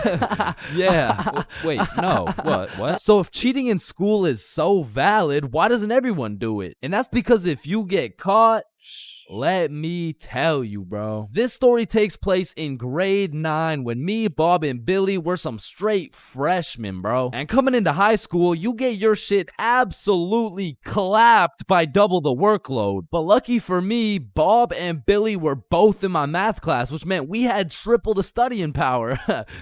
But we also had triple the fucking around power, and we used that shit to its maximum capacity, bro. But you know what they say, the more you fuck around, the more you find out. And when we got our first test back, shit, we found out. We found out we're a bunch of dumbasses who were about to fail grade 9 math, and we couldn't let that shit happen. So for the next test, we studied extremely hard. Off George's math test during the test. I mean, we were cheating with maximum efficiency. Like, we had a whole assembly line where Bob would look at George's test, throw up the number, and Billy would pass it along. And all of a sudden, our grades are making the meanest comeback Mr. Matheson had ever seen. I mean, life was great. We went to school, cheated, played some Fortnite, succeeded, browsing history, deleted, and then repeated. I mean, we were just living life with no worries until the polynomials test. I walked into this test thinking, I know what a polygon is, I should be chilling. And when the teacher handed out the test, I was bewildered to see all these fucking letters on my test. Like, is this math class or English, bruh? Yeah, I think I got the wrong sheet. Huh? No, that's the right test. Well, what's the deal with this? I mean, that's just polynomials. Dog, I can name every single polygon, but who the fuck wrote Elon Musk's son name on my goddamn math question? Yeah, Chains. That's what we call a variable. It's called a variable. Yeah, I know. I know that, and I knew it before you said it too, cause we learned about it in class. Yeah, right. Right. Now, this would have been extremely bad if we didn't have the ultimate method we like to call George. Because George was one of those dudes who loved studying. Like, he'd wake up and go to school, then come home and study till he dropped, bro. Like, if you kidnapped George's whole family and told him you'd only give them back if he answered this equation, this motherfucker would just be happy he got more homework, bro. And cause of this, we had a little deal going with George. If he let us cheat off his math test, we would teach him how to be a normal dude. We were teaching this kid how to dap someone up, how to use slang, and all I'ma say is, this motherfucker should have just stuck to math, bro. Yo, Chains, sauce me a bite, big dog. I got you. Shit, Chains, you just busted in my throat, gang. Hey, yo. George, what you just said right there sounded gay as hell. type shit. No. So as I was saying, I'm looking at this math test with more letters than numbers, and it would have been raps for me if it wasn't for the George method. So I'm looking at Billy, Billy's looking at Bob, and Bob's looking at George's test, and we're absolutely flying through this polynomials test. And about halfway through, I look up to get the next answer, and I get jump scared by Mr. Matheson mean mugging my shit. And you can see it in his eyes. He knew exactly what was going down, and he took me, Billy, and Bob's tests and took us to the hallway. What do you guys think you're doing? Polygamy.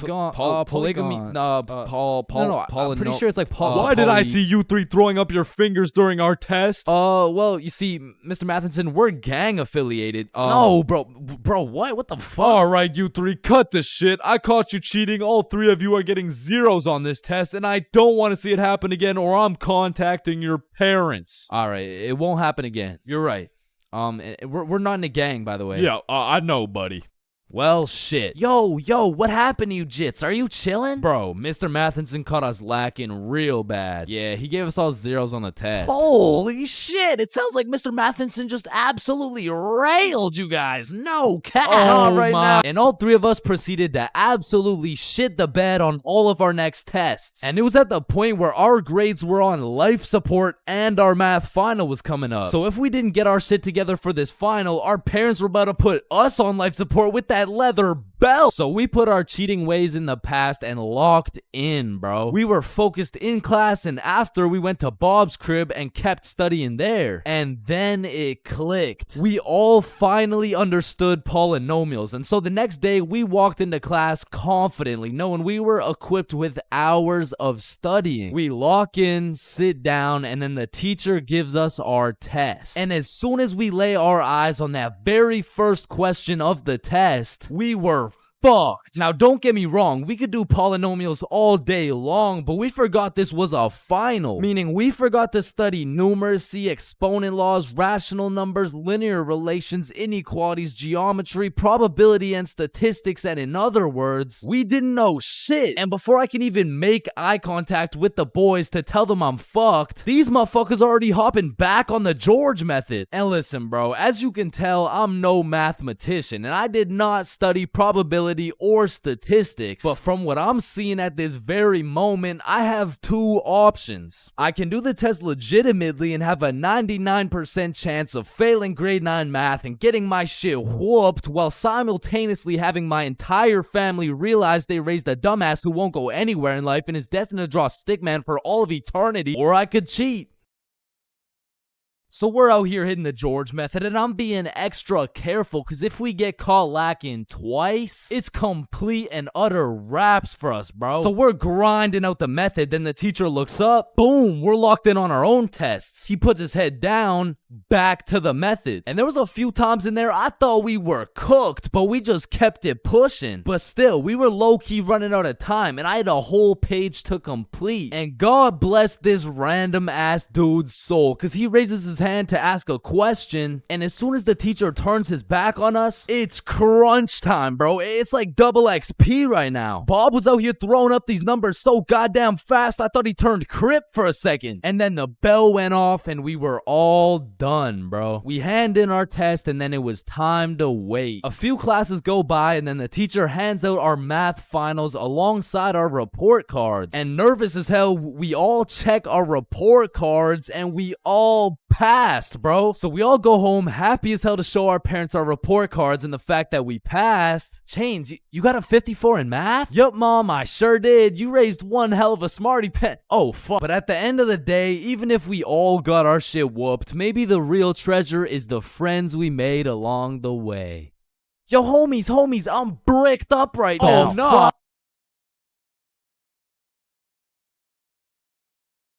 High school, the only place you'll find nerds and jocks chilling in the same room, where there's fight clubs and book clubs in the same building, where you can find the plug selling something and the school thought-giving dome all in the same bathroom, and surely one of the few places you can pursue your educational prowess and take it off that Benjamin in the same institution. High school, man. Love it or hate it, it's quite the experience. And although every single person will have a different experience at high school, there are some things you are guaranteed to encounter. Like the PE sweat, the nerd, that one strict ass teacher, the teacher's pet, the redditor, the predator, the chill teacher, the plug, the stoner, that one motherfucker who walks like this, the class clown, the band kid, the kid who just never shows up.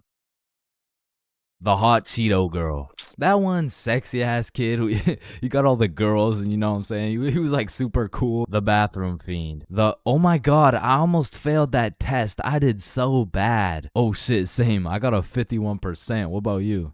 Oh my god, I only got a 98.5. The fighter. The anime kid, and the NPCs. Every single one of these individuals make up the magical place we call high school. You come into high school merely a young, innocent, and clueless child, but you leave even more clueless than before, bro. Like when we learned about pie in math class, my dumbass thought I was in culinary arts for 2 goddamn weeks. And that is pie. Chains, are you listening? Yeah, we're learning about pie. Then recite pie. Flour, egg, some fucking blueberry. Like coming into high school as a freshman, I was thinking, I can use my high school experiences and knowledge to figure out what I'm gonna do in life. Then shit, all of a sudden I'm graduated and my brain is filled to max capacity on bullshit. So now that you're graduated, what are you gonna do with your life? The mitochondria is the powerhouse of the cell. But one of the most majestic parts of high school is the bathrooms, bro. Like it's a proven statistic that only 1 in 30 kids actually go to the bathroom to take a piss. And Lord knows what the other 29 are doing, bro. I mean, it could literally be anything from a secret fight club to a drug ring to a fucking Bible study. Like nothing is out of the picture when it comes to high school bathrooms, bro. But the bathrooms are not the only place where some fuck shit goes down. Cause you know high school students love to see fights, so when there's the slightest hint of beef, there's a motherfucker instigating that shit. Oh shit, my bad, bro. Nah, it's all good, don't worry. Yo, personally, I wouldn't take that shit, bro. What? Nah, it's fine. Like, he practically just called you a bitch. Wait, really? No, it was an accident. Wait, what's that? Oh shit, he just said he's smoking on your grandma's pack right now. Hey, don't be talking about grams like that. Ah, shit. Wow. But tell me why when some entertaining shit happens, I just happen to miss school that day. Like I'll go every day of the month, but I get sick for 1 day? Damn, I'm glad as fuck I'm not at school right now. Yo. Holy shit. Chains, where are you? I'm in my bed right now. Why? Ooh. Jeremy and Tom are running the ones right now. Fuck, the one day I didn't go.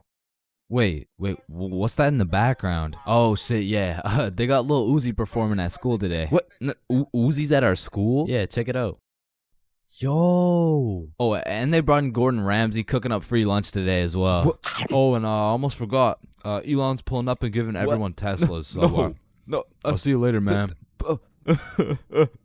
But listen, high school is nothing like these movies paint it out to be. Like all these movies portray the same shit, where Victoria and her goon squad make fun of Ruby, and where Chad and the football team shove Arthur in a locker. Like I've only seen a motherfucker get shoved into a locker once in my life, and to be honest, I couldn't even see much of it. I mean, it was pretty fucking dark in that locker, bro. But for real, in high school, you don't have to worry about some big body taking your lunch money or some football kid slapping the books out of your hand. The worst thing you'll encounter on your average day at school is your local Redditor. I don't know how they do it, but somehow every joke they make is so unfunny that it just ruins my day, bro.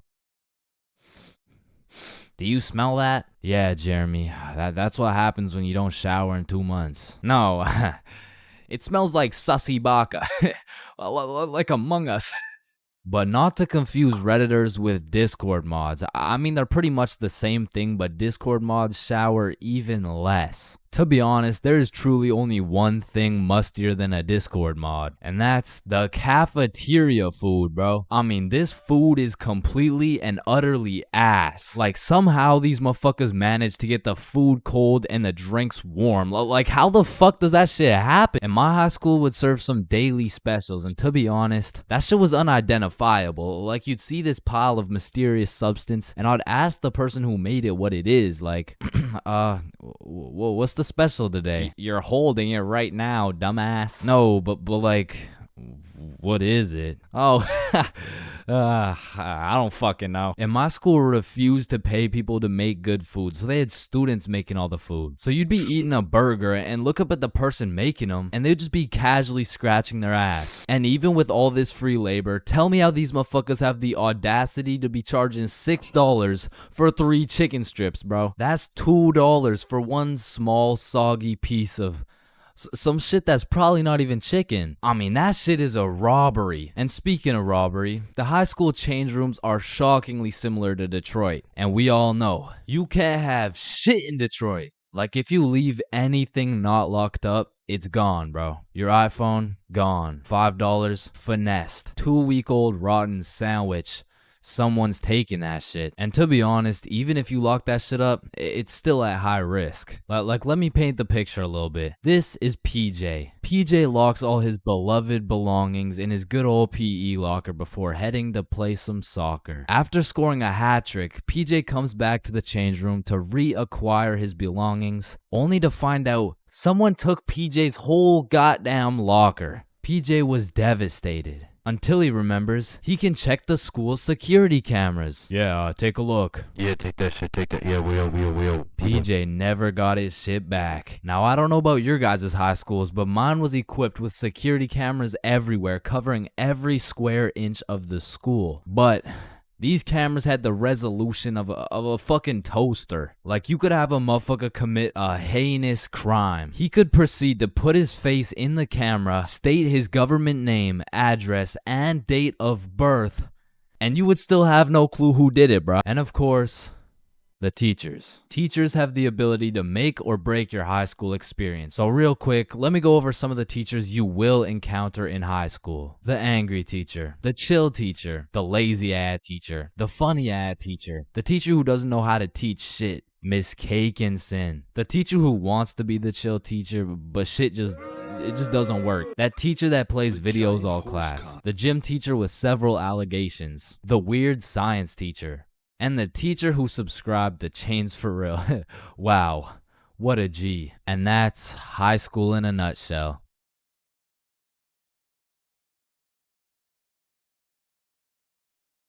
Damn, light bulbs were such a good idea that they became the symbol for good ideas. God damn, I just spilled my water. Why does water make clothes darker if water is clear? What the fuck? Yo, there's 2 guys coming. On me. Oh, I clapped his ass. Yo, Billy. Yeah, what's up? You see that lamp right there? Yeah. What about it? That lamp in the video game uses real life electricity. Whoa. You know what I just realized? When a morgue worker dies, he still goes into work the next day. Bro, how could he go to work? He's dead. Oh, shit. Oh, whoops. Just drop the soap. Wait, when you drop the soap, does the soap get dirty or does the floor get clean? Wait, guys. Since I'm alone, I'm the only person in the world to ever see this peanut. Nah, I saw it too. Who the fuck are you? Yo, when did you get so much money? Man, it's the money my grandma inherited me before she died. Yo, that's low key like when your homie dies in Fortnite and you pick up his loot. Come on, bro, my grandma's dead. Not cool. You right, my bad. Man, imagine the guy that discovered milk and think about him convincing someone else to drink it. You did what to the cow? No, trust me, it's good, just drink it. Wait, you drink it too? Yeah, it's really good, look. Aw, hell nah. Damn, bro, mosquitoes are some brave creatures, considering those jits got 1 HP. Facts. Yo, Chains, you need your parachute to skydive. No, you don't. You just need a parachute to skydive twice. No, Chains.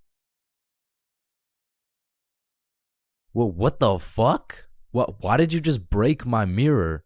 Well, actually, mirrors don't break. They simply multiply. Oh. Damn, bro. We're all just some walking nut for real. Facts. Damn, for real. It's crazy. It's true, though. Oh, shit. Oh, shit. I'm on fire. If you really think about it, you're not on fire. Fire is on you. Call the fire truck. Wait a minute. A fire truck is actually a water truck. Oh, god damn, just call the truck. Jesus. Bro, I was on fire. Why didn't you just call the fire truck? First of all, you weren't on fire. The fire was on you. Second of all, it's a water truck. Bro, I got the munchies. We should cook some cookies or something. Nah, you don't cook cookies. You bake them. What? Then why are they called cookies? Shit, I don't know. Cookies are just cookies. No, that's like saying you cook bacon instead of baking it. Well, actually, you do. What the fuck? Bro, what keeps the hot dog in like hot dog shape? It's like meat inside some animal intestine casing or some shit. Okay, so it's hot dog meat inside animal casing, right? Yeah. So, hypothetically speaking, once you eat the hot dog, it's still hot dog meat inside animal casing, but you are the animal casing. So, with that being said, when you eat the hot dog, you become the hot dog. Just let me eat my fucking hot dog, bro. And that is why Genghis Khan has the most descendants in human history. I actually know someone with more descendants than Genghis Khan. Well, that's impossible. Who could possibly have more descendants than Genghis Khan? Genghis Khan's dad. Damn, you know Google Maps, right? Yeah, of course. Bro, someone at Google really just said, Yup. Let's just have someone drive down every road on fucking Earth. And then they did it.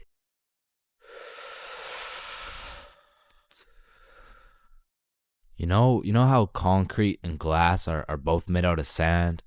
Yeah, what about it?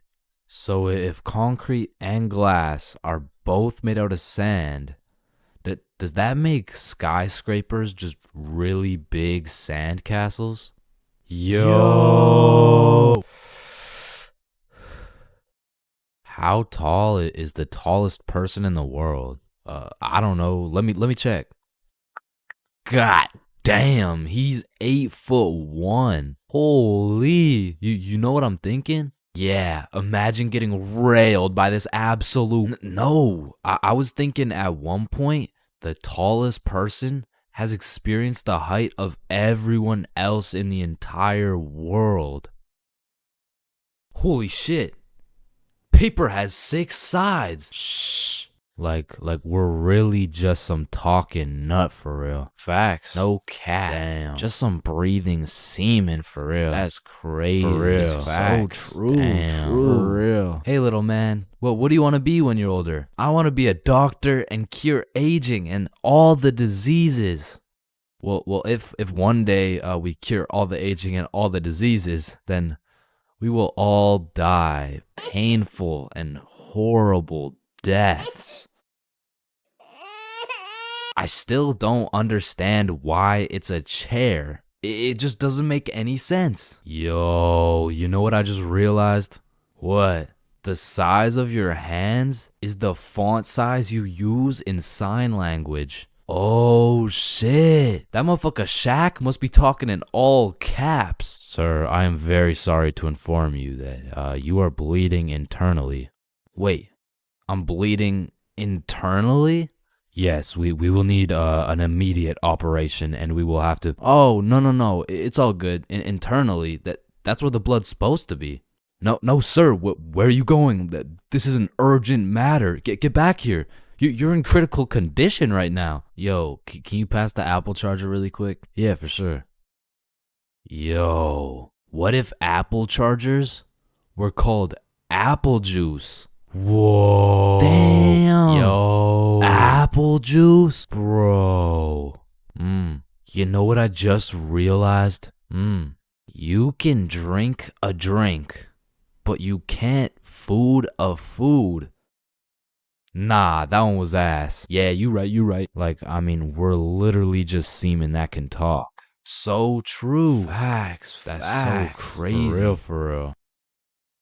Yo, when you put your socks on inside out, the entire universe is wearing your socks, except you. Fuck. Yo, look, it's a unicorn. Damn, it's got a really unique horn.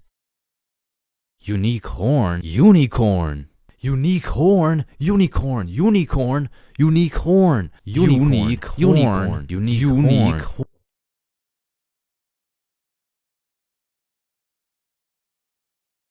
Oh, leaves are called leaves because they leave the tree. Holy shit, I got an idea. Can you pass me the wrench? Rope. Glue. Piece of pizza, please. Tape. A little more tape. Damn. Big ass magnet. Alright, all done. Whoa! This bad boy uses 0 gas. It's completely eco-friendly. Hop in.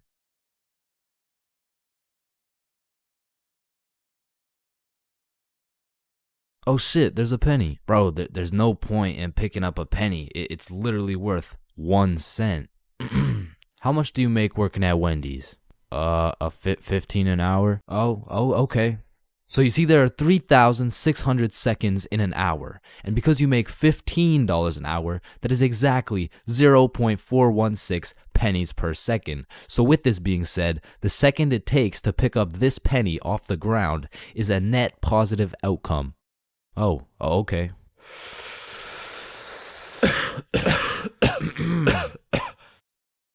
Wait a minute.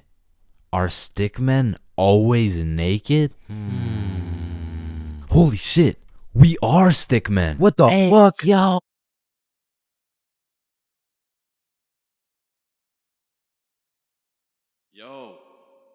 Hey.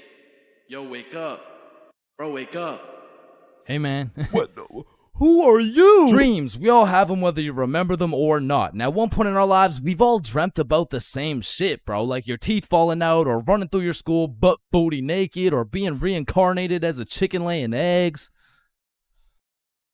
But when you really step back and think about what sleeping is, it's mad weird, bro. Like imagine an alien crash landed on Earth and saw a bunch of motherfuckers sleeping like...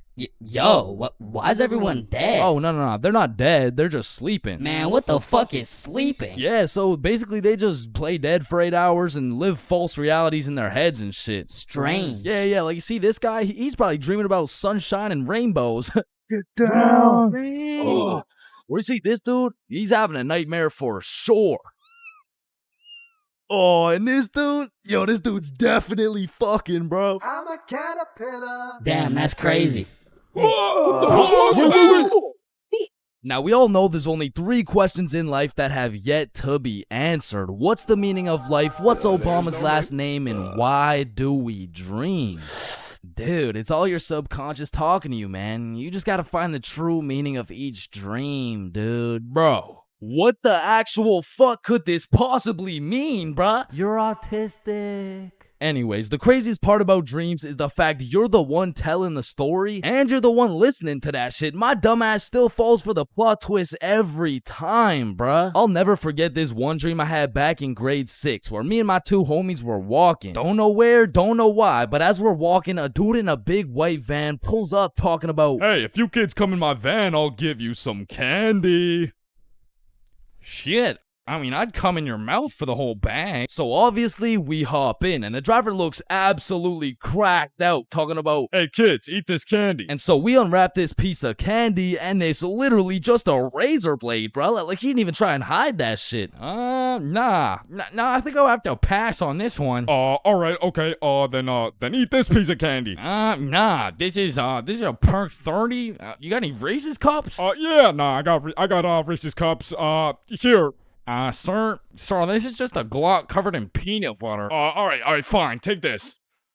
Shit, okay. So we eat this unsuspicious looking candy and instantly start tripping balls, bruh. Like the van is deforming, we're seeing rainbows and shit, and worst of all, we see this big ass grin on the driver's face. And I don't remember exactly what he said, but he said some crazy shit like, get ready, I'm coming for them cheeks. Nah, it was more like looks like your private square just went public. Okay, no, that wasn't it either.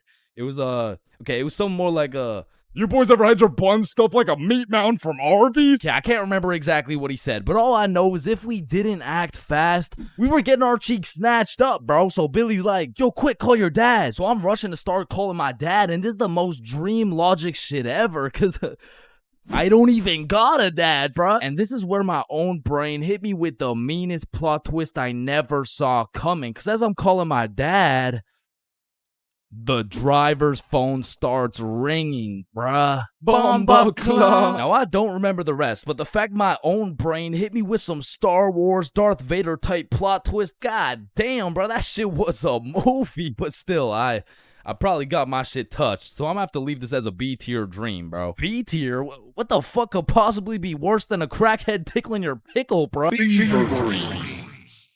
Now those motherfuckers could be their own torture method, bro. These are dreams that just have you stuck in an infinite time loop doing the same shit over and over and over and over in C tier, bro. Now lucid dreams. Lucid dreams are deadass just playing life on creative mode, bro. Cause in my long life, I've only had 3 lucid dreams and every single one of them was lit as fuck, bruh. Now the problem is I can only start lucid dreaming when my original dream is just a little too strange. Like, hey, you're cute. Can I get your number? What? You want my number? Yeah.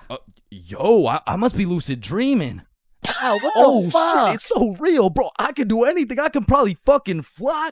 Alright, Chains, this is not a dream. You're under arrest for battery and assault. But for real, my first lucid dream started when I was posted up in a basement with Michael Jackson. Yo, aren't you supposed to be, like, dead and shit? Oh shit, I must be dreaming. And so to test the waters, I start spawning in random shit on the spot, and this is the moment I realized the possibilities were endless, bruh. I could do whatever I wanted, and so I spawned in a honey pack, and I spawned in Lola Bunny, and I S tier. Lucid dreams are S tier, bruh. Wet dreams are too. We got a few popular reoccurring dreams on our hands, like running through your school butt booty naked. Now back in the day, this dream used to have me scared shitless, bro. I was like, oh shit, where's my pants? Yo, what's my crush gonna think? Well, what are the boys gonna say? But ever since graduating high school, that dream has me scared even more shitless, bro, because now it's like, oh shit, yo, what's the police gonna think? Hands behind your back. Bro, what's the judge gonna say, bro? Shut the fuck up. Fucking C tier. Teeth falling out, B tier. Random adventures with your homies, A tier, bro. Me, Bob, and Billy have fought bears together. We've been to the nether. We've even fucked around and ran a 3-man on the Totally Spies cast. Like, these dreams are so lit that when I wake up in my raggedy old lonely ass bed, I be trying to go back to sleep to continue the plot, bruh. Look who came back for that meat mountain, boy. Oh, hell no. You better run. Bruh, I'm trying. Now, trying to run in your dreams, man, this shit really pisses me off, bro. Because I never told anybody this, but I was the fastest kid in my elementary school. So when I'm dreaming and I got 2 hordes of zombies, Michael Myers, and fucking Diddy himself chasing after me, tell me why my ass starts running like the fastest kid in the special needs class, bruh. So trying to run in your dreams has got to be C tier, right next to all the common shit like falling, drowning, losing your phone, explosive diarrhea all over your bed. Damn, bruh, shitting your pants, fever dreams, and being butt booty naked around a bunch of minors is C tier. What the hell is D tier, bro? Sleep paralysis. This might be the scariest thing that can possibly exist, bruh. You're telling me at 4 a.m. I could open my eyes, unable to move, while struggling to breathe, and start seeing demon shadow figures while hearing screams in the distance, bruh. Fucking Z tier, bro. What the fuck? Now I'm grateful I never had to experience that shit, cause the fact that while you're paralyzed, you'll start to see the scariest thing your brain could possibly imagine is beyond me, bro. Knowing me, I'd be there enjoying my beauty sleep, dreaming of me and the boys playing fucking Mario Kart or some shit, and I would open my eyes stunned, unable to move, when slowly a devious creature begins revealing itself out of the closet, casting a shadow over top of me until I can see exactly what it is.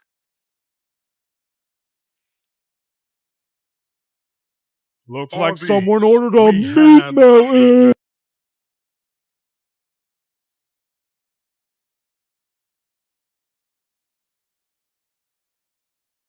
There's a lot of things in life that I don't really understand, but if there's one thing I can truly comprehend, it's being grounded. Because in my time, I've served a total of 547 days and 16 hours in the slammer. And through a year and a half of extensive first-hand research, I've come to the professional conclusion that getting grounded is straight ass, bro. You're locked in your room with no phone, no computer, like what do you want me to do? Think about my actions? Hell nah. Being grounded had a young me doing the stupidest shit ever, bro. Like I was popping handstands, hitting my head against the wall, playing with the door stopper thingy. Shit, I got so bored I even read a few pages of a book like an absolute nerd. And now that I think about it, Percy Jackson and the Battle of the Labyrinth was actually a spectacular read. Now listen, there's only one thing worse than being grounded, and that's being falsely imprisoned for life. Well, now that I think about it, there's a lot of things worse than being grounded, but one of which is being grounded during summer, bro. There's something about being able to hear all the happy children, the ice cream trucks, your homies having fun, the hoes throwing rocks at your window, asking you to come outside, or you just cry yourself to sleep because there never was any hoes throwing rocks at your window asking you to come outside. It's just you, your Percy Jackson books, some used toilet paper, and the existential thoughts in your head questioning if it's even worth it. And listen, I'm sure everyone can pick up on the fact that I'm a really intelligent dude. Smart all around, really, but trust me when I say, I wasn't always this smart, bro. In fact, in kindergarten, my dumbass fully believed with my whole heart that being grounded meant your parents would just dig a decent-sized hole in your backyard, toss you in, and bury you alive for the time being. And so I'm sure you could imagine my surprise when my OG friend of 5 days said, yeah, I got grounded for 2 whole weeks. Holy fucking shitballs, dude, are you okay? No, man, it's really hard. I didn't get to touch any of my toys or anything. Damn, how long ago was that, man? Oh, I'm still grounded. What? No, you're not. Yeah, dude, I'm grounded right now.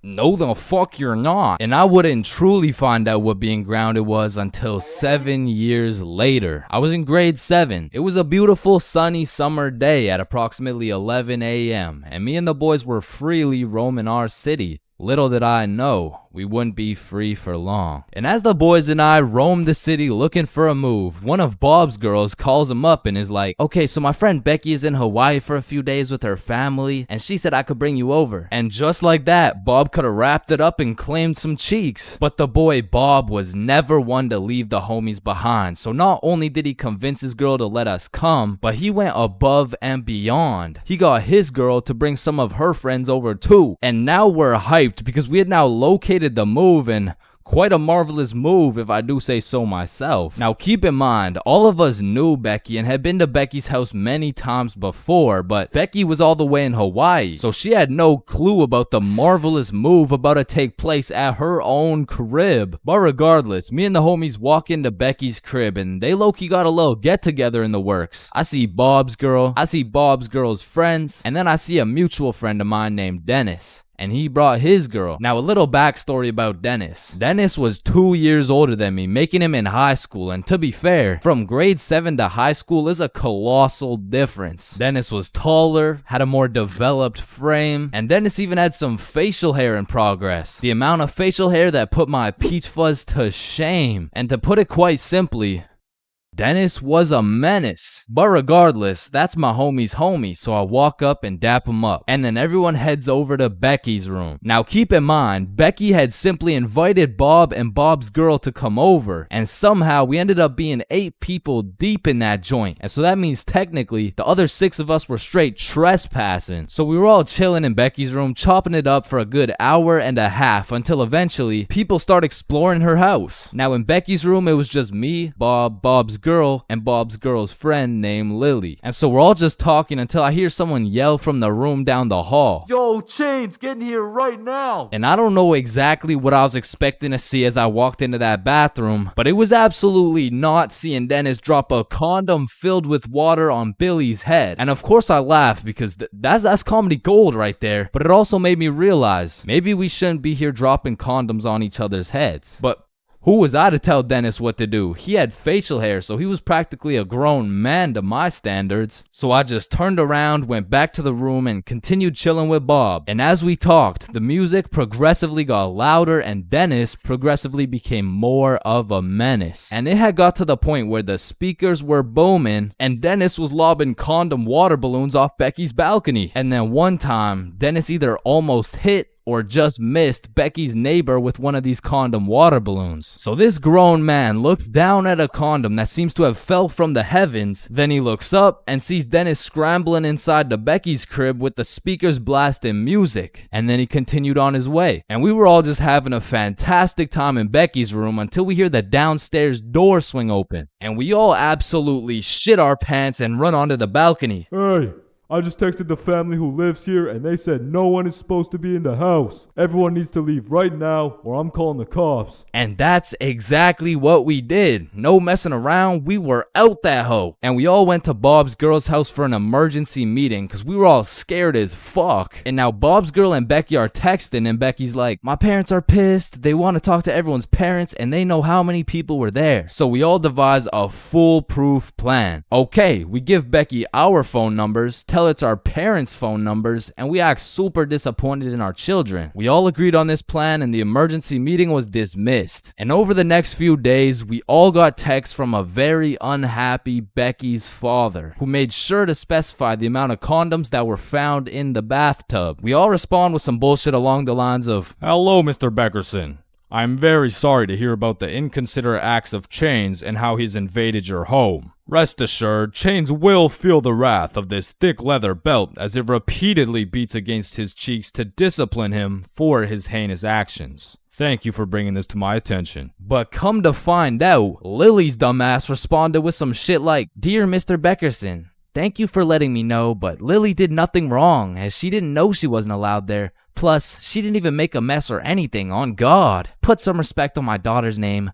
Period. And just like that, our foolproof plan got fucked. And Becky's father texted each of us saying, you are coming to the house at 3:15 p.m. today or I'm calling the cops. And shit, looking back, Becky's father was most definitely bluffing. Like, say I didn't go, what was he gonna tell the cops? 911, what's your emergency? Hey, there was 8 kids who invaded my home 3 days ago. Okay, sir, did they break in? No, no. My daughter gave them the key. Sir, why the fuck are you calling 911? There was condoms in the bathtub. But like I said, I wasn't very smart and I didn't have the brain capacity to think that far ahead. So everyone shows up to the house and Becky's father sits us down and makes each of us individually call our parents and explain what we had done. And I went first. Hey mom, so I went to Becky's house the other day, but she was in Hawaii and I wasn't really invited. There was condoms in the bathtub. Needless to say, we all got our shit whooped and I received my very first grounding with the sentence of 1 month in the slammer.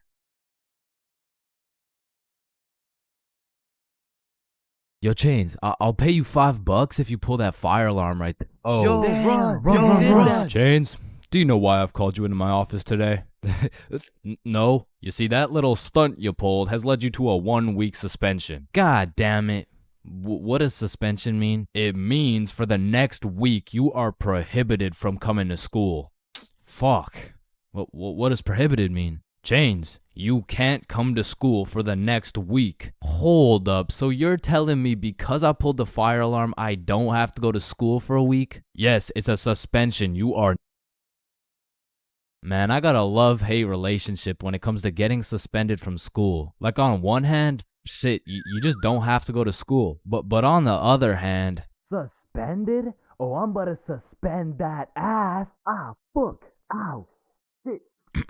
alright, I don't recommend getting suspended. That shit is not worth it. But how do I know? This story dates way, way, way back to grade 7. It was a cold winter day at Stickman Middle School. In fact, it was freezing cold, and this gave Billy a great idea. Yo, the pond behind the school is frozen. Let's go fuck around on it. Oh, I'm down. Okay, bet. So after school, we got a group of 5 homies, and we headed over to the frozen pond. Now, to paint the picture, behind Stickman Middle School was Stickman Elementary School, and behind Stickman Elementary School was this frozen pond, meaning we had to walk through Stickman Elementary School to get to this pond. But nonetheless, we walk up to the pond and instantly I see this big red sign that says, "Hazard, do not step on ice." Guys, the sign says do not step on ice. Man, fuck the sign. Watch this.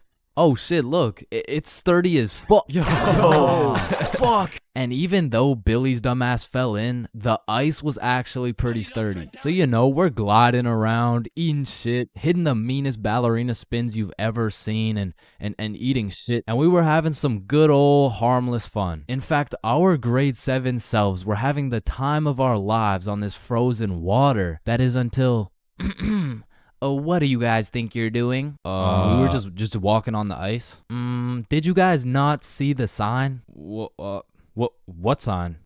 I could have swore I put a sign right here. Nope, no sign at all. There was no sign. I have no clue what you're talking about. Okay, but you guys have to get off the ice. Well, why? Nobody's getting hurt. Yeah, we're safe. Okay, it's your choice. You're gonna regret this. So we continued with our ice skating antics for approximately 10 more minutes. Until the same lady came back up to the pond, but this time she was equipped with a Sony Alpha A7 mirrorless digital camera with the extendo lens. In other words, she was quite literally about to catch us in 4K. But at least she doesn't know what school we go to. Hey, what school do you guys go to? Not Stickman Middle School. Absolutely not. No, definitely not. Fuck, she knows. We had to think quick. How are we gonna smoothly get out of this situation without getting in trouble? So we called a boys emergency meeting. We huddled up and discussed our best plans to get out of this situation. And after combining all of our genius grade 7 brains, we made the ultimate plan. If we started mooning the camera, it would then be illegal for her to take pictures of our middle school cheeks. I don't know how this became our best option, but regardless, we put the plan in motion. I mean, me personally, I got a little shy and kept my pants up, but some of the boys were out there going crazy, looking more caked up than Summer Rae. And after a little while, the lady must have decided it wasn't a great look to have a camera pointed at some 12-year-old cheeks, and she left, which means the plan had worked flawlessly. Now, the next day at school, I had completely forgot about it, to be honest. But strangely enough, while I was sitting in math class, I hear the little class phone start ringing. Hello? Oh, yes, he's here. Oh, okay. Yeah, I'll send him your way. Thank you. Chains, Mr. Principal wants to talk to you. And at this point, I should have picked up on why I was being called to the office, but I had complete faith in our foolproof plan of mooning this stranger that the thought of being in trouble didn't even cross my mind. That was until I walked into the office to see every single one of the boys sitting in Mr. Principal's office. But mama didn't raise a snitch, so we started capping our asses off. So, what did you guys do after school yesterday? Nothing. I played Fortnite. I was doing a homework. Don't play stupid with me. I got a call from Mrs. Principal over at Stickman Elementary. So tell me, what were you doing on the pond yesterday? I wasn't there. It wasn't us. I don't know what you're talking about. I don't even know what a pond is. I see. Well, I've got evidence. And as he shows us this undeniable evidence, you can see this dude Billy's cheeks in the corner of one of the pictures. So I slowly look over at Billy, and he looks over at me.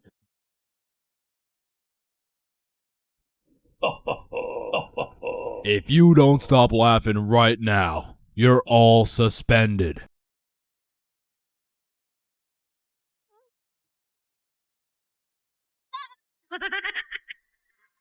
That's it. You're all suspended. And as I explained the situation to my mom, let's just say Mama Chains was not happy.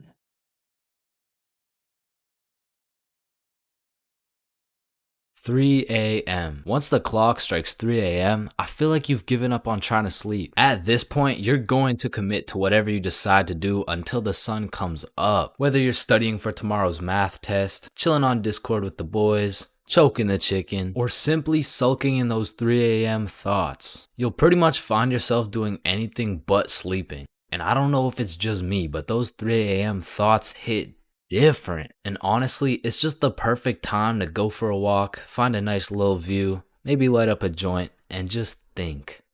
The youngest picture of you is the oldest picture of you. Does Lightning McQueen cop car insurance or life insurance? Wait. Did the brain name itself? Hold up. What if soy milk is just regular milk introducing itself in Spanish? I have no clue if this is just me, but every once in a while when I'm laying in my bed at 3 a.m., I suddenly get the motivation to become the best person on the planet. Like, I set an alarm for 5 a.m., I tell myself I'm gonna go work out, then go for a run, then meditate, then drink kale smoothies, then become a millionaire, then donate it all to a family in need. But as soon as my alarm goes off, I'm just like, shit, I'm too tired for all that. Then I just end up sleeping until 1 p.m. And my brain is constantly playing games with me, bro. Like, tell me why I'll be using all my strength to stay awake during the day thinking, ugh, man, I can't wait to go to sleep tonight. But when it comes time to sleep, I just can't. I'll be left lying there at 5 a.m. awake as hell, watching these random motherfuckers build a 2-story house with a hot tub in the jungle. And you know what? Being awake at 3 a.m. is kind of like being high a little bit. Cause you start to think about things you don't usually think about. And because you get hit with the fucking munchies, bro. I'll be whipping up a 3-course meal with appetizers and a complimentary dessert to watch a YouTube video. And listen, I can't explain why, but there is no better water than water at 3 a.m. I mean, it's pretty much a part of my sleep schedule now to wake up at 3, chug some water, take a piss, then go back to bed. But sometimes while I'm trying to go back to sleep, my brain just starts showing me a compilation of my top 15 cringiest moments. I mean, I'm having flashbacks to the time in grade 5 when I said a joke and nobody laughed. Guys, why did the monkey fall out of the tree? Why? Yeah, why? Because it was dead. Oh, damn. Or I'll be up all night thinking about that one debate I had 3 years ago, brainstorming about the best things I could have said in each scenario. It's like if I do some cringe shit during the day, I have no choice but to lose some sleep over it at night. It's like my punishment for saying some stupid shit. Like I know one guy who accidentally called his teacher mommy in front of the entire class. And that dude hasn't slept since.